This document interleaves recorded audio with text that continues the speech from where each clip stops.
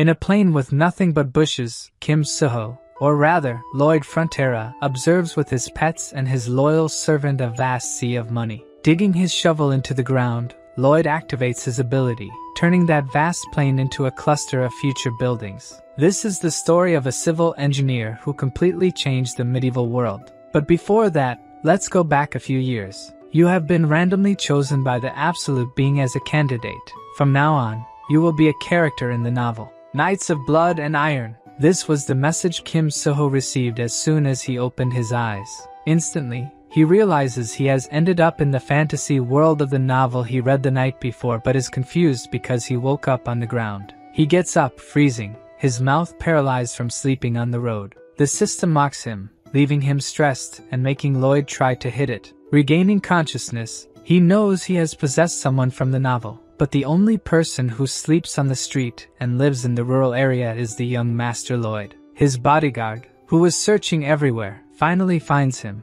He is none other than the protagonist of the novel, Javier Azrahan. The protagonist recognizes him immediately, as he looks exactly like the illustrations in the novel. In the novel, Javier's reputation as a swordsman spread throughout the continent, but initially, he is just an anonymous knight who works in the countryside. When the protagonist finds out he is the vagabond Lloyd, he becomes extremely irritated. Seeing this, Javier says he never called him a vagabond, but is glad he has self-awareness. Back at his family's mansion, Javier is warming the fireplace, asking if Lloyd really can't remember what happened. Apparently, he drank until he was completely drunk, destroyed the bar, managed to get back home on pure instinct, but ended up fainting on the way. The protagonist, freezing, observes the ground. Although it's warm, the environment is still very cold, as expected in a fantasy medieval world. Before leaving, Javier says he will report the bar incident to Lloyd's father and is questioned by the protagonist about his family's debts. He knows the whole story from the novel, having read it in one night in his apartment. He also knows Lloyd's family's fate. The Baron and Baroness were killed by scammers, and vagabond Lloyd died vomiting blood. The protagonist is furious at how Lloyd has been living until now. It's even worse than his past life in Korea. The next day, his mother asks if he really destroyed things at the bar last night, and asks him to apologize to the owner this time. The protagonist thinks the body owner should apologize since he didn't do anything, but still says he will apologize. His words truly scare them both. They never imagined he would apologize to anyone. In the city, a man working with hay sees Lloyd and his guard walking through town, so scared of him that he hides behind the cart. In fact, this happens to everyone in town. Even children are instructed not to make eye contact with him. His mere presence disgusts the villagers, but this is something he already knows. He wonders why Javier is following him. Javier says the Lord asked him to prevent any accidents from happening again. In short, he's there to protect the villagers from Lloyd. The protagonist wonders if he should try to clean up his image first, but the more urgent matter is to make a lot of money to settle the family's debts so he can enjoy a good life. He checks the system for any hacks he can use, but only finds 2 useless abilities. Javier asks where Lloyd is going since they are already in front of the bar. The protagonist says he got distracted and didn't realize they had arrived, but Javier is still very suspicious of his actions and suspects he is lying.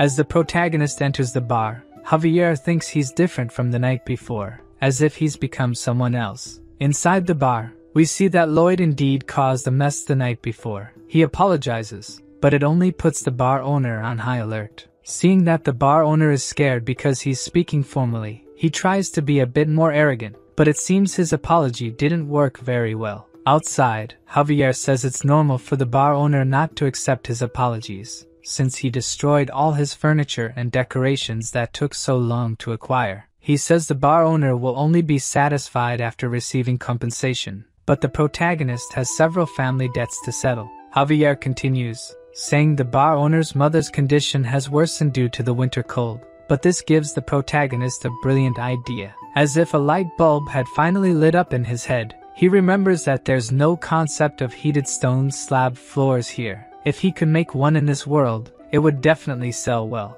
This is something Lloyd could never do, but with Kim Suho's knowledge, it would be possible. In Korea, he studied civil engineering and even managed to build a house while in the army. Excited about the new idea, he tells Javier he'll go back to the bar, but as he's returning, he receives a notification from the system saying his real journey has begun, and now he had RP points to earn from people. At first, he doesn't quite understand what it means and imagines it must be similar to XP. However, unlike XP, he doesn't gain it by killing monsters but by improving his relationship with characters, so he takes the opportunity to test how it works on Javier. His impression level with him is at -30, finding this number very low. He tries to compliment him by saying he's handsome, but this only makes the impression even more unfavorable, now at -31. He decides to set this aside for now to avoid irritating him and proceeds to the bar. At the bar, Lloyd is trying to make a contract with the owner.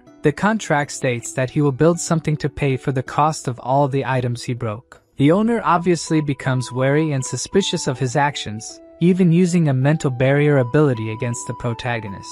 Since his reputation is completely destroyed, he can't simply try to transform into someone else to redeem himself. Instead, he uses his reputation as a vagabond to make the bar owner sign the contract. Now with the contract in hand, Lloyd says it was an excellent choice to negotiate with him, while his bodyguard looks at him with suspicion of his actions. Outside in the bar's yard, he's measuring the site with a shovel. Javier asks if he's trying to establish a new pattern of misconduct, since he threatened the bar owner to sign the contract. The protagonist says he's judging him based on what he did in the past, but now things are different. He will make them smile in the end. He starts digging and thinks that the reason for their smiles will be the foundation of his future money. He begins digging a hole and flattening it, hitting it several times to make it smooth. Then he constructs the house structure using wood from the mansion's warehouse. A week later, the foundation of the house is almost ready. He just has to use the red clay by the river to create the exterior. However, he's not an inexhaustible machine. His body is still physically weak. Javier is truly impressed that he is keeping his part of the contract with the bar owner. Even though he's exhausted, the protagonist says he has no time to rest and continues his work. He prepares to cut the wood but is stopped by Javier, who takes the axe from his hand and asks what needs to be done. He tosses the wooden planks into the air and quickly cuts them into perfect shapes. The protagonist is impressed, giving him a thumbs up. This is expected from someone about to become a sword master, and he compares it to modern equipment. He boldly asks Javier to help him dig, which obviously annoys him since instead of thanking him, he's asking him to work more. But the protagonist convinces him, saying that if they finish quickly, he'll be able to satisfy his curiosity about what he's doing. With no other choice but to help him finish faster, Javier starts working with the protagonist, and shortly after, they complete the house. He questions him about the symbol on the plaque, but the protagonist says it's his logo. Then he calls him to check what kind of problem he caused, lighting the fireplace and calling the bar owner and his mother. Both seem to love the warm room. The old woman says she feels like her joints are loosening, while the bar owner wonders how he did it. The protagonist thinks it's normal for people in this world to be surprised by this. It's the power of the Andal floor technique, a Korean method for heating rooms. Javier is impressed, seeing that he really managed to make the two smile. Even though he still doubts Lloyd's intentions, it's undeniable that because of him, two people are happy. Javier's impressions of the protagonist increased by 2 points, earning him 36 RP points.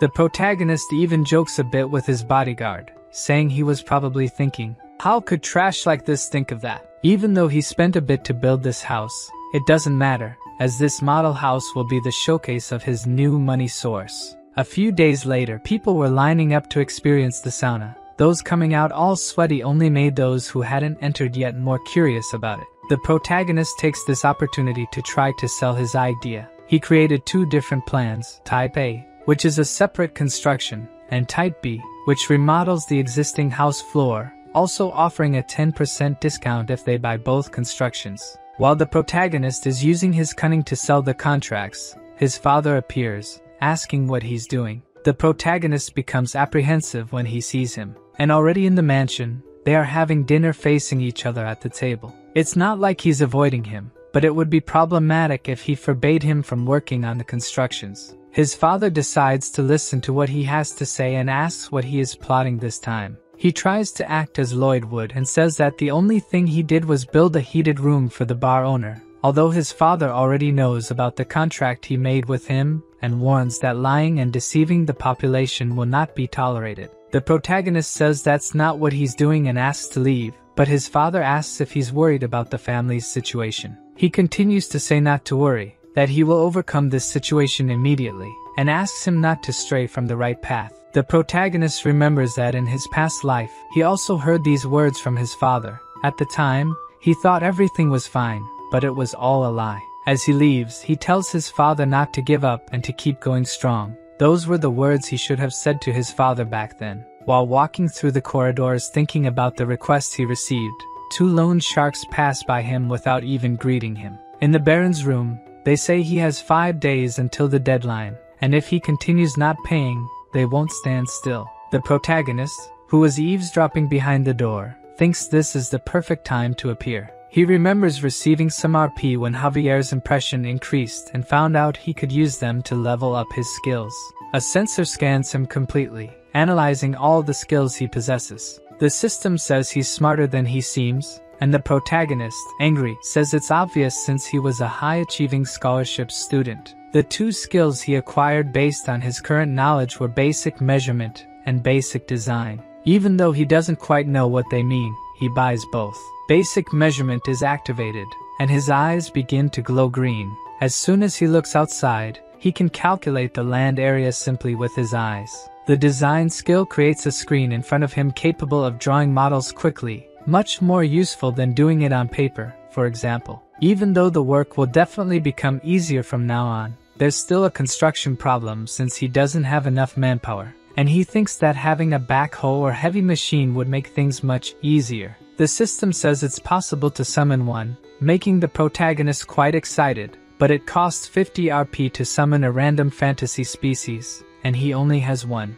Still, that's great since if fantasy species are as he imagines, they will probably be more useful than heavy machines. Back to the loan sharks. They are threatening the Baron that if he doesn't have enough money to pay, they might end up taking his wife and maid to be sold. However, at that moment, the protagonist arrives, asking if they have no manners just because they are loan sharks. They ask why a child is interfering in adult conversations, but before they ask him to leave, the protagonist asks for their invitation letter. In the kingdom's noble law, in Article 3, Section 6, it says that all nobles have the right to protect their rights and interests, and entering a noble's mansion without an invitation is equivalent to invasion. The loan sharks say they've never heard of this law, but he tells them to check it together and calls Javier. As soon as he enters the room, the protagonist orders to cut off the invader's arms. The loan sharks ask if he's crazy and if he plans to resolve this in court. Then he says that's why he told them to check together. He wants to see which side the court will take.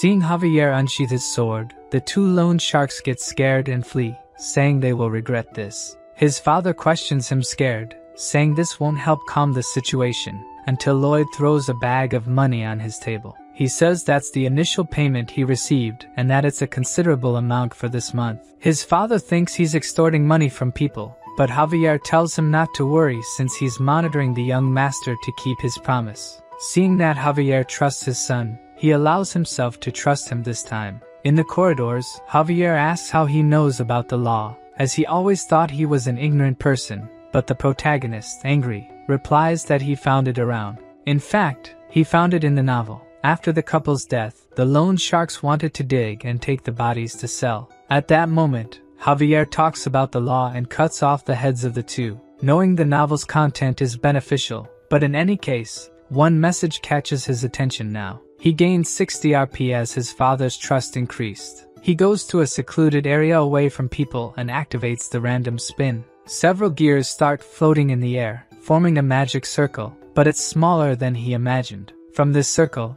a small mouse comes out, falling to the ground. Seeing that tiny mouse, the protagonist thinks his summoning was a failure, making the poor mouse cry. It manages to communicate, saying that it's not a failure and can do many things.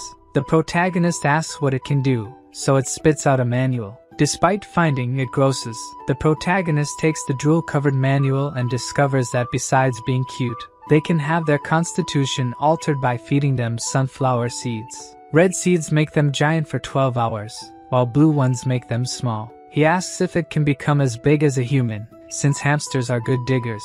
If it were human-sized, it would be really useful. When he feeds it, the hamster starts glowing and growing. It grows so much and so quickly that it ends up colliding with the protagonist, throwing him a bit away. The hamster, which could fit in his palm before, must now be over 10 meters tall. Besides, it has the digging ability, able to quickly dig through the ground. It can also harden the ground by rolling over it, and can store plenty of things in its mouth. The protagonist is happy because the heavy machinery problem is solved, but he can't just show up with these giant creatures since people might get suspicious. So, he will carry a book with him all the time and claim to be a summoning genius. The next day, Lloyd is instructing the workers with his slogans. He makes everyone repeat with him, "Safety first." The army of 30 people is clearly demotivated for work, even though they are still paid even if they don't work.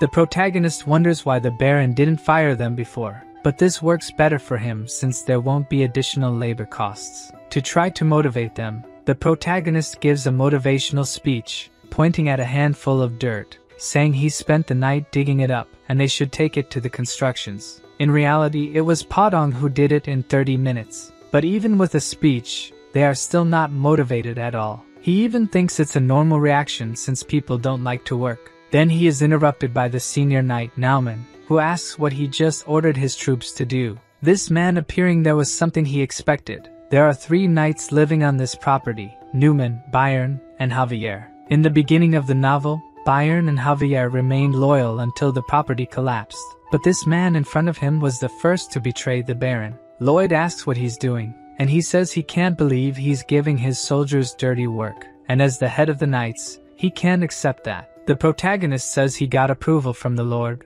but he insists on talking about the past and that the protagonist must be using the soldiers for personal purposes. Lloyd asks if he wants a beating, and just with that, the guy gets quite stressed. He then makes the first move by throwing sand in his face. Everyone who sees that is shocked, while the guard asks if he really just tried to tarnish his reputation as a knight. The protagonist pretends he didn't hear what he said, then challenges him to a duel right away. Returning to the mansion, Javier asks if he has confidence in defeating Newman. His opponent has a man of heart, and is also known as a sword specialist, while the protagonist is just a wretch. How could he even think of winning against him? Javier gets irritated with Lloyd teasing him, almost cutting him with his sword. He tries to analyze his actions, but everything he is doing is very strange. After picking his nose, he asks Javier to teach him swordsmanship. Javier says he would never teach his swordsmanship to someone like him, as someone with bad character like him could use it against people around him. The protagonist knew he wouldn't teach his swordsmanship right away, so he proposes to cure his insomnia. Javier wonders how he knows that, as if he's answering him in his head. The protagonist says he read it in the novel. In the novel, the ranking of the knights is divided into 4 levels. Javier's level is expert swordsman, and he will soon rise to the highest level, master swordsman. And the reason he can't sleep is that his nerves are superhuman. He agrees to the contract with Lloyd, but he will only teach swordsmanship if he can make him sleep, and says that he has already tried several ways to cure his insomnia, from cognitive behavioral therapy, herbal remedies, aromatic therapy. Even after saying all that, in a few minutes, he was already sleeping like a baby, hugging his pillow. The method the protagonist used to make him sleep is the same as teachers do in the classroom. He talked so much that at some point he just fell asleep. Now that he has fulfilled his part of the deal, all his sword techniques will be his. The next day, Javier,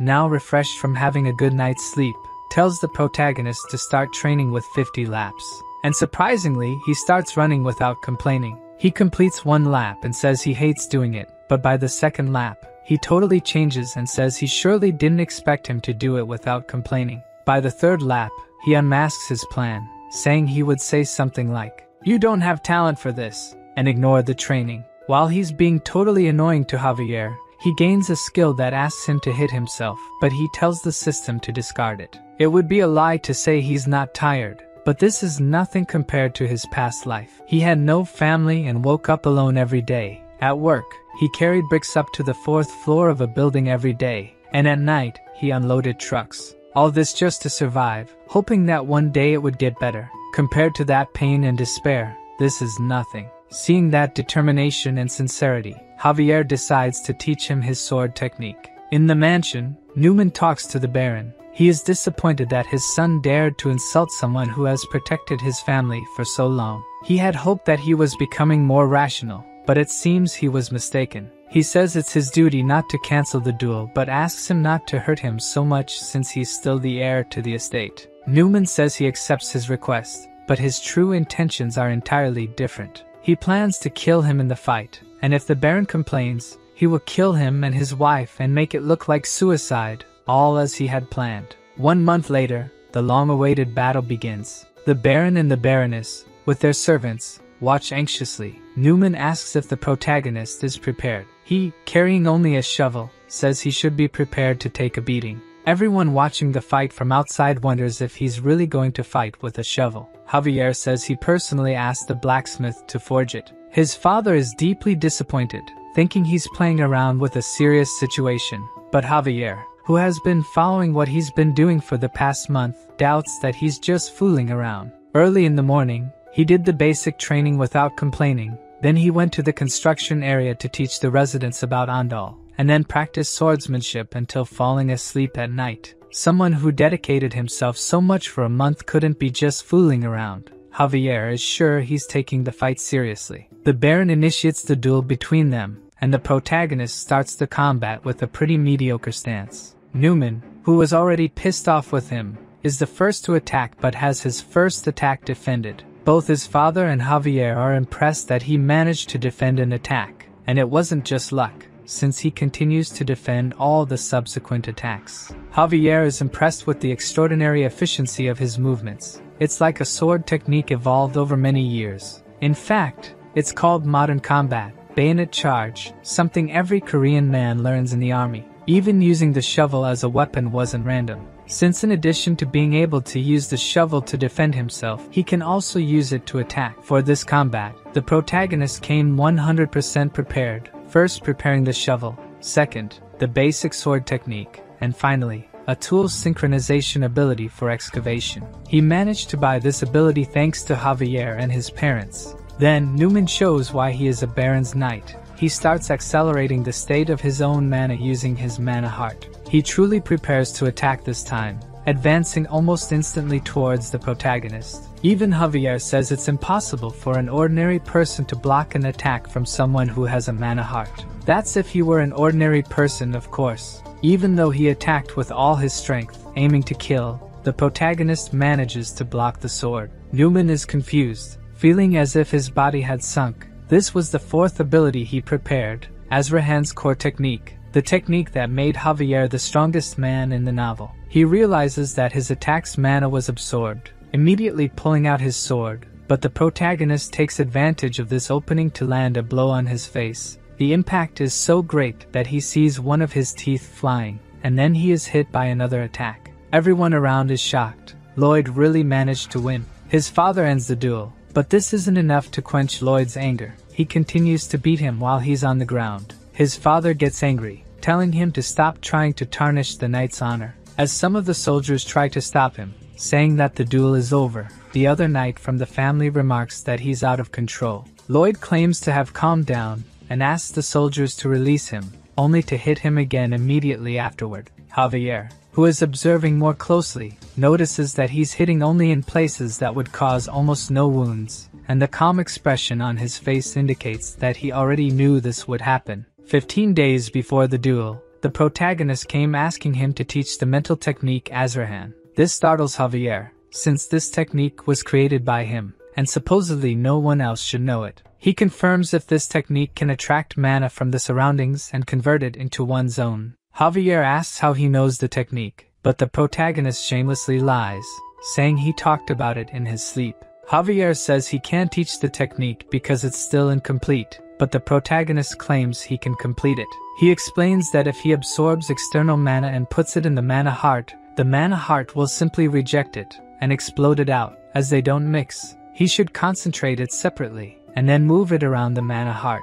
Javier thinks this might really be possible and asks how he came up with it, but the protagonist continues to brazenly say he just imagined it would work. That day, Javier was able to complete the technique he had been worrying about for so long, and on the first try, he managed to create 3 circles. Lloyd says he doesn't want to create a mana heart, All he wants to learn is the absorption part. He just wants to absorb what he can touch. Since he had learned this ability, Javier thought he could defeat Newman, but he triumphantly won. His father again tells him to stop talking about his reputation as a knight, but he tells him to look under the tablecloth and then say if this man deserves to be called a knight. He finds several letters, and when he reads their contents, everything is there. From the property's situation to the Baron's likes and dislikes and instructions on how to forge fake documents, these letters contain everything he has shared so far. Newman wonders how he found them since he had hidden them inside the wall, but due to the novel, he already knew where they were and sent his hamster to fetch them. He sees that his father is completely shocked. In the novel, he was described as a kind man, but this protagonist doesn't know the words kind and friendly. He suggests a way to get rid of this man. He proposes throwing fierce rats on his head and then banishing him from the properties or reducing him to a normal knight and giving him a chance to think about his sins. People are confused about why he wants to throw rats at him, since a measly rat wouldn't be able to hurt Newman. Both his father and the people around think it's a sensible and generous suggestion, albeit understandably dangerous. His father agrees to the punishment and asks if Newman has any objections to it. He obviously doesn't, and thanks for their mercy. If you treat an evildoer well, will they really reflect on their sins and return the given mercy? Or will they become even more determined to manipulate and figure out how to take advantage of that kindness? The protagonist says it's great to see his final smile, gives a red sunflower seed for his pet to eat, and says there's no best method to ask for forgiveness. The rat thrown into the air grows to a colossal size, falling on top of Newman, probably killing him. With this, the rotten apple of his lands has just fallen. The next day, his hamster digs a path in the middle of the city. Javier asks what he's doing, and Lloyd replies that he's preparing the way to build a road. The engineering unit, previously shy and unwilling to work, has now become surprisingly efficient. He mentions that in ancient times there was a city called Rome, where people loved roads and even created a road system called the Appian Way. He wants to build something similar, a road that stretches from the Baron's house to the eastern coast. Javier questions again why he's building a road, but the protagonist tells him to just watch quietly and see the rising popularity of roads. However, everything seems very strange to Javier, so he asks where he suddenly learned to do all this. He asks if he's really his young master Lloyd. When the protagonist saw this guy's personality in the novel, he knew something like this could happen. He's the kind of person who would notice the change and immediately draw his sword. He starts using his Lloyd persona, claiming he studied without anyone knowing, and when questioned, since he only lived on alcohol, he says that Javier didn't watch him all day and couldn't know if he was studying or not. He asks how he explains the summoning, as it would be difficult for mages even with 20 years of experience. So the protagonist retorts by asking how he manages to use mana so well at 20 years old, and says that if he's a genius, why couldn't he be one too? Unable to refute his words, Javier just stays silent, so the protagonist seizes the moment to flee and get out of there as fast as possible. He goes to Knight Bayer and asks him to take care of everything while he's away. Javier says he'll accompany him, as it's his duty to watch over the young master, but the protagonist questions why he's stating something so obvious. Javier asks where they are going, and he replies that they are going to a distant place to collect unpaid debts. In a small, remote town in the Runia property, the scammer from Thor to Real Estate is very stressed because he lost a lot of money. His bodyguard says it's normal since he makes money by gambling, and also says that if he doesn't have enough money to pay him, he'll have to leave. The scammer gets scared, saying he can still pay and that he shouldn't go anywhere. He can make money by cheating others again, but since many people are looking for him, it's better to lay low for now. At that moment, the protagonist kicks the bar door open. The man asks what's wrong with him, but when the protagonist introduces himself as Lloyd Frontera, the guy is shocked as if seeing a ghost. The scammer immediately tells his bodyguard to run with him, and with just one leap, he jumps through the bar window. However, when he reaches the alley, a man is already waiting for him. Javier orders him to surrender the scammer and leave. If he refuses, he will be considered an accomplice. The bodyguard won't give up so easily, and as he prepares a spell, he asks if he even knows how to use a sword. The protagonist, observing the fight through the broken window, says that when Javier lost the Baron, he sought revenge and then fought this bodyguard, the first evil black mage he encountered. He had to fight against gravity power. At least that's how it is in the novel. The black mage then uses his gravity magic, directing it towards Javier. He manages to defend using his sword, but the magic expands and creates a gravitational field around him. The black mage then activates the gravity, causing him to break the ground with his feet. When Javier fought this guy in the novel, he was just an expert swordsman, but now this Javier has 3 mana circles and easily manages to cut the gravity magic. Seeing that it will be impossible to confront him directly, the black mage flees, saying that wasn't part of the contract. Javier asks if he knows what happens if he strikes a noble, intending to cut his legs, so he will crawl to the tribunal.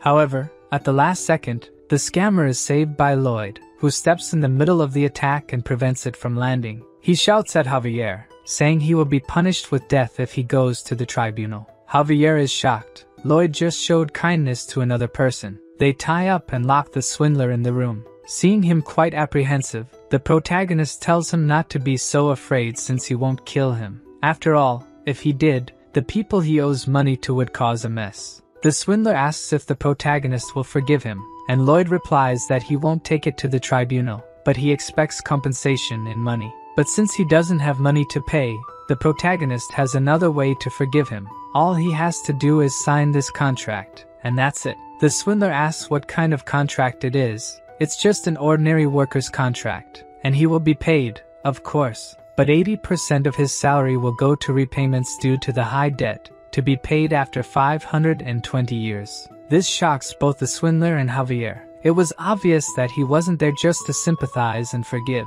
The protagonist thinks he'd never be crazy enough to kill a guy who owes him. He'll suck every drop of money he can for the rest of his life. The swindler asks how he can make such an unfair contract, but when the protagonist threatens to take it to the tribunal, he ends up signing the contract right away. Back in the cart on the way to town, we see the swindler still tied up. Javier mentions that due to this guy's money, they won't have to worry about interest for a few months. However, the protagonist corrects him, saying he'll use all that money to invest in labor costs since the 30 soldiers aren't enough. A few days later, we see the protagonist recruiting employees. The line is so long that it extends for several meters. He asks Javier if these people really hate him. He's sure they do, but due to selling the Diandal for a lower price and being firm in punishing the traitor, people have started to see him as trustworthy and capable. The man in front of him asks where to sign the contract but thanks him first since his son used to get very cold in winter. But thanks to him, he doesn't have to worry about that this year. The protagonist even feels ashamed, as he's only satisfying his greed. The man continues, saying he has relatives from another town who would like to buy the Andals. The protagonist expected this to happen, since he didn't build the Andal for nothing. Now he'll raise the price under the pretext of travel expenses and make all the money from them. Up in the mountains, Lloyd tells Javier that one day this mountain will be entirely bare because the Andal consumes a lot of resources. The trees here won't last long. That's why he's canceling the construction of the Appian Way. At the end of the road, there's a reserve of bituminous coal. They'll extract and sell it for a high price. If the Andal gains a high level of approval, other countries won't be able to resist. Of course, the people in their town will get a discount, but just a little. Lloyd asks if he finds this unfair, but he says if he doesn't do it, he won't be able to pay off the family's debts. Javier agrees with this, but mining there is impossible as it already collapsed once. Still, he says he can do it because he knows modern-era excavation technology. He will use the shield method. Javier has no idea what this shield method means but says he'll continue to observe this completely different young master. However, even the protagonist who read the novel doesn't know everything. In this world, there are hidden dangers, and within the cave are thousands of creatures just waiting to emerge. Lloyd clasps his hands and performs magic, casting it upward and summoning a high-level apartment. A huge building appears from the sky, falling behind him. At least that's what he would like to do, but the only magic he uses is on his finger to design faster. Tired because this project is taking too long, he thinks he would like to summon 100 undead workers who don't need a salary. Due to the incident with Newman, he gains 639 reputation points due to favorable impressions from people. He upgraded his basic design skills and basic measurement skills to intermediate level, gaining new functions. Arriving at the mine entrance, he reflects on how he's supposed to dig there. He activates his intermediate measurement skill and can scan up to 5 meters. With this ability, he can find the safest path, but the problem is how to unearth the entrance quickly. Humans will take too long and get tired easily, and Padong is sick of the road project. He sees no other choice but to randomly draw a new species. He activates the mini portal again, which makes quite a noise, and a mini snake comes out of it. Seeing this cute snake, it seems apparently useless on the outside, but he remembers that was the case with Padong too, and asks if it grows big with sunflower seeds. He asks her to demonstrate her skills, and weeks later, he sees that she is much more useful than he imagined. She can eat the earth in front of the shield equipment, then she digests the food, and at that moment, Javier prepares for the attacks. She excretes steel, and Javier is in charge of cutting them, which are then used to build the terrain's support structure. Javier questions why he's cutting the poop of a giant snake, but the protagonist doesn't care and orders everyone to move forward, pushing the iron shield. Even though he installed oxygen tubes, he still feels a bit dizzy, but if it weren't for them, he would have probably passed out inside. Seeing that he's starting to get tired, Javier tells him that he also needs to rest with the other workers, but the protagonist says he's the site manager and needs to oversee the operation and act responsibly. In Korea, the people in charge of the work were the kind of people who didn't even show up on site. He hated those people and promises never to be like them. So, he uses his ability and detects luminous coal ahead. He cheers everyone up, saying they're almost there, and thanks to Little Snake because thanks to her, they were able to do this 10 times faster. While the protagonist explains that after they reach the coal, they'll have to dismantle the shields and expand the space, they start hearing a noise coming from the ground. Alarmed, the protagonist uses his ability and sees a small hole that wasn't there before, and this hole begins to grow larger until a giant ant emerges from it. Javier immediately cuts its antennae, and Lloyd uses his shovel to crush its head. The sudden appearance of this monster surprised him since it's something that didn't appear in the novel. But this is not the time to relax because an ant never walks alone. Thousands of ants begin to appear, and the protagonist evacuates everyone outside, while Javier manages to hold several of them, cutting them into pieces. If there's an ant colony, there can be from 200 to 1,000 monsters there. Javier is running out of breath. He won't be able to hold them all,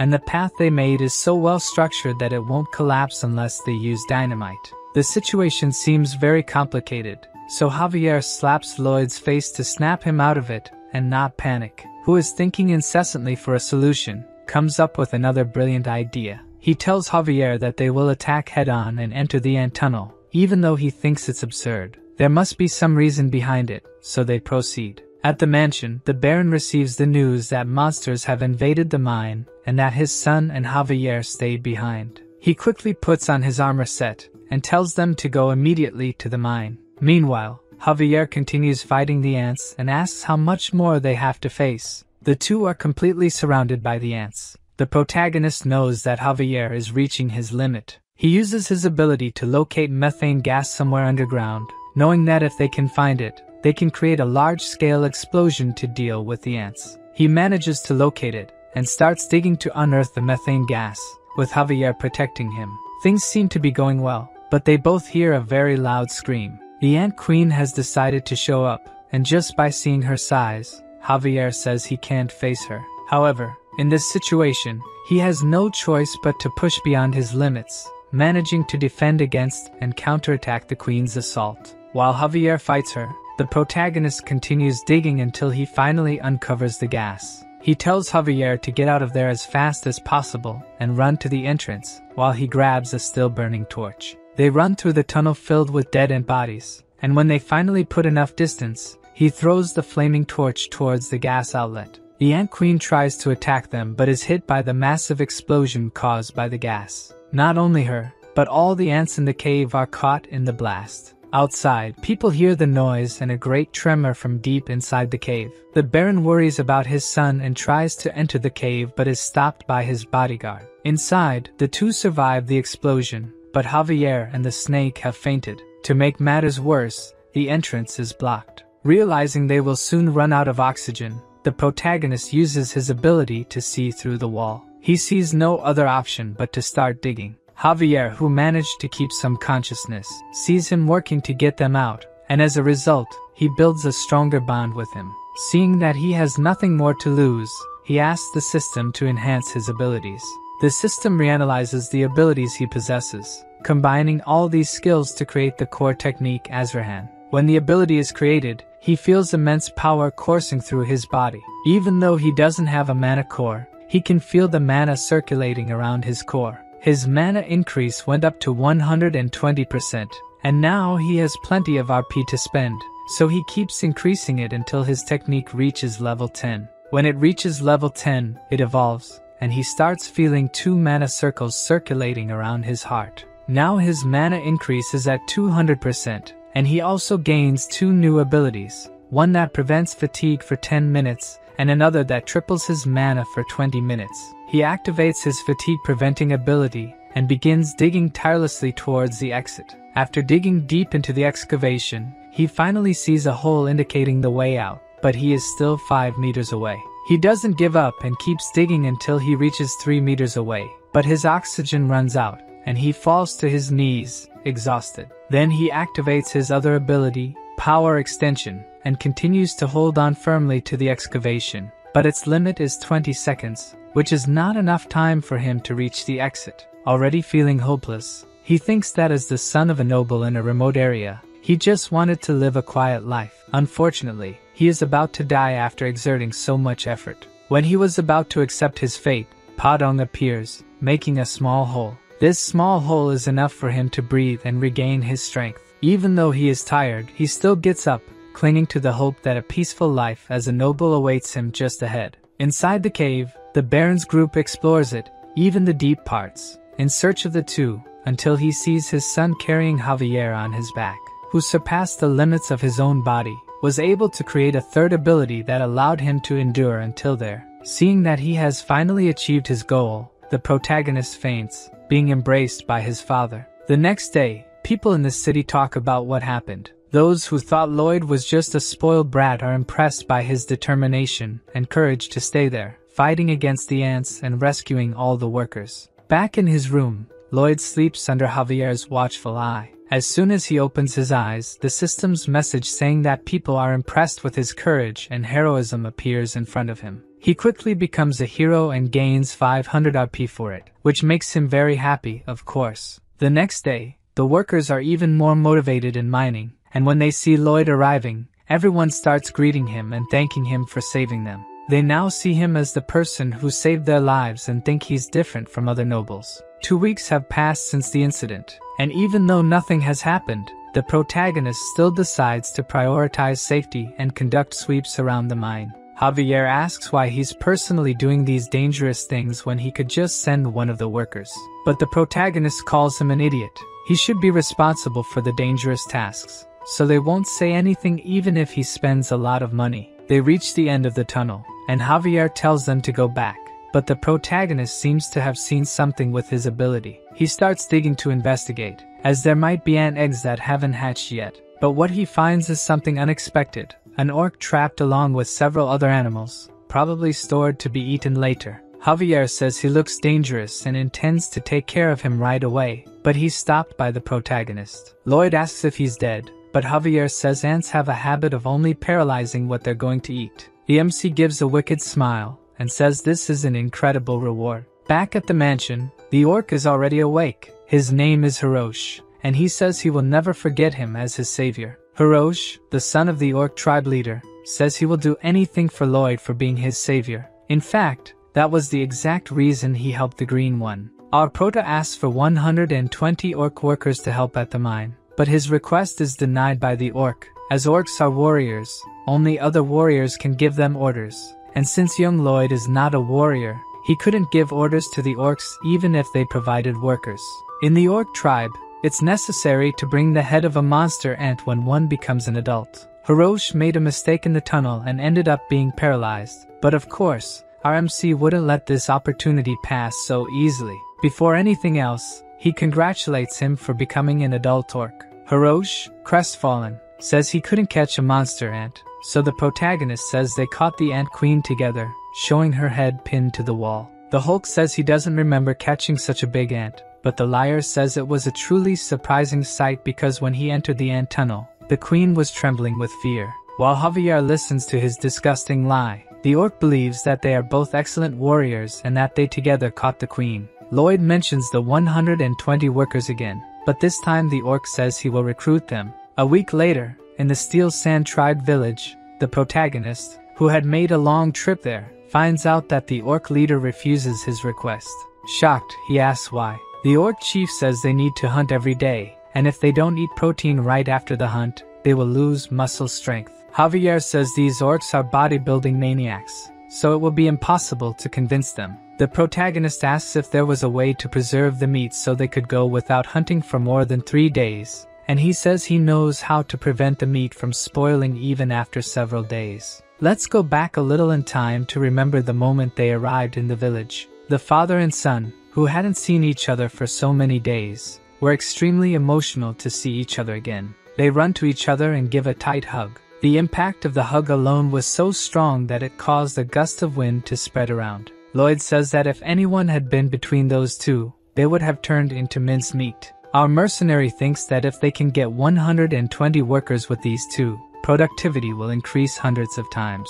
But that wasn't the only thing that caught his attention. When Hirosh brought the Ant Queen's head as a celebration, the orcs were using massive gold objects for squats. Lloyd is shocked and wonders where they found those. It's as if they stole or took them from somewhere. Because of this, he makes a deal with the orc tribe leader to get both the labor force and the treasures. Javier is reading the contract and discovers that they will build a stone-cold storage warehouse. Not knowing what that means, he asks Lloyd. The royal family preserves food using ice magic. What they are going to do is similar, but they won't use magic. To make it, they will need a special stone called granite. It is a very resistant stone and will be difficult to extract. Normally, one would use dynamite to extract the stones, but right next to him is a human dynamo. From Javier's look, he already knows he will use him again. In one of the main episodes of the story, in the city of Namrum, the entire population was trapped in a magic barrier, and within this city were thousands of refugees that Javier needed to save. At this moment, Javier was a sword master with 4 cores spinning around his mana heart. At this moment of despair, he unintentionally created a skill. The explosion from the collision was so strong that, aside from destroying the magic barrier, it became one of his main techniques. Lloyd explains this technique that he could use. Javier again asks how he knows about this, but the protagonist says he just thought of it at some point. Even though the real reason he taught him this technique was to use him, it would still be a great strength boost if he could execute it. Protecting the mana heart with 1 core and moving the other 3, he releases an explosion into the rock. It was so strong that it tore through all his clothes and even ruffled his hair. Angry, Javier asks if he knew that would happen, but Lloyd says he had no idea and apologizes. Anyway, the idea worked. Now it's his turn to work. Javier speaks of his knight's honor, and that now he's being used for construction, but the MC realizes that this is just his way of showing gratitude. After this, the construction proceeded rapidly. The granite Javier cut was carried by Padang. The orcs who were addicted to training started working on their own. Because of this help, they will be able to finish 5 times faster, and the last thing they will need is the ice and thermal insulation. Lloyd asks Javier where the people with the insulating material are. He replies that it's been exactly 3 weeks, and the group should have arrived by now. There are 2 possibilities. Either the soldiers are lazy, or there was an accident. The protagonist says they must check immediately. Javier stops him and says that if this is a mission, he should do it alone since he doesn't know what kind of accident happened. It could be dangerous. But Lloyd has explained this several times. He is in charge of construction and responsible for the workers' lives. Exploring further into the mountains, he ends up finding one of the gloves he had custom made to use when handling insulating materials. Javier warns that he senses a strange energy coming toward the canyon, an abnormal flow of mana but very faint.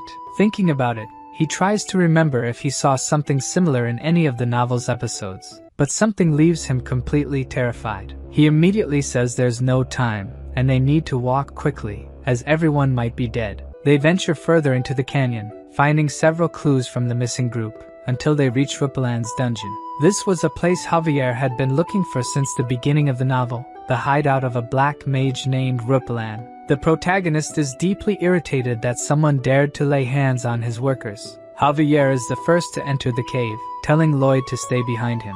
He ends up stepping into a trap but is narrowly saved by the protagonist. MC asks if he's sure he's a knight. He should have thought that there might be a trap inside. In fact, he already knew about the existence of this trap since in the novel, Javier fell into it and had to continue through the dungeon all battered. But Javier is the type of person who never falls for the same trick twice. Lloyd comments that earlier, he felt a normal mana flow and asks him to use that technique since magical traps are linked to mana. He would be able to sense any abnormalities. Javier manages to detect where the traps are located and begins to guide the way to the back of the cave. The swordsman thinks that even though his master always lies or insists on annoying things, this time it seems like he knows exactly what's going on. He can't sense any special mana or energy, and thinks it might be a type of very powerful mana, but he decides to ignore that and focus on rescuing the workers. Inside the cave, a black mage senses the presence of intruders since one of the traps was activated. They probably came to rescue the recently kidnapped people. However, the black mage has already finished the preparations he needed to make and approaches a large iron door. Opening it, the 5 missing workers are there. He grabs one of them by the hair and starts dragging him, throwing him into a magic circle of blood. This is the magic circle that connects to hell. Using a scythe bathed in blood for 100 days and a young human, he will execute his spell. Before he can hit him, the black mage hears a shout telling him to stop. At the entrance to the laboratory, he sees Lloyd and Javier ready to attack him. Surprised at how fast they got there since there were hundreds of traps in the cave, the mage automatically uses one of his spells. 2 iron doors close around them, trapping them in that small space. The protagonist already knows what's coming and holds his breath as a sleep-inducing gas starts to fill the area. Lloyd uses his ability that makes him tireless for 10 minutes and starts digging quickly into the ground to make a tunnel. He doesn't need to worry about Javier since he is already immune to all medications to treat his insomnia, so sleeping pills don't work on him. Seeing Lloyd digging a hole under the door, he looks like a giant mole. Javier will keep that memory to tease him later. When the MC finishes digging the hole, he calls Xavier to finish it, preparing a magical explosion to surprise the black mage. The big explosion works, and the black mage is totally shocked to see that. Observing the protagonist emerge from the hole in a monstrous way, he decides to summon a creature to fight. A 2-headed monster comes out of the circle. Even though it's one of his failures, this monster is still very strong. Seeing this giant creature in front of him, Lloyd tries to tell Javier its weak point, but using the explosive wave, he manages to make a cut that tears the monster in half. Even the MC is impressed, since he didn't know he could use the explosion as a propeller to cut. This is a technique that doesn't even exist in the novel. Seeing the swordsman easily deal with his monster, the black mage goes into despair as he can't defeat them. The protagonist approaches him and asks how he intends to compensate for delaying the construction by 2 weeks due to the soldier's abduction. The black mage kneels, begging for forgiveness. In his mind, all he thinks about is surviving, but the protagonist doesn't care about the apology and asks about the compensation. With no alternatives, the black mage offers all his magical items. Lloyd is quite pleased that all the items will be his, while Javier rescues the soldiers. The MC asks what he was going to do with the kidnapped soldiers. The black mage was studying the resurrection of the dead, trying to bring back his deceased wife and son. He worked as a mage in the Lord's mansion, but one day the Lord tried to take them away from him, so the black mage planned to escape with his family. Lloyd interrupts his story right in the middle. He is not interested in hearing it at all. The protagonist asks if the black mage really thinks that bringing back his wife and daughter after killing hundreds of people will be good. Due to his selfish goal, he ruined several other happy families. He can only be judged as a serial killer after doing that. Lloyd says he will come back later to take the magical tools. While turning his back, he asks him never to hurt anyone again. The black mage is amazed by his kindness and thanks him several times for sparing his life. In the novel, Javier also forgives the black mage and forces him out of the laboratory. Repellent kills hundreds and transforms into something strange, becoming a demonic villain who fights Javier several times. Even knowing that he was beyond saving, Lloyd still turned his back because he knew from the beginning what he would try to do. Quickly, Javier finishes off the black mage who was ready to attack, removing his head from his body. Before becoming Lloyd, in his past life, he met a man who simply mistreated him for no reason. The supervisor acted like this every day, and the MC always apologized. Thinking that kindness begets kindness, he lowered his head, but precisely because of this, he chose him as an easy prey to be mistreated. One day his anger finally consumed him, and he couldn't stay calm anymore. That day the protagonist gave the beating that bastard deserved. While hitting him, all he could think was that he was screwed. But the result was completely different. The man started to fear him and avoid him. On that day, he realized that there are certain moments when violence needs to be stopped with violence. Villains must receive punishment equal to their crimes. Returning to the orc village, the protagonist notices that his men are very tired. Seeing that he could faint at any moment, Lloyd instructs him to hand over his backpack. The worker hesitates to comply, but Lloyd explains that if he faints, someone will have to carry both him and his backpack. In reality, the young master takes backpacks from all the workers, ties them together, and declares that if anyone complains from now on, they won't receive bonuses. Javier isn't sure if he's doing this just for the backpacks or for the soldiers as well, but the truth doesn't matter to them, since all the soldiers see Lloyd as a trustworthy leader they can follow. The system sends messages asking if he doesn't find this rewarding, but for the protagonist, his only reward is money, nothing more. Arriving at the orc village, the stone-cold storage is already complete. Inside, the young orc notes that it is indeed a bit colder than outside, but not enough to prevent the meat from spoiling. Lloyd says it's still not complete as they lack ice to cool the area. Hiroshi asks how he's going to get ice since their living area is very hot. With a smile, Lloyd says he'll get it one way or another, which makes the orc doubt him, thinking he brought a swindler to the village. However, the young Hulk decides to trust him, since his savior shouldn't be a bad person. When the orc leaves, Javier asks how he's going to make ice, but that's something even the protagonist doesn't know. Javier questions him signing the contract without a plan, but Lloyd explains that to be successful, you have to make the impossible happen. At night, the protagonist sits on rocks pondering how to make ice. First, he made molds and asked his pets to fill them with water, but he doesn't know how to turn it into ice. In this world, there are ice mages, but he doesn't know exactly how their magic works. He knows that magic is a way to control mana freely, a technique based on changing the arrangement of mana in the atmosphere. There are various types of different mana. If he can gather just one type and concentrate it, then he might have what is considered magic. Lloyd asks his pets to fill the giant ice cubes. Even though he can't use mana freely, he can do something similar. Placing his hand in the water and using the Azrahan core technique, he will try to draw only the warm mana and leave the cold in the water. In the first attempt, he does the opposite and pulls only the cold energy. Javier thought he was just being reckless, but apparently, the young master is finding his way proudly. A few days later, he actually succeeds. The orc chief and his son are shivering in the cooling room. What causes all this cold is a huge block of ice made from several smaller ones.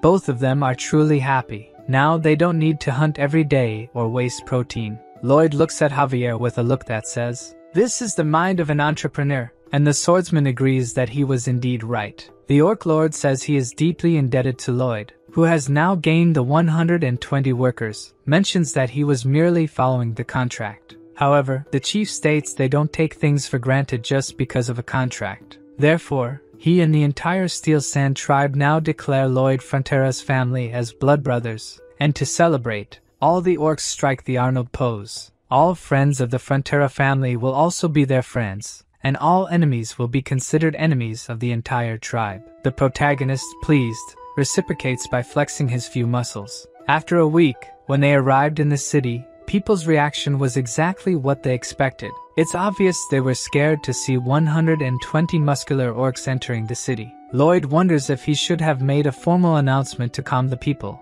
It seems even that wouldn't have worked since even his parents, who knew the orcs were coming, were scared. Besides the points the protagonist gained from the orc village, the story of how he saved the workers from the dark mage also spread, leaving him with a total of 911 points. The Baron said he would look for wealthy merchants to buy the orcs' equipment. Now all that's left is to figure out how to use the dark mage's tools. While looking through a book, Lloyd finds something so surprising that he immediately rushes to the mine. There, he searches for the defaulter everywhere and tells him he has great news. The clause in the contract stating he would work for 520 years was a joke, since it makes no sense for someone to live that long. But now he won't have to worry about it, as he found a spell that can turn someone's body into a ghost and control it. This means he will be able to work for the next 520 years. The protagonist asks why he's the only happy one there and tells him to smile. The defaulter forces a smile, while shedding tears of despair. His actions were so cruel that the system says the king of hell is enchanted by his personality. Returning to the mansion, there are things he needs to discuss personally with the Baron. He looks for him everywhere, but a maid says the Baron received a visit from loan sharks. At that moment, Lloyd's expression changes completely. He definitely has something planned for them. In the meeting room, the loan sharks are trying to convince the Baron to hand over the mine in exchange for paying only 10% of the initial debt.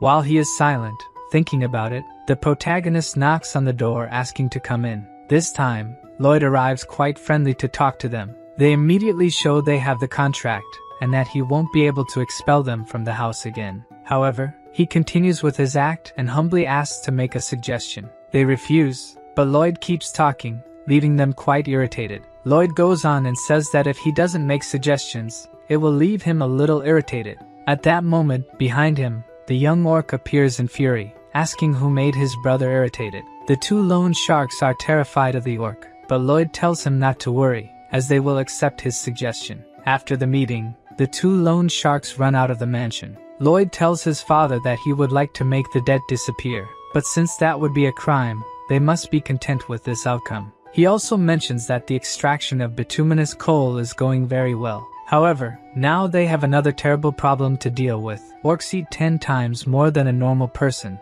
and if they can't resolve this, they will end up with more debts. As he expected, the orcs are great miners. Some of them mine for over 24 hours without stopping and have to be forcibly removed by humans. Their productivity is 10 times better than he expected, and they also refuse to receive wages. Their payment is in food, but the cost of this food has increased so much that Lloyd considers raising taxes to meet this demand. However, continuously raising taxes would be theft, making the population dissatisfied and work less. The simple solution to this problem is for the population to earn more money, and for that, they will use the wasteland in the north of the village, turning a swamp into a farm. Obviously, this won't be easy. Even with knowledge from another world, the protagonist still struggles to create a perfect drainage system. After 21 days of effort and hard work, even Javier asks the Baron if he should stop Lloyd, as he's not sleeping or resting properly. But the chief says that he used to hate his son,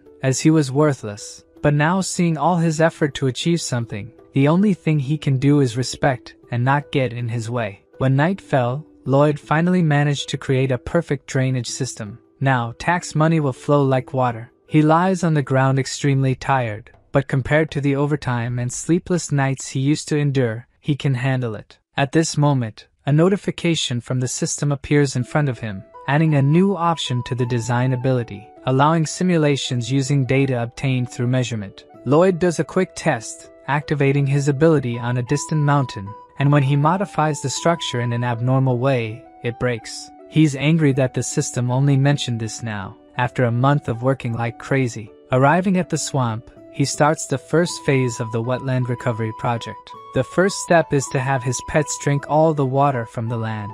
The MC knows that just the two of them won't be able to do it, so he intends to use all his points to summon as many pets as possible. With his current number of RPs, he can summon 4 of them. The pets don't need to have special abilities. They just need to be big enough to drink all the water. The creature that comes out of the portal hits the protagonist's face due to its speed, and when it lands, Lloyd is surprised as it looks like a hippopotamus, an aquatic animal. The 3 pets celebrate by playing among themselves. The protagonist, now hopeful, asks him to show his instructions. Like all the others, Hippo spits out a card, and Lloyd, accustomed to this, picks up the card and reads it, discovering that it won't grow even if fed sunflower seeds. As Hippo doesn't grow like the others, it won't be suitable for this mission, so Lloyd decides to ignore it and summon another. His pets become irritated by his attitude and console their new friend. The The protagonist tries to explain that he's not suitable for the job, but the pets go on strike,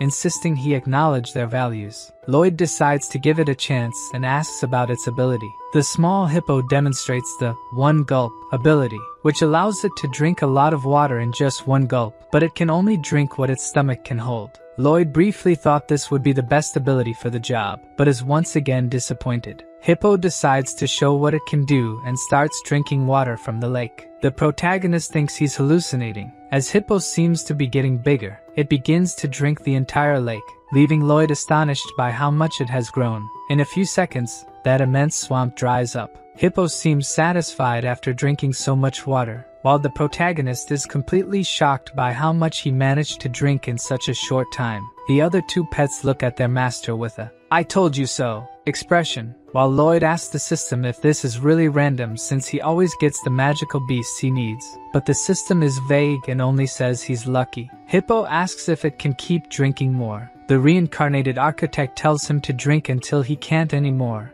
since the construction of the Matrix terrain will start tomorrow. The next day, the workers are amazed at Hippo's size. He's part of the first process, drinking the maximum amount of water and spitting it into the river, repeating this process several times until everything is dry. Then the workers remove the roots of the herbs and the rest of the plants in the soil. Using mana explosion, holes are made, and bamboo is placed while Padong compacts the soil to remove water from the deepest part of the ground. Hippo uses the bamboo as straws. Only after all this, using his simulation ability, they build a dam. With all these processes completed, they have just finished the first sector. Lloyd shouts that after they finish, they'll have a big celebration, cheering up all the workers. After a few days, even Javier is impressed that they turned that abandoned land into cultivated land, but he also wonders when a swordsman started working in construction so naturally. Lloyd arrives shouting his name. He asks Javier to spread seeds along the way to combat some insects. The great swordsman has been reduced to a farmer. Next time, he'll be sure to refuse these requests from the young master. At that moment, the Baron and Baroness arrive, seeing that wonderful scene, and everyone must be thinking the same thing they are. What they're witnessing is a miracle. The people of the village start to show respect for the protagonist, earning him even more RPs. Javier is also happy taking care of his plants, watering them as if they were his daughters. Lloyd says the only thing left to finish everything is the water wheel, a device to prevent the swamp from flooding again. They start to hear horse hooves approaching. An entire cavalry is heading towards them. Lloyd asks who those men are. Javier says that's Viscount Racona, who owns the northern part of the swamp. When they arrive,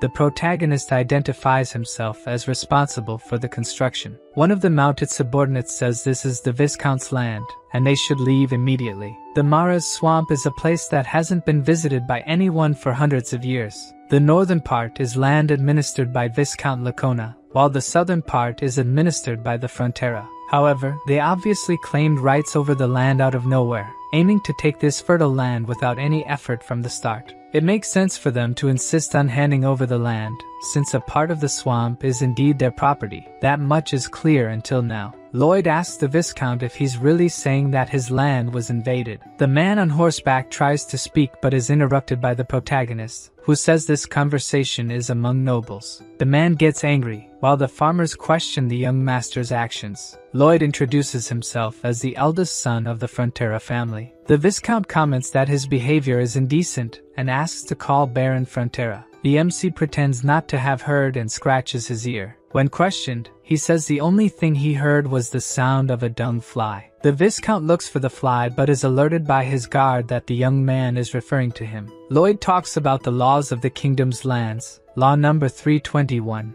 a special law about cultivating wasteland. If wasteland is abandoned for a long time, it's possible to establish ownership of the land. If left unattended for 100 years without residence or cultivation, it's considered land without an owner. To be recognized as property, the land must meet one of 4 requirements, and one of them is to have a harvest of at least one specific planting. At that moment, Javier remembers his conversation with Lloyd some time ago, where he mentioned that the seeds are to rid the land of pests. The protagonist congratulates the Viscount on witnessing the first harvest in the history of the Mara's swamp. Realizing that he had already prepared himself, the Viscount feels deceived. Lloyd kindly gives the cabbage as a gift to him and orders the cavalry to leave his territory, or else they would be considered trespassers. Seeing them all leave disappointed, Javier asks if he received a prophecy that these people were coming. In reality, this isn't the first time the protagonist has dealt with people trying to take advantage of others' efforts. All the farmers are also satisfied and celebrate that the young master managed to protect their lands. However, he continues to maintain his mercenary pose, only thinking about money, and tells everyone to get back to work. Late at night, the protagonist sits watching the crops being hit by a huge storm. With summer ending,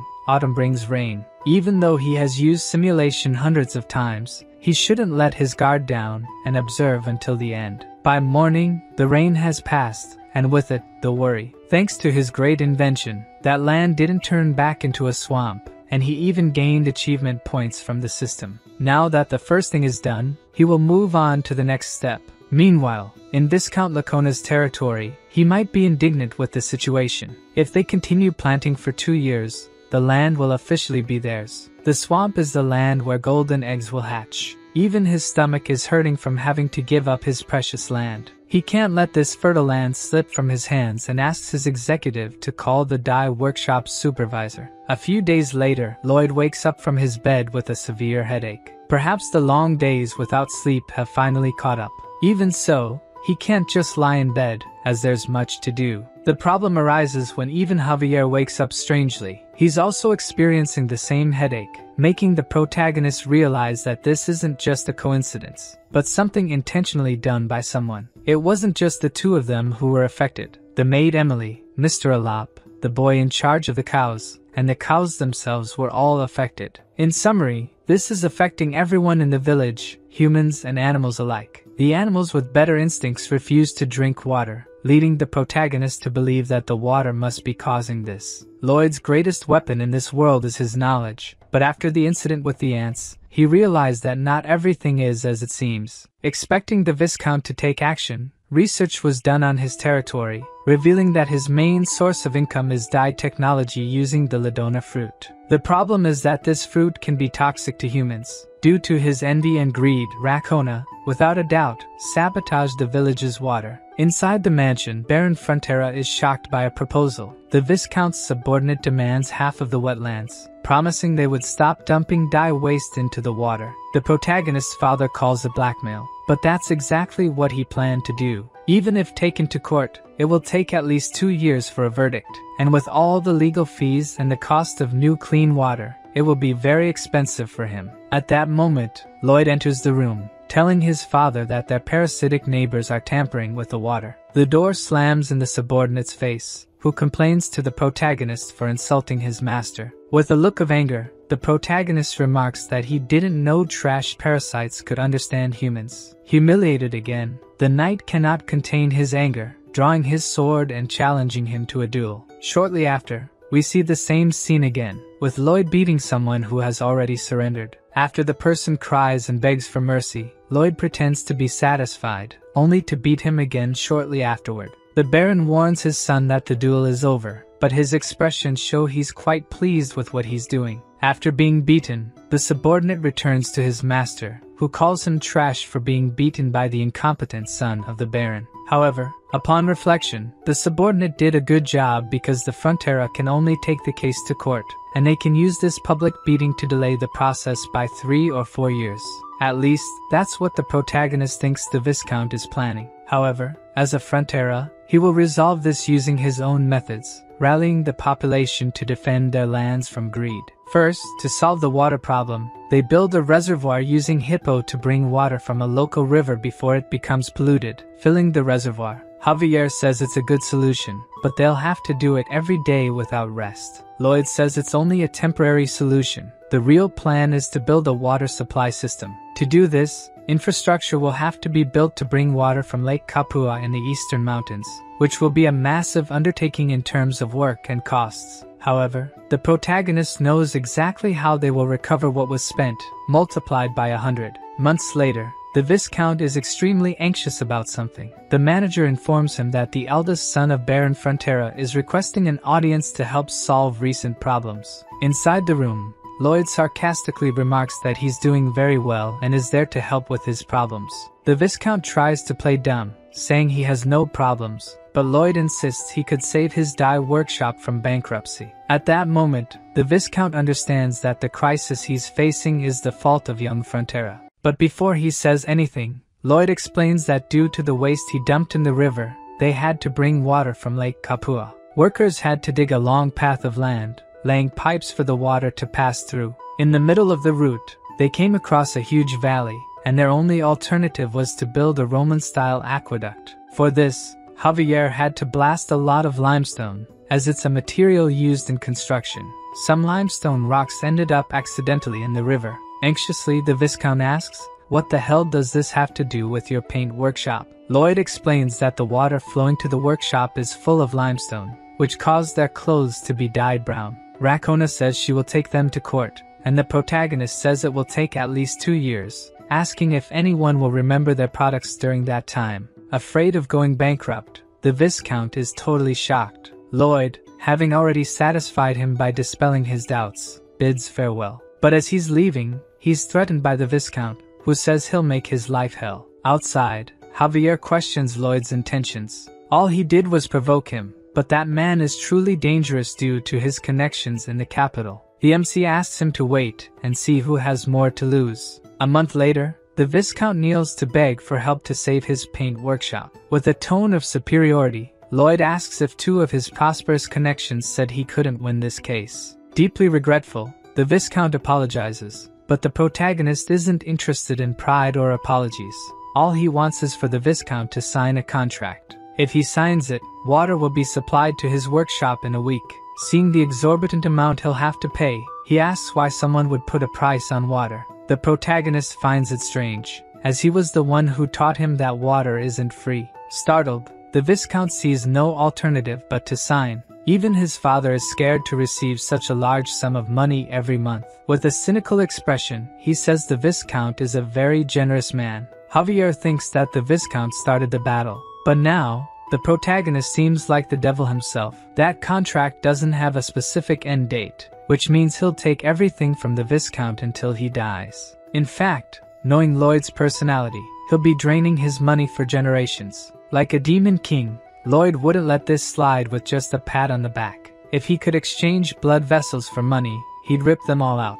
The Count also has great news to share. He found a buyer for the Orc tribe's treasures. When the protagonist asks who bought them, he finds it really odd, as someone like him would easily be able to buy new pieces. His father doesn't know the details exactly, but it seems like he wants to build a statue in the sea. At that moment, we see Count Cremo looking out his window. On the horizon, something starts rising from the sea. A great monster emerges from the depths of the oceans. The Count looks at it angrily. The creature comes entirely out of the sea, ready to attack everything in its path. The next day, we return to the Frontera territory. Javier reported to the Baron that they would be leaving in a week, and, to minimize expenses, the young master requested about 10 men to accompany him. Taking care of a plant, he said that if that's what his son wants to do, then he should fulfill his request. Javier asked him not to worry since he would be monitoring him closely. The Baron mentioned that when the night of Viscount Lacona came to blackmail him, he was terrified and actually considered giving up the lands.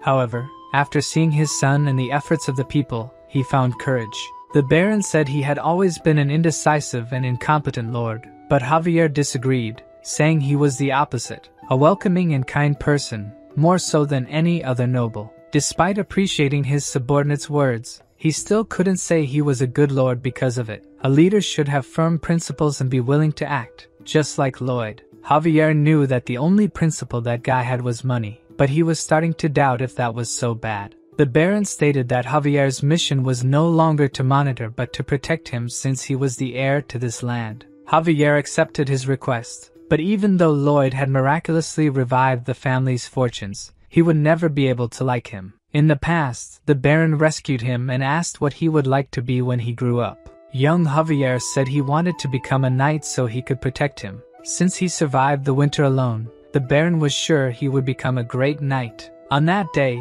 he carved a wooden sword and gave it as a gift, but young Lloyd mocked him, asking how an orphan could become a knight, and broke the sword his father had carved. Javier returned to his room, taking off his coat while looking at the broken sword he had kept for so many years, sure that he could never like Lloyd. The MC started attending to his recurring client, joking that Javier couldn't live without him anymore. To help him sleep, Professor Miram began reciting the discharge compression method. Almost falling asleep, Javier was sure he should hate him, but it's as if he had transformed into a completely different person. It's hard to admit, but he had become a decent person. In the middle of the night, while both were in a deep sleep, an assassin invaded Lloyd's room and blamed everything on him. The assassin leaped from the window ready to stab him, but Javier quickly woke up and attacked the assassin, cutting his sword and leg. Due to the commotion, the protagonist woke up and saw Javier immobilizing the knight of Viscount Racona. The next day, while monitoring the work, he reminded his employees of the company motto, "Safety first."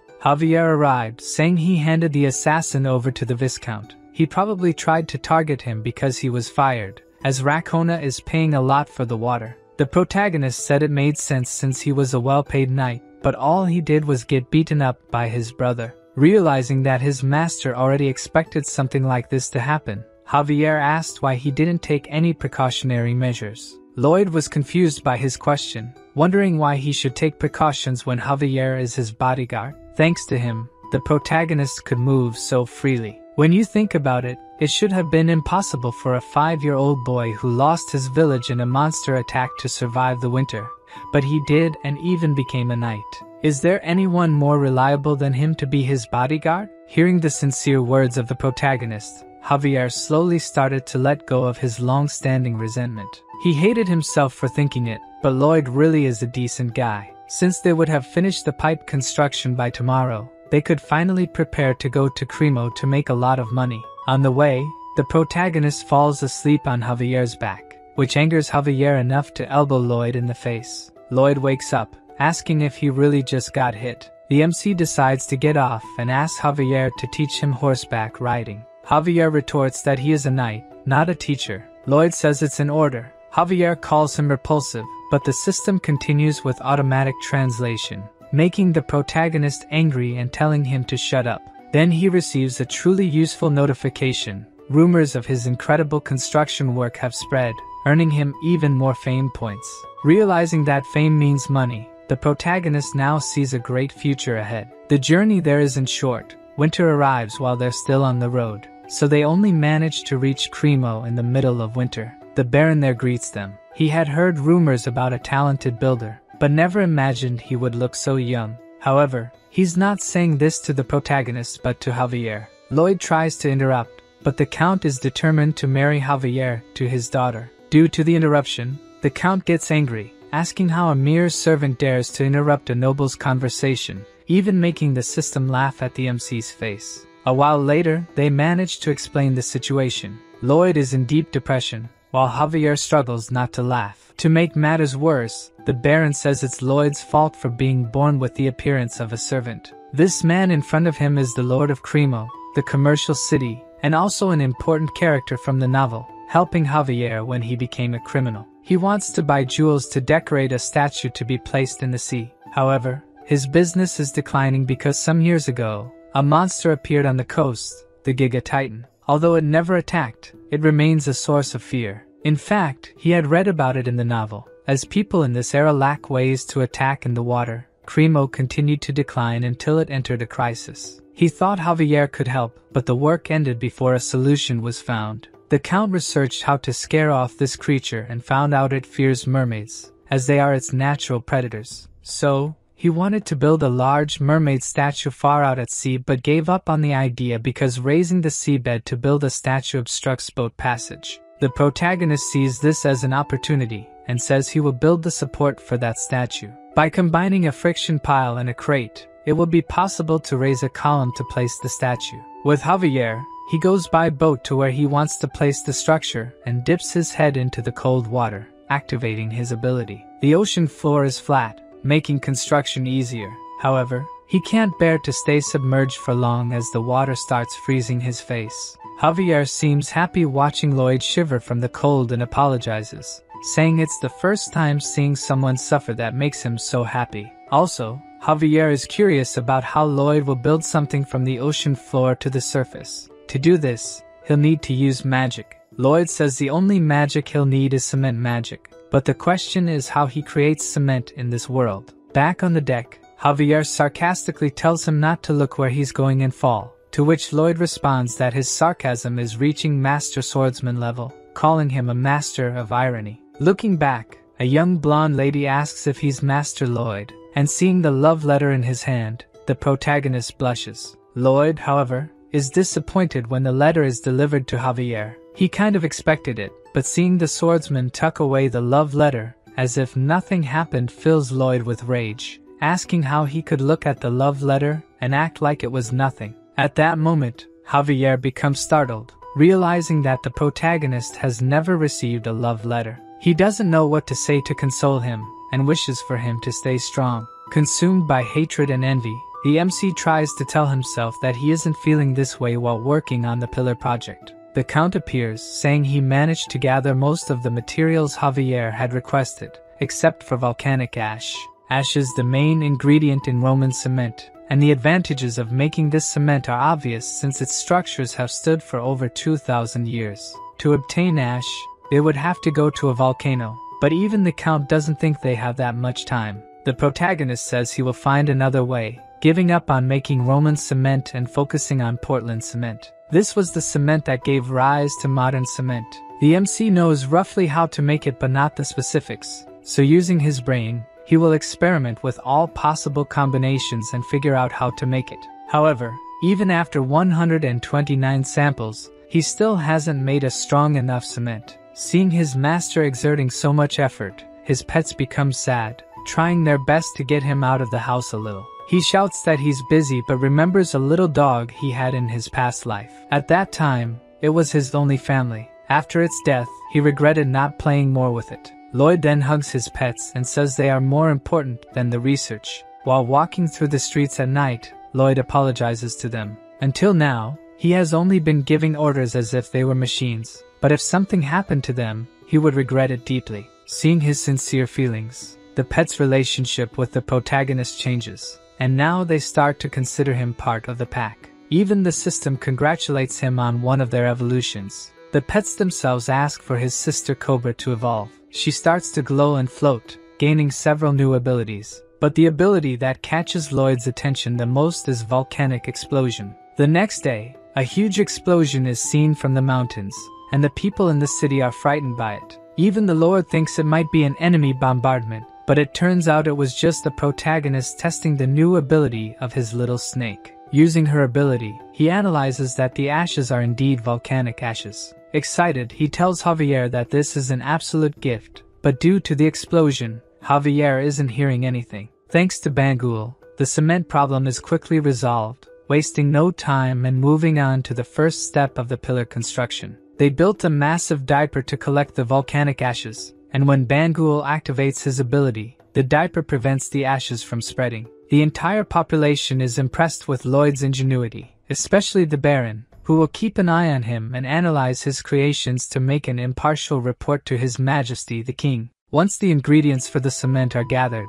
it's time for the second step. A large coffin to pour the cement into is made and placed in the sea, using Hippo to quickly remove all the water from the coffin. The third step is to cover the bottom of the coffin with wooden stakes to anchor it, obviously done by Javier since he is the strongest. He quickly finishes using all the stakes and asks when more will be brought, leaving the protagonist impressed that he hasn't complained so far. Reminded of his duty, Javier drops the hammer and walks away, but as usual, Lloyd uses emotional blackmail to make him come back to work. When the protagonist finishes the morning training, he uses Bangle's steel manure launcher to build the tower structure, finally pouring the long-awaited cement. Once the cement dries, they dismantle the wooden coffin, completing the first large artificial maritime platform. Lloyd explains to the Lord that they made it 50 centimeters higher than sea level to give the impression that the mermaid is floating. The Baron is still hesitant, and doesn't believe this foundation can support the weight of the statue.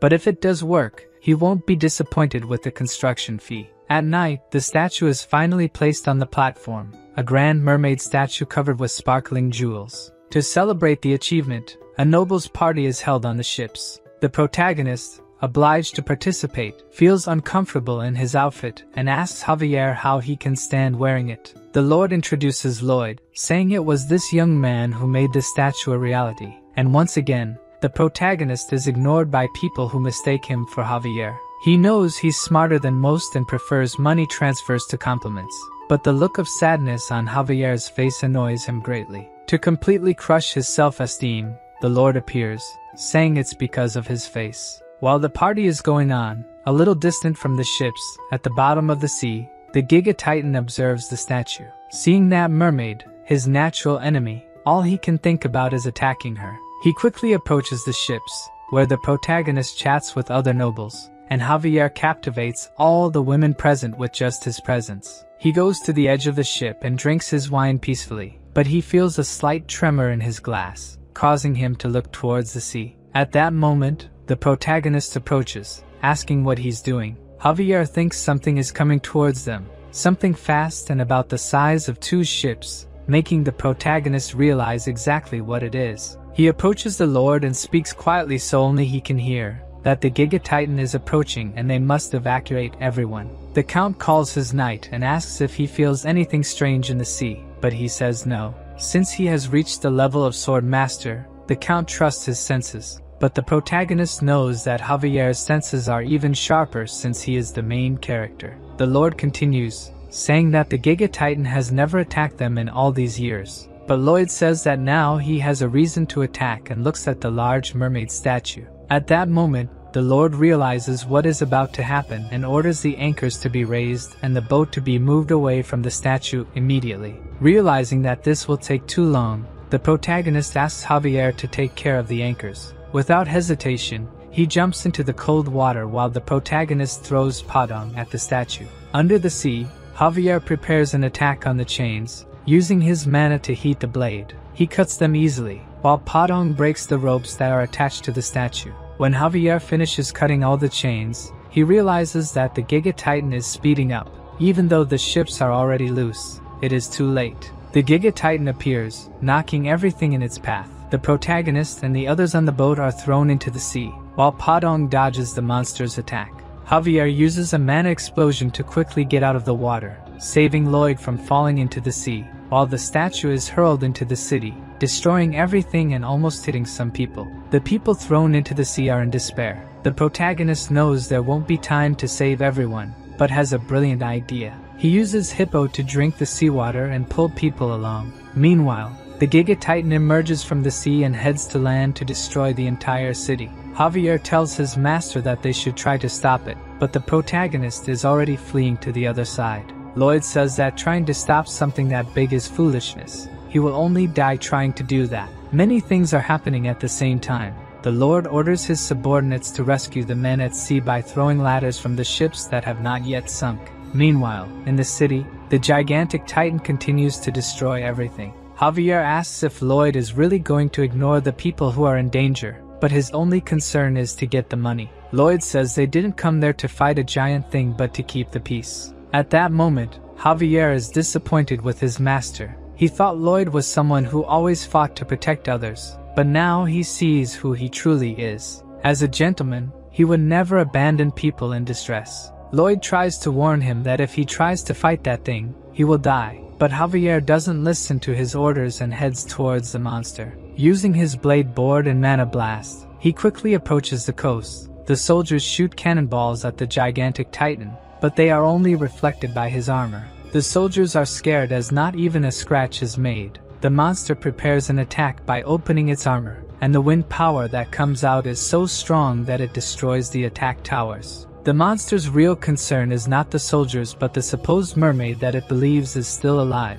Only its advance towards the statue destroys a large part of the city, causing fear and panic among the population. A man who fell on the ground is almost trampled by the gigantic Titan, but Javier appears to save him. He attacks the monster directly, hitting one of its joints, but even using the mana blast, his attack is reflected, only making the Titan angrier. Javier dodges its attack, but the monster takes advantage of him being in the air and fires a burst. Even trying to protect himself, he is hit directly. With just one attack, Javier is already quite injured. He knows it will be impossible to defeat this creature, but he is willing to sacrifice himself so that as many people as possible are saved. While Javier fights to save the population, the protagonist tries to escape on a table. It's not like he's an overpowered character or anything. Even if he spent all his RP, the only skills he has are related to construction. It's not that he's not sad about people being hurt and the city being destroyed,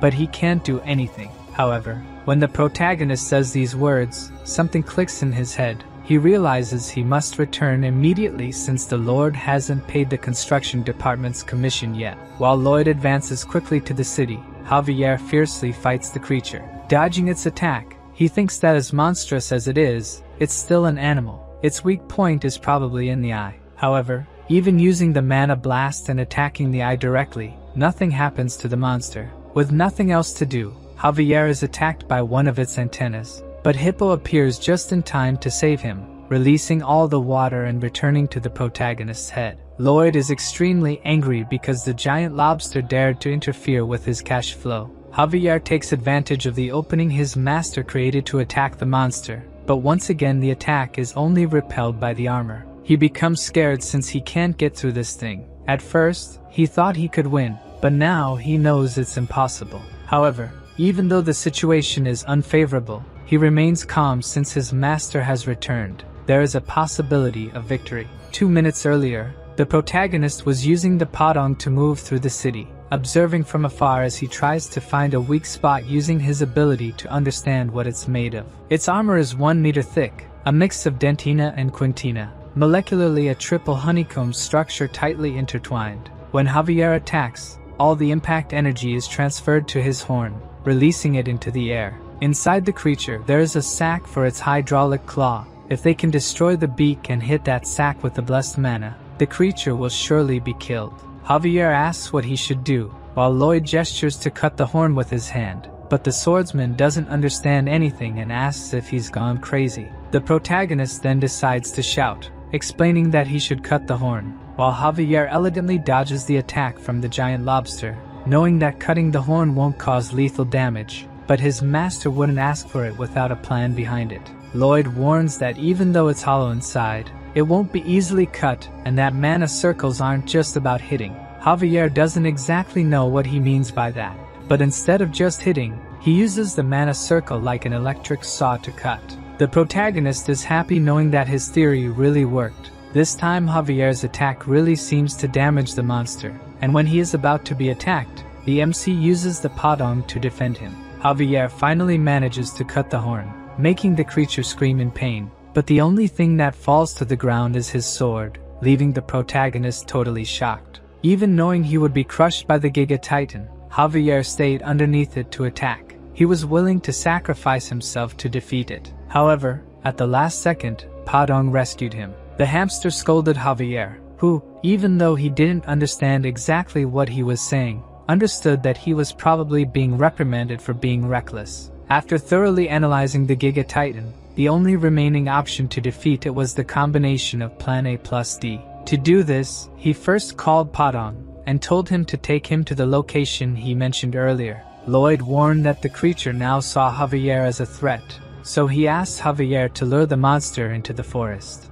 The protagonist had bought enough time. They should have finished by now, so the only thing left to do was to trust the Count. 15 minutes earlier, the Lord was in shock watching his city being destroyed by the monster. His knight apologized for not detecting it earlier, but the Count said the fault was actually his. It was a mistake to think they could drive out the beast with just a statue. At that moment, the protagonist stated that the statue did drive it away. That monster only came to destroy it, and recommended taking advantage of this obsession. He would buy as much time as possible for the Count to prepare something. Javier continued dodging the beast's attacks, but even he was reaching his limit, yet he kept luring the creature relentlessly into the forest. The Giga Titan remained an unstoppable force that destroyed everything in its path, and Javier couldn't run anymore, getting closer to being caught by the creature. Before he was caught, the protagonist shouted, asking for applause for the bronze statue. When Javier looked, Lloyd was bringing the statue,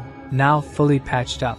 Seeing its natural enemy, the Giga Titan flew into a rage, leaving Lloyd quite pleased with its reaction. Through the novel, he knew he could trust the Count to reassemble the statue. His plan was to use it to create an opening for Javier to attack. When they got close enough to the monster, Padong drifted the cart, and they began to lure the titan towards them. Javier seized the opportunity to attack the creature's weak point, hitting it precisely with a mana blast. Even though the attack was powerful and created a huge explosion, all it did was create a crack in the armor. Javier was saddened by his weakness, but as he fell, he heard Lloyd say to leave the rest to him. As your master spoke with great confidence, he knows he can now relax. Before he hits the ground, Hippo appears to cushion his fall. Lloyd shouts that he will protect this city no matter what. Padong is also at his limit, and he can't ask for more from him. At his signal, Padong throws the protagonist towards the Giga Titan. Earlier, when he was still heading to save the city,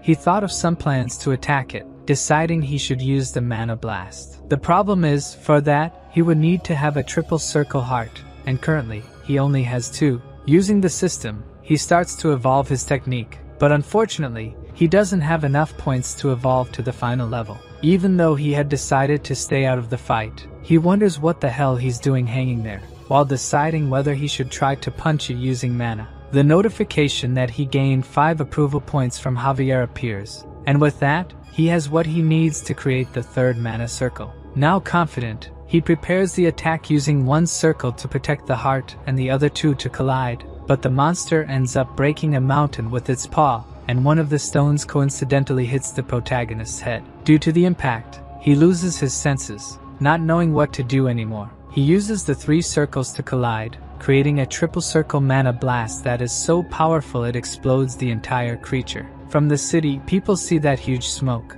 The creature is now completely dead. Lloyd's pets try to wake Javier up. Slowly, he gets up and sees the Giga Titan on the ground, impressed that he actually succeeded. However, Padong is not happy at all and tries to get Javier's attention. He follows the 3 desperate pets, finding Lloyd a little further ahead, with a bleeding head and lifeless eyes. He gets close and listens to his heart. However, Lloyd has no heartbeat. A carrier pigeon flies to the Frontera household, where the Count retrieves the letter and is completely startled by its contents. He immediately mounts his horse and sets off towards Cremo. In the letter he read, the Lord of Cremo mentions that his eldest son, Lloyd, admirably completed all the construction work they needed, but after the party, the city faced great danger, and at that moment Lloyd and his guards sacrificed themselves to save countless lives, leaving Lloyd in an unusual coma state. The Baron hurries to Cremo, worried about his son, yet recalling all the moments he shared with the new Lloyd, who never called him father, only Baron. For a moment, Frontera doubts if that young man is truly his son, but before he can dwell on it, a monster appears on the road. The knight dismounts and instructs the Count to continue while he faces the creature. He defends against the beast's first attack, apologizes to the Count, and promises to meet again in Cremo. The knight and the monster attack simultaneously, but the wolf is too strong, breaking the sword in half and biting the swordsman's shoulder. Undeterred, the knight continues to fight, even as he's overpowered. Just when he thinks he'll die, the Baron and Baroness appear, aiding him in defeating the wolf.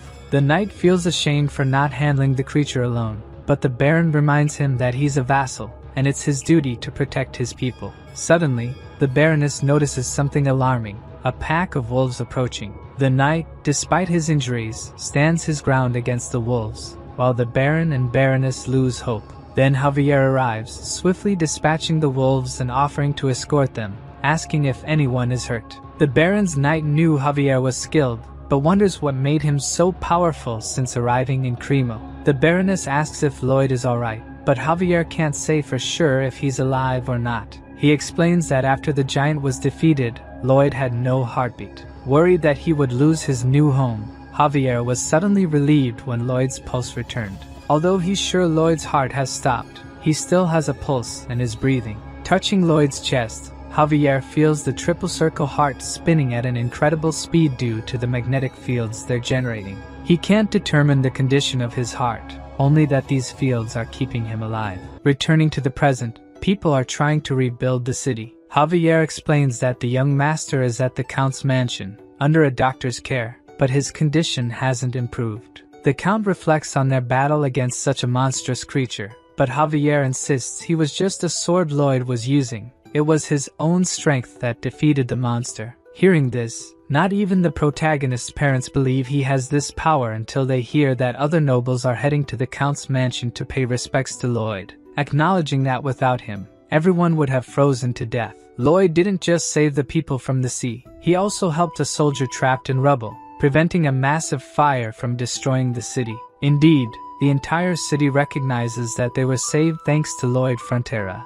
and everyone outside the Baron's house pays homage to him. A man tries to start an argument, blaming Lloyd for the incident because of a statue he made, but he's beaten by the crowd, who are quite agitated. In the room, the protagonist finally wakes up, his head hurting, and some system notifications are in front of him. He remembers using the triple mana blast like an idiot, and wonders if he's really alive. The system confirms he is, prompting the protagonist to ask how, since his heart should have exploded. At that moment, Javier enters the room and is shocked by the scene. Lloyd is happy to see him, immediately asking how much they will be paid for the construction. For a moment, Javier is disappointed that these were his first words, but he's happy soon after because Lloyd seems healthy. The Baron and Baroness rush into the room, embracing their son who has just awakened. Whether he is the true Lloyd or not doesn't matter now, they are just grateful he's alive. In the royal capital of Magenta, a servant reports to the king about the letter from the Count of Cremo.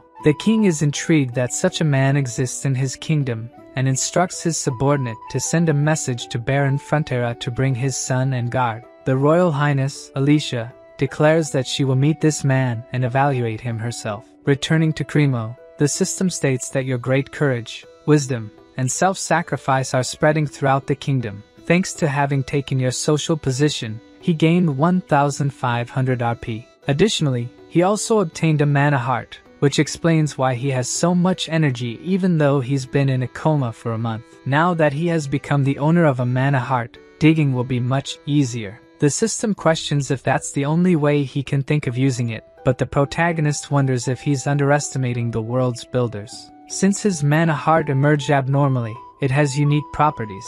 He gained the ability of neutralized shock, which literally means he can use the triple core explosion whenever he wants. Now the work in the mine will be much faster. The protagonist explains that the mana heart needs to be protected from the impacts caused by blessed mana. It acts practically like an ammunition depot, which is why he must protect the mana heart using one of the circles. But at that moment, he didn't have a mana heart, so he was able to survive the shock caused by the explosion. Who would have thought that neglecting mana heart training would end up being beneficial? At that moment, the Lord enters the carriage, saying they must leave immediately. As he watches the Lord go to sit down, the protagonist gives a look as if planning something. The carriage continues through the city streets, and looking out the window, Lloyd wonders how much it will cost to repair the buildings and streets. The Lord says it's hard to say, but it will probably take a month of the city's budget production. Upon hearing this, the protagonist plays his card and says that if the Giga Titan had not been defeated,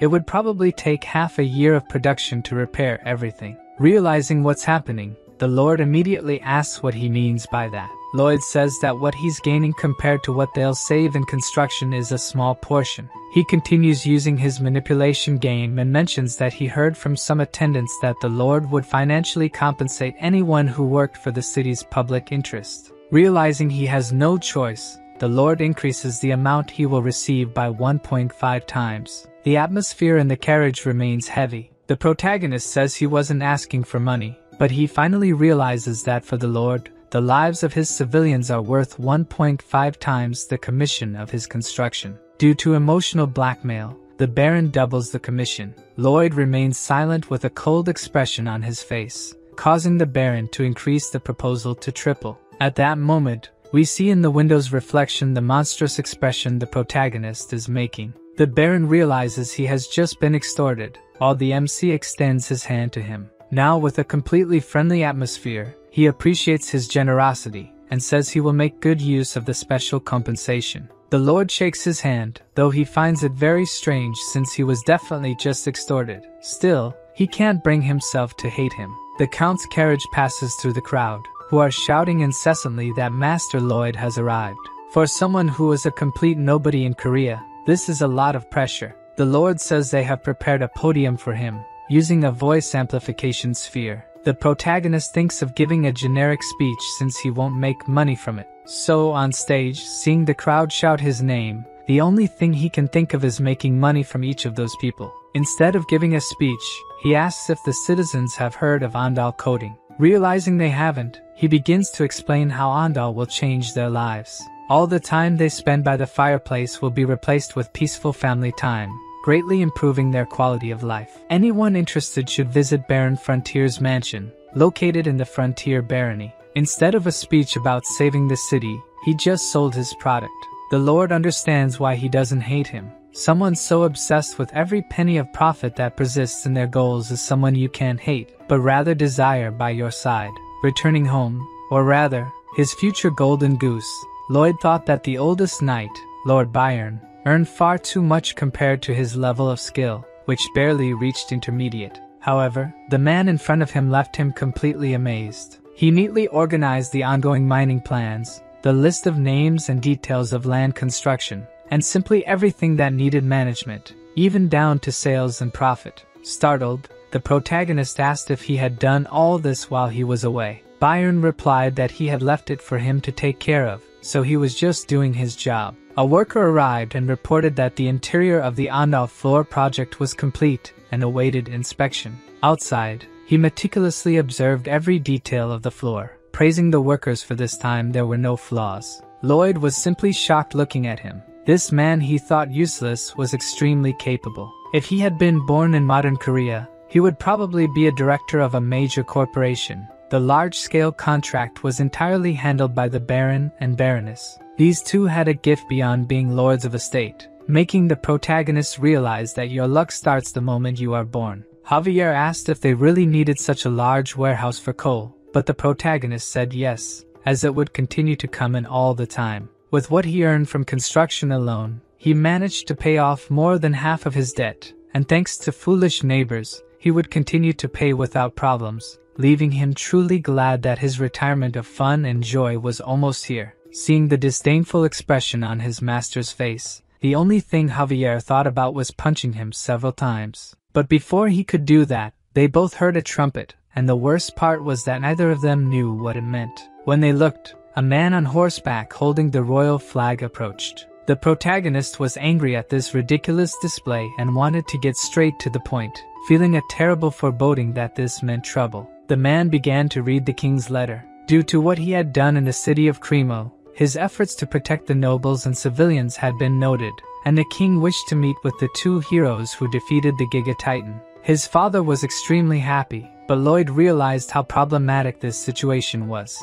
If there was one thing he had learned in the army, it was never to stand out too much. Once, a superior found out he was a civil engineer and asked him to build a sauna. He studied like mad to create one, but that was also his worst mistake because it turned out too perfect, and then the superiors started making many requests of him. Upon hearing that they had to visit the Majesty, he knew he shouldn't have built that platform in the ocean. Inside the royal carriage, he felt completely hopeless. Javier said he looked like he was going to be executed, which was unexpected since his master would probably have said something like, "How much can I extract from Majesty?" This made him see a bit of color in the world again since he had read the novel and knew some things that would happen. If he could use all that to his advantage, he would surely get the most money possible from the Majesty. Arriving at the palace, Lloyd and Javier knelt before her. When they looked up, Lloyd almost had a heart attack because of her beauty. When the protagonist introduced himself,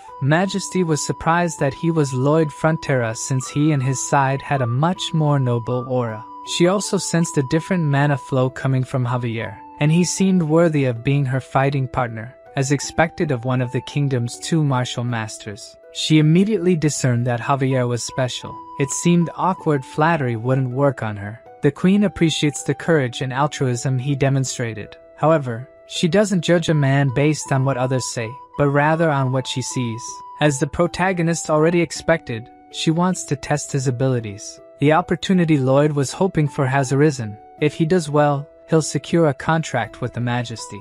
So the queen asks which construction he thinks is most urgent in the royal capital. Even though the protagonist has just arrived, he obviously knows, having read the novel. The queen thinks that if he is truly capable, he will perceive it the moment he enters the royal palace. The most important construction at this moment is repairing this ruined palace. At least that's what she would like to hear. But Lloyd says that the most important construction now is a bridge over the Magenta River. The Queen looks at him with a displeased look. The protagonist knows this is not the answer she expected, but given his personality, the test won't end here. Queen Magenta is the one with great authority and absolute power, a tolerant, fair, impartial woman who listens to everyone regardless of their class or rank. She asks why the bridge is necessary. The protagonist says other men might think differently and say that repairing the royal palace is most important. He knows a dragon with a bad temper took down 2 towers of the palace, which is why the roof is so heavy. However, this weight is pressing on the ground and its pillars, causing it to slowly collapse. Even after all this, the protagonist says that the repair can be postponed and that building the bridge is more urgent. The Queen realizes he knew what she was thinking and still gave a different answer, while the protagonist knows that she knows he gave a different answer. The Queen, like a lion ablaze, shows her power, while Lloyd is like a puppy chasing after a construction contract. He says the current Magenta River Bridge has been rebuilt 20 times and regularly collapses due to not withstanding the rising waters in spring, asking for Majesty's trust to build a new bridge that will never collapse, clearly referring to a modern suspension bridge. Seeing that the man in front of her just criticized her decision, the Queen starts to like him and asks to hear more about this bridge. Majesty took the bait, and Lloyd lets out his demonic laugh. He knew from the start that the Queen despised sycophants and placed trust in those who were strong in their words. However, eventually, she will be betrayed by someone she trusts and will lose one of her arms, becoming the assassin tyrant. But that's a story 3 years in the future. The Queen asks what he will do if the bridge collapses. In his mind, Lloyd would pack his things and leave the country, but he ends up betting his head on it. In return, as long as his bridge stands, he would like to secure a position for his family. The redhead, who hadn't shown anything until now, gives a small smile and accepts the proposal to build a bridge. Lloyd reaches into his pocket and pulls out a contract. The Queen asks if he doesn't trust his words and is impressed that he prepared a contract in such a short time. Humbly, the protagonist says that this contract states if he doesn't build a bridge honestly, she can do whatever she wants with him, thinking of it as a loyalty contract from a humble man to Her Majesty. The Queen ends up signing the contract and finds it strange that she was led to do so, but she doesn't mind. As a gesture of gratitude, the protagonist raises his but while holding the contract. Walking through the palace following the butler, Lloyd twirls and shows off the contract he managed to get from the Queen. Javier asks him to be a bit more careful, since she could have taken his head if she wanted. The man next to the Queen says that he is quite intelligent. She really thinks he's more cunning than she imagined. When Kyler asks if she wasn't displeased since he knew from the start that he could defeat her, the Queen says no, as he seemed pathetic and adorable. A few days later, Lloyd prepares to leave with a large bag on his back. Javier asks if it's okay to go alone, but the protagonist says it's even better without him, since his presence alone attracts all the women in the region. Before heading to the royal city, his mother asked him to deliver a bag full of blankets and clothes to his younger brother, Julian. As he goes to him, the protagonist tries to remember what happens in the novel. At this point in the story, the Baron had already lost everything, and his younger brother was probably expelled from school and died wandering a back alley at night. Lloyd feels incredible for saving lives and sets out to find his brother, without even knowing what he looks like. Arriving at the Royal Academy, Lloyd looks at his brother with curiosity. Even though he's the same age as Javier, he's practically a garden gnome, and the way he's looking at him makes it seem like he must have suffered at Lloyd's hands. The protagonist decides not to be too nice and acts as if he's turned the page. Maybe then Javier wouldn't suspect so much, throwing the bag full of clothes at him, saying their mother sent it. Julian finds it very strange that Lloyd didn't insult him. Moreover, he wonders if he really came there just because their mother asked. The system warns that his brother suspects his identity because he's being too kind. To try to act a little more like Lloyd, the protagonist leaves cursing at him, but Julian finds his human behavior even stranger since he left without beating him up. Before leaving, Lloyd reminds him that their mother asked him to have lunch with Javier, even though he finds it a drag. He asks if there's any fancy restaurant around. Julian questions why he's asking, and Lloyd says he'll take him to lunch since their mother asked. At the restaurant, his brother is extremely suspicious. He orders a basic set, but the protagonist tells him to choose something more expensive since he doesn't frequent these kinds of places often.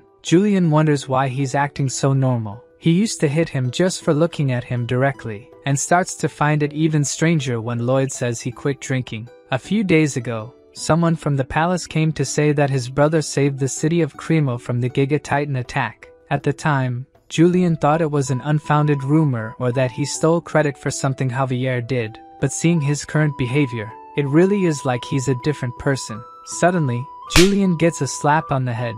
The man asks what a nobody like him is doing there. Even as he tries to explain, the man keeps punching him, saying a poor baron should eat where he can't be seen. The protagonist looks around, and 2 students are laughing at the situation. There are even teachers and staff there, but they're just ignoring what's happening. They call it an academy, but all they really value is family status. Lloyd wonders if he should intervene, but if he did, his brother's life would only get worse in there. Then suddenly, the student beating up his brother mentions that his family has the renowned Lacona painted fabric in their title. Immediately, Lloyd associates that this young man is the son of Viscount Lacona and again makes that demonic expression, probably planning something. Lloyd approaches and asks who his father is. The blonde says it's the merciful and wise Viscount Lacona and tells him to move, getting slapped immediately afterward, losing 2 teeth. Lacona's son flies and lands at the end of the restaurant. That's the anti-horse slap. But the system says that's not an official skill. Another student yells at Lloyd, asking how he dares to touch a member of the elite union. But he also receives a slap that knocks out a tooth. Another student who is considered the best second-year fighter appears, but is neutralized with just 1 slap. Extras keep appearing. The twin brothers get beaten up at the same time, and the guy who introduced them also gets beaten up. Even the 2 who were just laughing at the situation against Julian get beaten up. Lacona Jr. appears behind the protagonist, punching him in the face, but immediately realizes that was the worst decision of his life as Lloyd looks at him as if he's going to kill him. He beats Lacona Jr., but before killing him, he's stopped by his brother. Julian is worried that he will be even more intimidated at school after this, but the MC says with a smile on his face that if they die, they will never bother him again. Julian is completely shocked at how he can say something like that with such a bright smile. Lloyd continues beating and thinks he's seen many guys like this in high school. The best remedy for dealing with them is the fear of death. Suddenly, soldiers appear, commanding him to stop immediately. An old man says this is the Sacred Academy and asks what he's doing. The protagonist, still holding the Viscount's son like a demon, leaves his brother scared, thinking he will try to hit the guards too. But to his surprise, his attitude changes completely, and he calmly introduces himself as the son of Baron Arcos Frontera. He apologizes for the commotion, but says he was only defending Her Majesty's honor. The old man says this is ridiculous and asks who would dare tarnish Her Majesty's name. Lloyd says Lacona's son was intimidating his brother, and even points to a teacher who witnessed the situation. But since there was no intention to punish him, he had to intervene. The reason he didn't do anything is obvious. The staff of this academy has been bought by the nobility. There's no way the administration of the academy doesn't know what's going on, but they will just ignore these cases. The old man asks what all this has to do with Her Majesty. The protagonist says that insulting his brother is the same as insulting him and even insulting the queen since he is a royal guest. As soon as the old men see the royal symbol, they all immediately kneel before His Highness. Lloyd says they must have understood the situation and is leaving. However, the old man plans to punish Julian since the royal invitation is temporary. But when he looks at Lloyd's face, he again has that demonic expression, leaving the director totally scared. In the corridors, Julian asks where they are going. Lloyd replies that they are going to the administration office to ask for a leave for him. Obviously, he hates this situation and asks how much more he intends to ruin his life. But Lloyd responds that this place will soon not be good for studying, and he should take the opportunity to rest his mind and keep his body in shape. At the palace, Javier explains to Julian that if Lloyd has a plan for him, then he should trust it. He also explains that the plan to defeat the Giga Titan was entirely made by the young master. Furthermore, he managed to open water channels, develop quarries, and become friends with wild orcs. The brother he knew became another person. Lloyd listens to the whole conversation behind the door and is happy that Javier trusts him so much. Soon after, his illusions are shattered as they begin hurling insults at him. Julian asks if he really thinks someone can change so suddenly. Javier is sure they can't and has convinced himself that Lloyd is an imposter disguising as the young master. The protagonist is worried because he could be discovered at any second. Julian asks if they could have used black magic to do this. Javier responds that it's a possibility. He has even seen the theory in a book. Because of this, he investigated if there was any abnormal mana flow in Lloyd's body. The protagonist wonders when he did that, leaving him extremely worried about being discovered. Fortunately for him, Javier doesn't feel anything unusual in his body. Javier tells him to forget about it, saying it's just an exaggerated theory. The MC knows that Javier is probably sensing his presence behind the door. It's a way of saying he suspects his identity. Julian mentions it's the first time he's heard about the family debt. He thought only he was having difficulty with studies, but Lloyd managed to get their family out of that situation, so he deserves some credit at least. The protagonist, having just earned RP points from his brother, thinks that now Julian will be his golden goose. He enters the room calling Julian to join him. As he mentioned earlier, they will train his body with manual labor. Lloyd explains the first step in making bridge suspension cables. First, spread the clay and beat it until it becomes a 90 centimeters pizza. Then fill it with dirt and rocks and give it to the snake to eat. It will excrete the molten metal, and Podon will unite and wrap it. Then everything will be ready to make the cables. The MC hands him the shovel and says the tutorial is over. This task is crucial in construction, and if it's done wrong, the rest will be a mess. Julian asks why he's giving such an important task to him, but the reason is obvious. He's a Frontera, so he should be intelligent and responsible. Outside the palace, Lloyd knows that the modern bridge is a great idea, but even with all his knowledge, it would be impossible to make it perfectly. This means he'll need to borrow knowledge from this world. Before he can ask for anything, the master craftsman denies his request. Lloyd already knew this old man was stubborn and would only work on projects that caught his attention, so he had prepared to visit him, innocently showing the project of building a new bridge. As soon as the dwarf sees his project, he immediately tells him to wait. If he builds something like that without the exact rigidity, it will break. The MC says when the bridge collapses, everyone on it will die, and as he's decapitated, he'll scream that the culprit was the great Cortigus, who didn't help make the trusses. The dwarf asks if he's trying to threaten him, but Lloyd says it's just an appeal to the conscience of a great master. He ends up relenting and asks to see the drawings. Upon closer observation, he is fully aware that he is the only person in the kingdom capable of doing this. The protagonist continues with a killer look and says that's why he asked for his help. The dwarf says this has caught his attention and decides to help with the project. With Julian working on the cables and the royal workshop working on the trusses, the only thing left to work on is the suspension of the towers. Lloyd and Javier use a mana explosion on the ground but are suddenly stopped by nobles who accuse him of stealing the Majesty's treasure. The protagonist is obviously confused, but it seems this was planned for a long time, as they personally went to ask for a trial from the Queen. In the meeting room, the Queen orders each side to state their arguments, and the first to speak is the guild. Victor says that the Magina Bridge was built by the guild's previous leader and has stood for over 30 years. He explains that in its structure, wedge-shaped columns were made to slow down the strong water current, making it practically impossible to fall. Lloyd knows that it will eventually fall, as this is information from the novel, but he cannot reveal future events to others. Boldly, he asks the guild leader how much they were paid to say that. His scandalized reaction makes the protagonist absolutely certain that he is being paid, and he recalls that in Korea, when a politician and a businessman meet, either the politician takes money from the businessman, or the businessman bribes the politician. In this case, it's the latter option. They strip away all negotiating rights and monopolize the budget. His accusation without proof ends up irritating the Queen considerably. She says that accusing someone without proof in her presence is unacceptable, and immediately sends Lloyd to royal trial. He is tied up, and his head is placed at the Reaper's aim. The Queen says he insulted her and her vassals with lies and must restore his honor.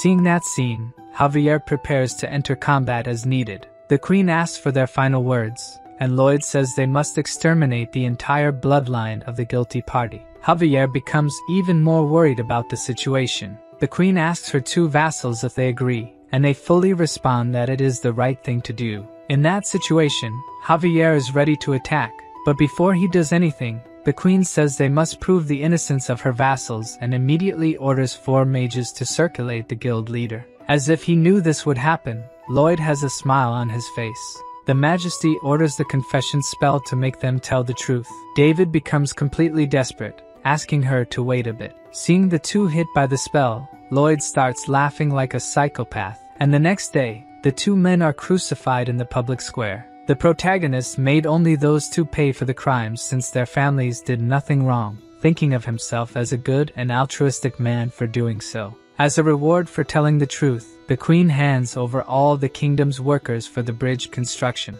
The archmages use gravitational magic to lighten the weight of the stone blocks, making the construction extremely fast. Bangul is tasked with taking the suspension rope to the other side, using her volcanic explosion to quickly cross the river while Padong tries to hold it. Seeing this incredible construction method, Julian says his brother is amazing. Javier also thinks he is and says that even though it's his first time doing hard work, he managed to do it every day. Before, Julian couldn't learn his sword art because he had a fragile body. But looking at his body state now, that shouldn't be a problem anymore. After some time, the bridge construction is finally complete. The queen says this bridge will be called Lojavi, a blend of Lloyd and Javier's names. She also grants him the title of Master Builder, leaving the dwarf irritated as he built the entire platform. Lloyd thinks that only the commission money will be enough to clear his debts, but now he has another major obstacle. The queen is probably thinking of how to use him to her advantage. If he fails now, it will break his entire plan of becoming a wealthy and lazy lord, so he will put the plan of escaping work and helping Julian in the academy into action. Returning to the castle, the queen fulfills her part of the agreement and grants a noble title and properties to Lloyd. The castle's nobles were not pleased with this at all. The queen thinks it's natural, since he has sunk other nobles. The protagonist says he would like to ask for something a bit bigger and mentions that if she considers his request reasonable, she may even withdraw the offer of the title and property. This piques the queen's curiosity about what he will propose. Nevertheless, regardless of what the scoundrel asks for, her desire to keep him by her side will not change. The protagonist expresses a wish for a thorough cleaning of the Royal Academy, which is currently rife with corruption, inequality, and despicable behavior. Instead of studying, the students only use their status to harm those of lower rank. The teachers and supervisors are aware of this but choose to ignore it, furthering the social barrier within the institution. Both the headmistress and the nobles present are incredulous at what he has just said. Javier presents the results of a 4-month investigation conducted by Lloyd, which identifies all the corrupt nobles and workers in the academy. Upon hearing this, the nobles claim he is spreading lies and that such things couldn't happen in the Royal Academy. However, this turns out to be signing their own death warrants, as the queen orders the use of truth-telling spells on them, adding more nobles to the public lynching. Inside the academy, the queen is cleaning house with her soldiers, intending to rid her land of all the filthy rats. Lloyd watches from afar, a satisfied smile on his face. Javier asks if his smile is because the nobles are being condemned, but in reality, it's because his plan to get rid of the queen and enjoy a lazy life has worked. Suddenly, the royal bodyguard appears with a message. He can go home whenever he wants, but must attend the banquet tomorrow night. Furthermore, the queen found his plan to dodge work excellent and respects his desire to live as a slacker. Lloyd is a bit shocked to discover he has been in her palm all along. When he sees the swordsman leaving, he asks Javier if he couldn't sense him approaching. The obvious answer is no, since this man is a master swordsman. So let's go back to Lloyd's room. Julian asks if he hit Diego knowing this would happen. Basically, yes, as he already planned to investigate the academy after its construction and trusted the queen's confidence in him for it to work. Julian tells him he no longer needs to pretend to call him a little shit and now sees him as a brother he can be proud of. Lloyd is impressed by his words, but then says it was so bad it made him want to vomit. At night, the celebratory banquet finally begins. The protagonist tries to hide from the queen, but she finds him and insists he come closer. She remarks that hiding like this makes him look like a mole cricket, with Javier fully agreeing and stating he definitely looks like one. Lloyd is annoyed that Javier seems relieved, while the queen again orders him to come closer. The protagonist apologizes and approaches a bit, but the queen insists he come even closer, making Lloyd increasingly uncomfortable. She leans in and whispers that if he changes his mind, he can come see her anytime. This excites our mercenary. As much as lazing about is good, he now has a nest to return to whenever he needs money. As he eats, happy with the new development, he remembers that in 3 years, the queen will become a villain, causing his nest and properties to vanish. It's at this moment that Lloyd hears Kyle say the banquet will continue until sunrise, reminding the protagonist exactly what that phrase means. It's the secret code used by those planning to assassinate the Majesty. The problem is, this was supposed to happen in 3 years. And also, why is the secret code to assassinate the queen coming from the royal guard? A while later, she finds herself in her quarters. The queen looks tired and wonders if she drank too much, but she thinks it must be because she's been working hard in recent days. This excessive work is due to Asfahan, an enemy state where King Samarkand has been amassing an army. But it's probably not for an invasion, since trying to invade through the jungle would be a suicide mission. At that moment, the queen feels a strong headache. She finds it strange, since the effects of alcohol should be neutralized by the mana in her body. Soon after, it becomes difficult to control her heartbeat and breathing. She tries to circulate mana to neutralize the effects, but a sharp pain hits her heart, preventing her from circulating mana throughout her body. The queen has no doubt it's poison and tries to walk to the door, calling for help from anyone who might be there. The front door begins to open, and her knight Kyle appears. The queen says he arrived just in time and that she needs his help, but the help Kyle offers is different, leaving the queen incredulous at the betrayal. Meanwhile, Lloyd, still at the banquet, tells Javier that they have a problem. The swordsman simply starts following him without asking anything, surprising Lloyd that he doesn't inquire about what's happening. He asks if Javier can knock out a master swordsman. Javier knows he's not joking but asks for some sense, and says he'll try to stop him for a maximum of 3 minutes. Turning the corner, they come across a pile of bodies. Inside the room, Kyle does his best to kill the queen, but even poisoned, she manages to defend herself. She asks why he's doing this and receives a kick to the stomach.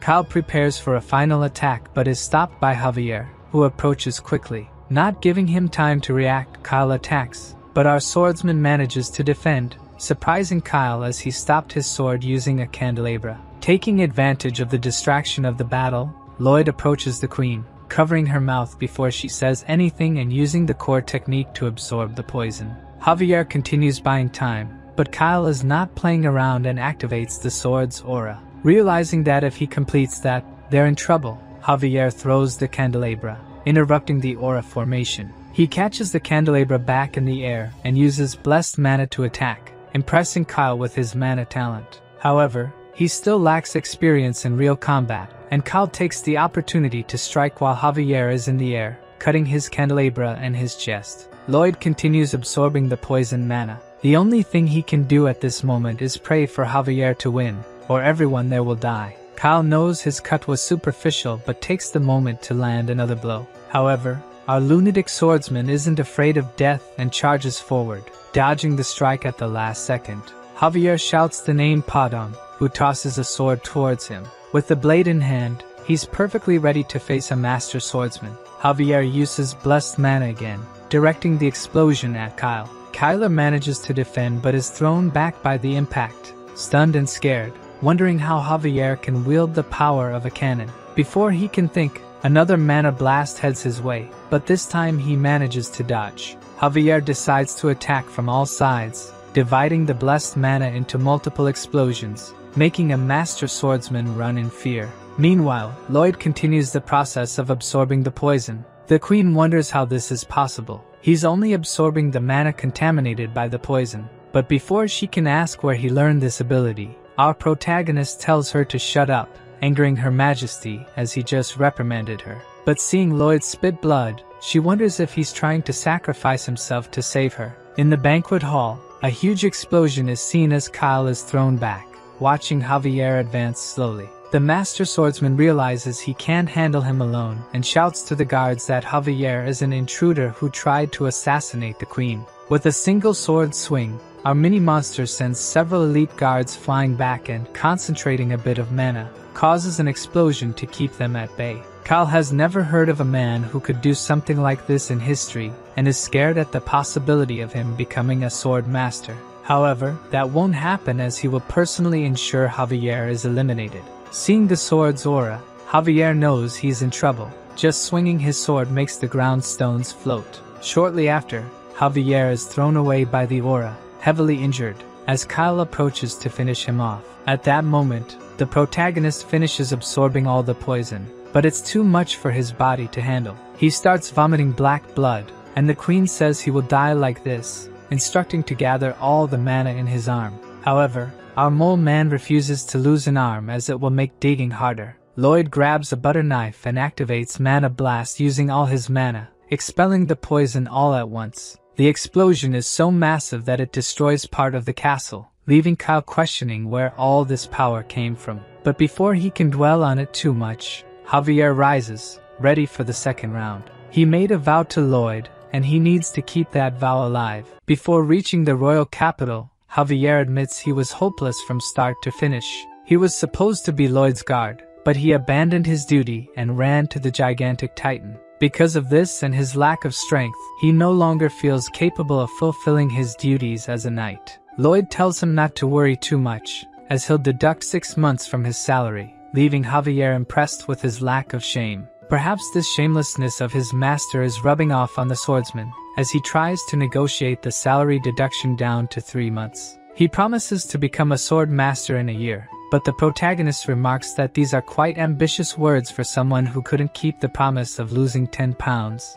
Nevertheless, Lloyd decides to help him, explaining the concept behind becoming a sword master. Before finishing the explanation, Javier interrupts, saying he'd like to do it without his help. He advances determinedly but is impaled by Kyle, who is surprised that he survived. Most people would have been torn apart as soon as they were hit by the aura, but our prodigy concentrated all his mana into one point to strengthen it. Kyle would like to see more of his tricks, but he's running out of time. At this moment, Javier starts to catch fire but still manages to hold onto Kyle's hands, preventing him from escaping. The aura is burning his body, but while holding Kyle's hand, he manages to absorb the aura directly from the mana heart. Realizing the danger, Kyle throws Javier away, who simply falls to the ground without showing any signs of life. Even the master swordsman can't detect any breath from him.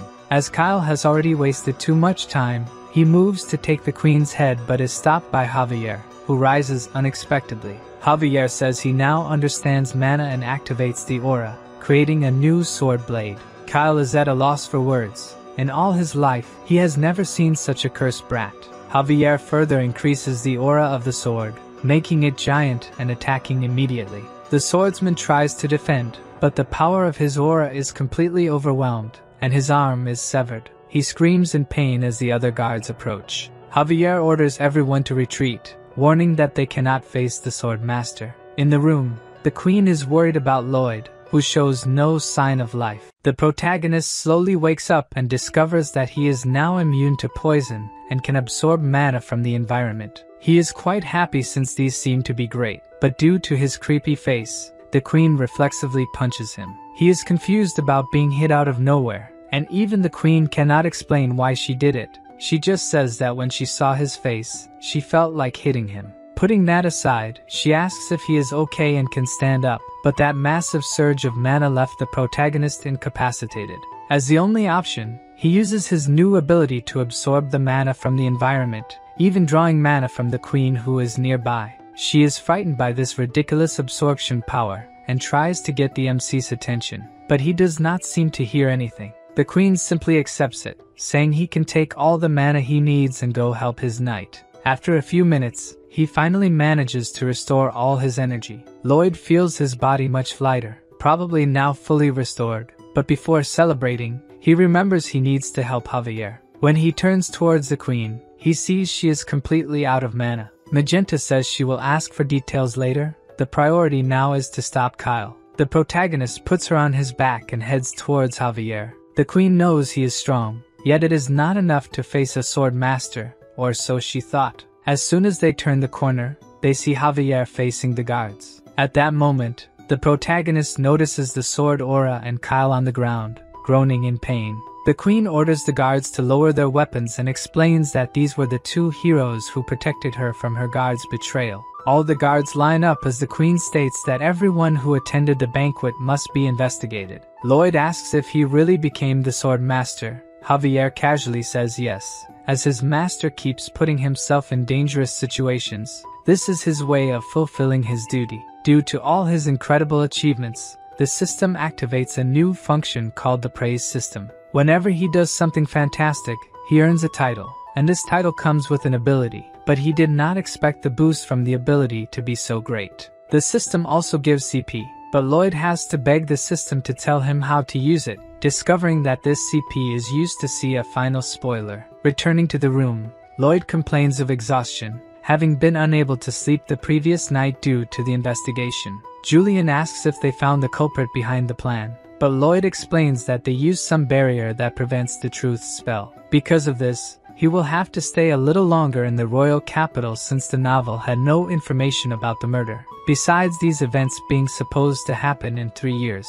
Julian asks if Javier is still under investigation, discovering that the queen summoned him separately since he became a sword master. Julian didn't know Javier had evolved and is extremely surprised, but Lloyd explains that this is just common thinking, as he was the one who defeated Lord Kyle. At that moment, we see Her Majesty thanking our swordsman for his deeds, offering him a position as a royal knight, since a vacancy has opened up. Julian is worried that Javier might leave them, but Lloyd warns that he really doesn't know the swordsman from the Frontera's family. Javier explains that he is a knight of Baron Frontera and wishes to continue by Lloyd's side. The queen states that this is not a request but an order. Refusing an order from the queen is equivalent to treason. Our honorable knight only asks for permission to send a farewell letter to his baron, making the queen realize that he would rather die than serve her. Understanding that she won't be able to have Javier by her side, she allows him to remain a knight of the Fronteras. Javier thanks her for her mercy and heads towards the exit. He meets Julian, who asks if he will leave the family, but Javier asks him not to worry because he will continue to be their knight. The queen realizes she truly isn't lucky with people from the Frontera's property. Finally, night falls, and Lloyd is lying on the grass, checking the abilities that titles offer. Many of his great achievements have earned him titles, and his most recent one was gaining the queen's trust. All these titles grant CP, character points, but they are only counted in the system once a month on the full moon. Seeing the moon shining in the night sky, the CP is finally accumulated, and he decides to see a final spoiler. As he activates the ability, the space around him becomes dark, until suddenly the darkness is replaced by flames. Walking a bit, he realizes he's at the Frontera's property, but the beautiful place is completely destroyed, and people are dead. Lloyd starts running, asking what kind of ending this is, trying to get any information from the system, but what he finds further ahead leaves his mind completely disturbed.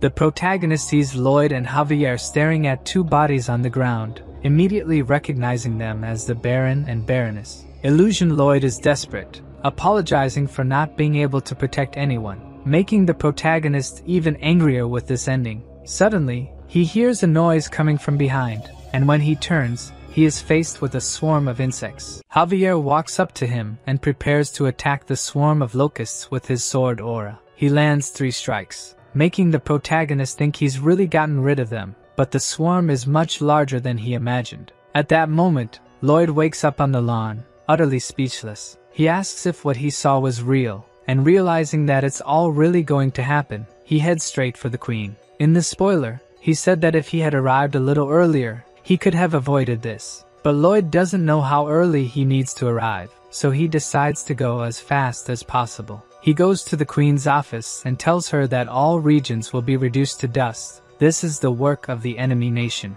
They are trying to set up a domino effect with monsters, driving the monsters out of the jungle and making them migrate to the west region. In the book, this was supposed to happen in 3.5 years, but now is not the time to think about the future. The queen was already aware of Asfahan's movements and thinks this is really possible, but the bigger question is how the protagonist knows about their movements. At that moment, Lloyd thinks he screwed up but manages to quickly come up with a lie. He says that due to his blood bond with the orcs, he got information about Asfahan, about the assassination attempt. He simply saw Kyle acting suspiciously and decided to investigate. Regarding the mana he absorbed, destroying the surroundings, he simply says he learned from his knight Javier, who is a genius, and as he is also somewhat clever, he has decent control of this ability. The queen realizes that everything he said makes sense, but it still seems like he just made it up. At that moment, his title activates, giving him the ability to make the queen believe 100% in the protagonist. Lloyd thanks her for her generosity and says that as soon as he can stop the attack,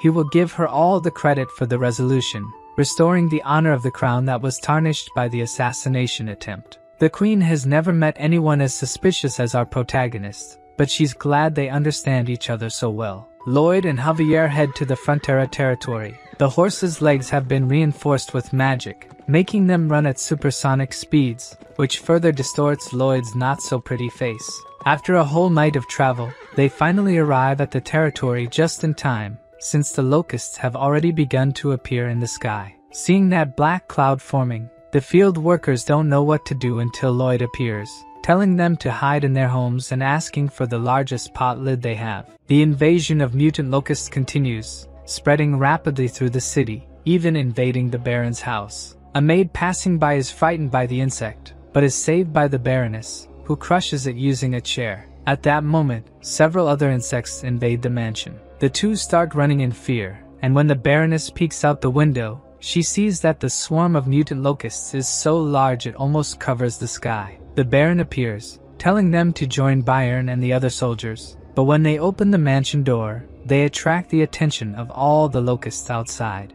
Byron runs through the city, calling his soldiers to mount a defense at the Baron's residence, but he realizes that all the villagers are in danger. This leaves the bodyguard confused. Should he protect the Baron or the people? Byron recalls a conversation he had with his master, where the Baron advised that if the property were ever in danger, prioritize the people. The knight goes to save a citizen who is being attacked, but ends up completely surrounded. He knows it will be impossible to deal with all these locusts alone. Fighting the invaders alongside the Baron are the orcs. Being a tribe of warriors, they uphold the oath with their blood brothers. Everyone fights relentlessly for their lives or for the lives of others, and when all seems lost, people start hearing sounds that draw the locusts' attention. Lloyd shouts, saying they should be in a natural history museum, while holding a pot lid for Javier to bang. The impact sound on the lid attracts the locusts' attention, making them stop attacking the city and start chasing them. Javier notes that they are following in a regular manner, as he had said.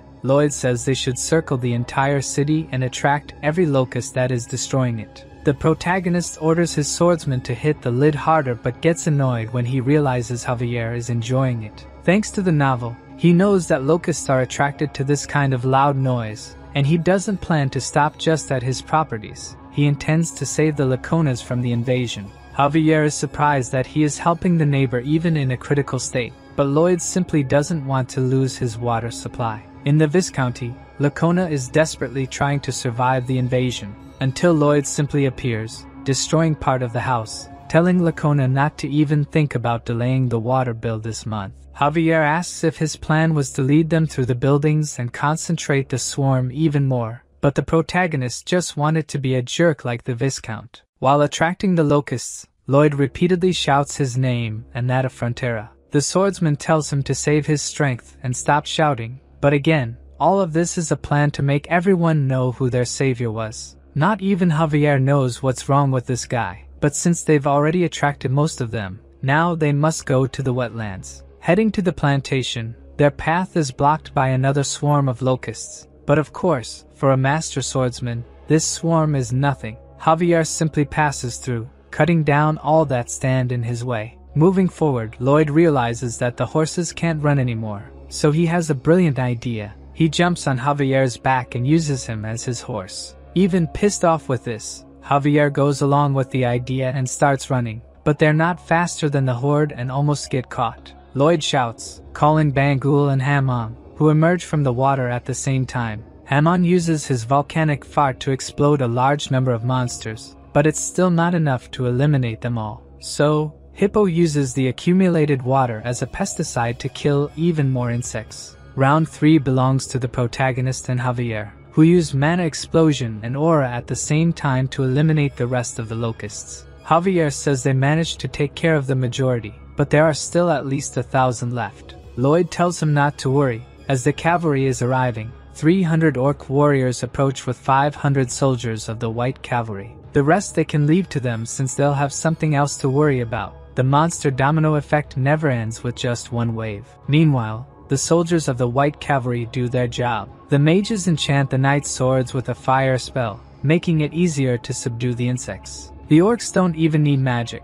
With just a stake, they can impale 3 at once. As they are crazy about protein, they roast the insects and eat them right away, saying they found a strong protein source. The maid, saved by the orc earlier, hands him a gratitude flower, leaving the warrior quite happy. The baron and the baroness rush to their son, worried he might have been hurt somewhere, and embrace him, asking why he likes saving people so much. In fact, the protagonist only did it for his retirement. Everything was for his own benefit. Anyway, now he must prepare for the second wave. At night, the commander of the white cavalry appears and asks why Lloyd called him at this hour. First, he thanks him for helping exterminate the locusts, but the knight tells him not to say nonsensical things. Anyone can see they were just responsible for cleanup. Valalardi says he is a brilliant strategist, even being an engineer. Nonetheless, his pride is hurt. He sent the mages back and asked the cavalry to stay. The greatest pride for a knight is to fight and die for the queen's honor, so he didn't like Lloyd preventing that. In the novel,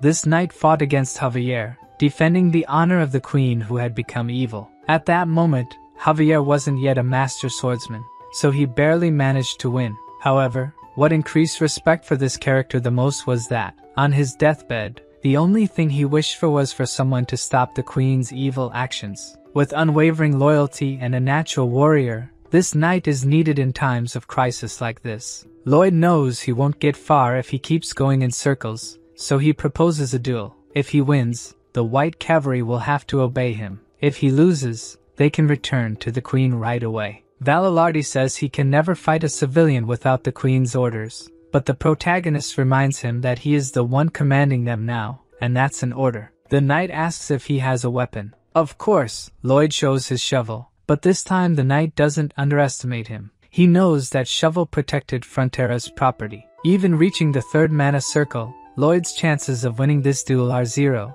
but as always, he has a strategy to win. The knight says their levels are very different, so if he dodges any attack, he'll be the duel's loser. As soon as he finishes speaking, the protagonist prepares an attack. He uses Mana Blast with all his mana, causing the knight to dodge. The attack only stops when it hits a mountain, creating a huge hole in it. Lloyd falls to the ground with no energy left in his body, but still has enough energy to smirk wickedly with the easy victory. With that, the 500 strongest in the kingdom will become employees in the Frontera barony. Of course, the knights wouldn't be happy about it, but their leader says there's nothing they can do since he lost the duel. At the top of a mountain, Javier asks if this will really work. Lloyd says it was tested by the orcs, so it's a method with 100% effectiveness, showing a large sculpture being made on the mountain walls. After a few days, the second attack finally begins. The villagers hide in their homes. The entire Frontera property was drowning in terror. At the same time, they all shared the same feeling,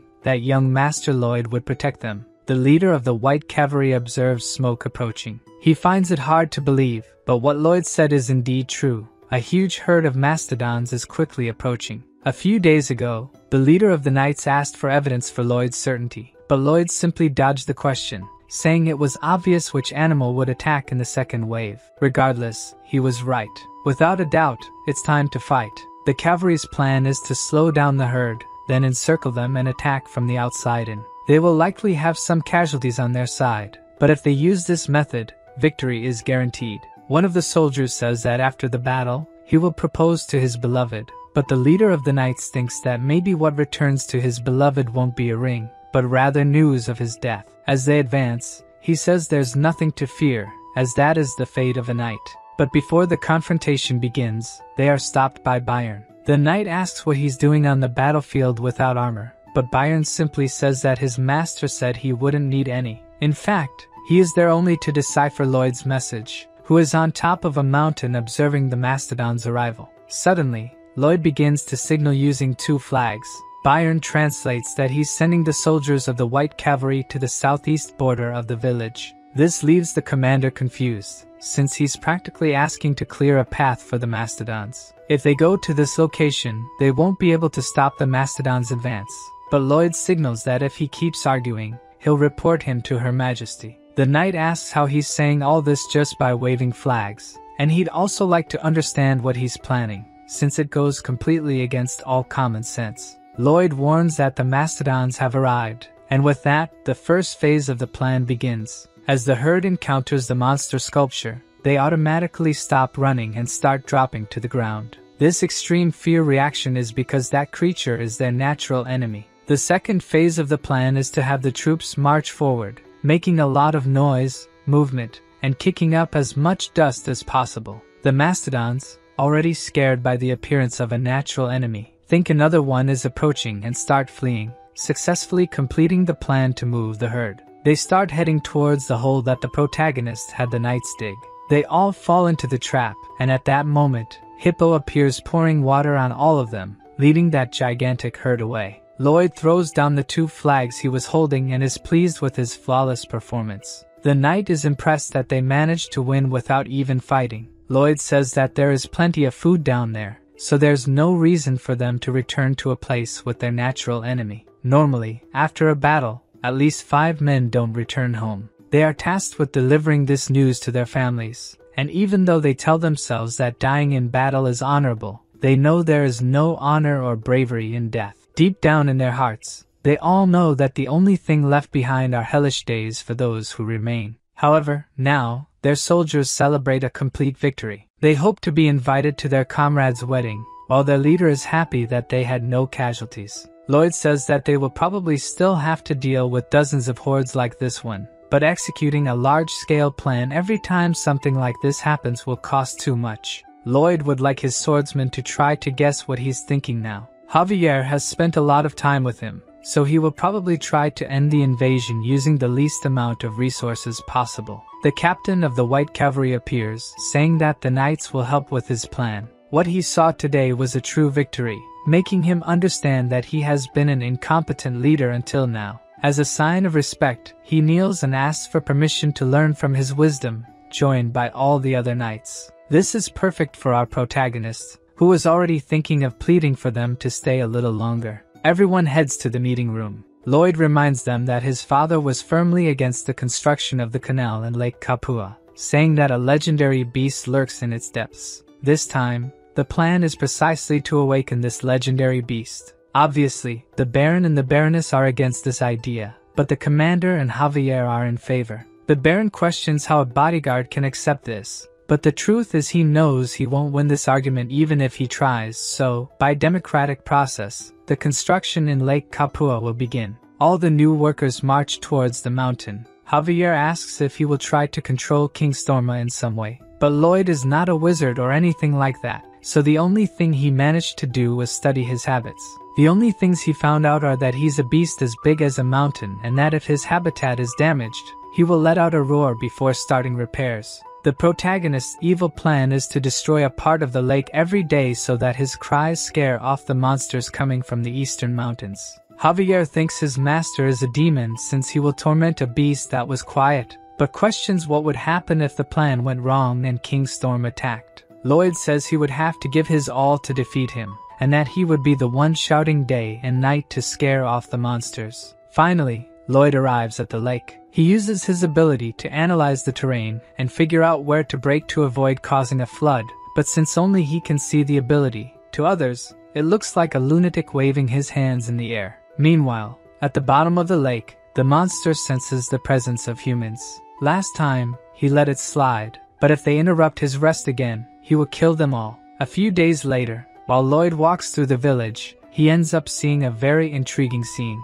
As soon as Byron realizes he's being watched, he stands up and asks if he can take care of the mastodon pups that have been separated from their mother. Lloyd finds this dangerous, as they tend to become fiercer as they grow, but Byron says that won't be the case since they are adorable. Realizing that the manager is a true animal lover, the protagonist simply gives up and tells him to do as he pleases. Anyway, the Lord will do a good job using them, and if successful, Perhaps these animals could become a great asset. Because of the domino effect, the orcs also have to return to their village. It's a shame to lose such an important ally, but Lloyd understands and sends 5 men along with the tribe. Finally, all the preparations are complete. Today is the day they will awaken an ancient beast. Lloyd gives a motivational speech to the White Knights, who this time are quite excited to work, even praying for the blessing of the Grand Shovel. Seeing all those knights marching with shovels in their hands, Javier truly laments for the White Knights. Through simulation, they modified the land so that when they broke the dam, it wouldn't cause a flood. Using Javier's destructive power, he destroys part of the mountain with his mana blast, causing a great tremor. Lloyd tells everyone to duck because the thing is coming. The lake, which was calm, starts bubbling, and King Storma finally emerges from the depths. Everyone is impressed by his colossal size, but what truly emerges from the lake is a giant beaver. Lloyd is clearly disappointed, as he expected a scary mythological creature. However, somehow, he manages to understand everything King Storma is shouting, probably because he's like his other summons. Anyway, that doesn't matter since he's a beaver. His attention is focused on repairing the dam, but what Lloyd didn't count on is that he can smell the metal and knows exactly where they are hiding. Storma realized they were purposefully damaging his dam, and is going to eliminate them right away. At that moment, the protagonist knows he screwed up. He didn't expect this creature to be so intelligent. The commander asks what they should do now, but Lloyd is totally desperate, not knowing what to do. King Storma puts his hand in the lake and raises a large amount of water, drowning all the workers who were trying to flee. Javier is the only one who manages to escape the flood and attack the creature using mana blast. But not even the power of Sword Master is enough to even harm this creature. Seeing that they have no choice but to kill him, Javier activates the sword's aura. But before he can do anything, he is stopped by Lloyd, who says he has come up with a plan. So, instead of attacking, Javier just keeps dodging his attacks like a fly. Taking advantage of the gap, Lloyd swims towards King Storma, but is almost detected by his keen senses. The swordsman keeps attacking to get his attention, but even using the sword's aura, none of his attacks are effective. The situation isn't good, since mediocre attacks won't be able to get this thing's attention. In desperation, Javier uses all his strength to shout in King Storma's language, managing to catch his attention, but he gets confused for being called mommy since he's a male. Javier starts shouting various things in his language, not knowing what he's saying, leaving King Storma sad because he's saying mean things.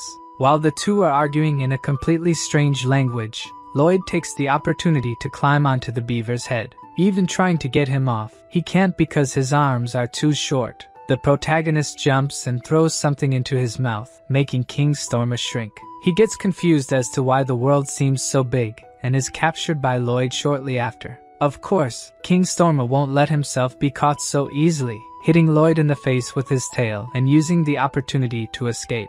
The protagonist uses his Pokemon to catch him, but Storma took boxing lessons and punches Padong. Our guinea pig won't let it go and punches back.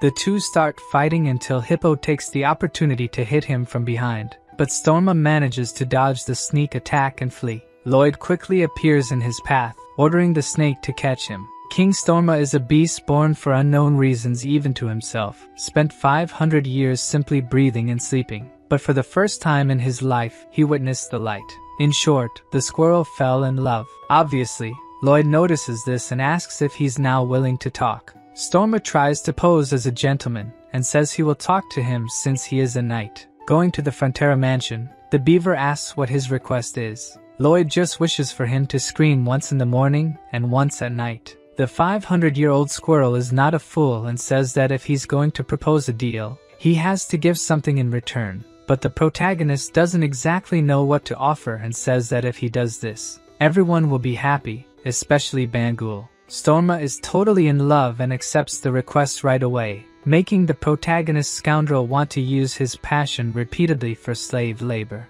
Bangul, even being of the opposite sex, has zero interest in him, so King Storma will be an eternal bachelor. At that moment, Lloyd remembers that he is also single. In fact, both of them are eternal singles.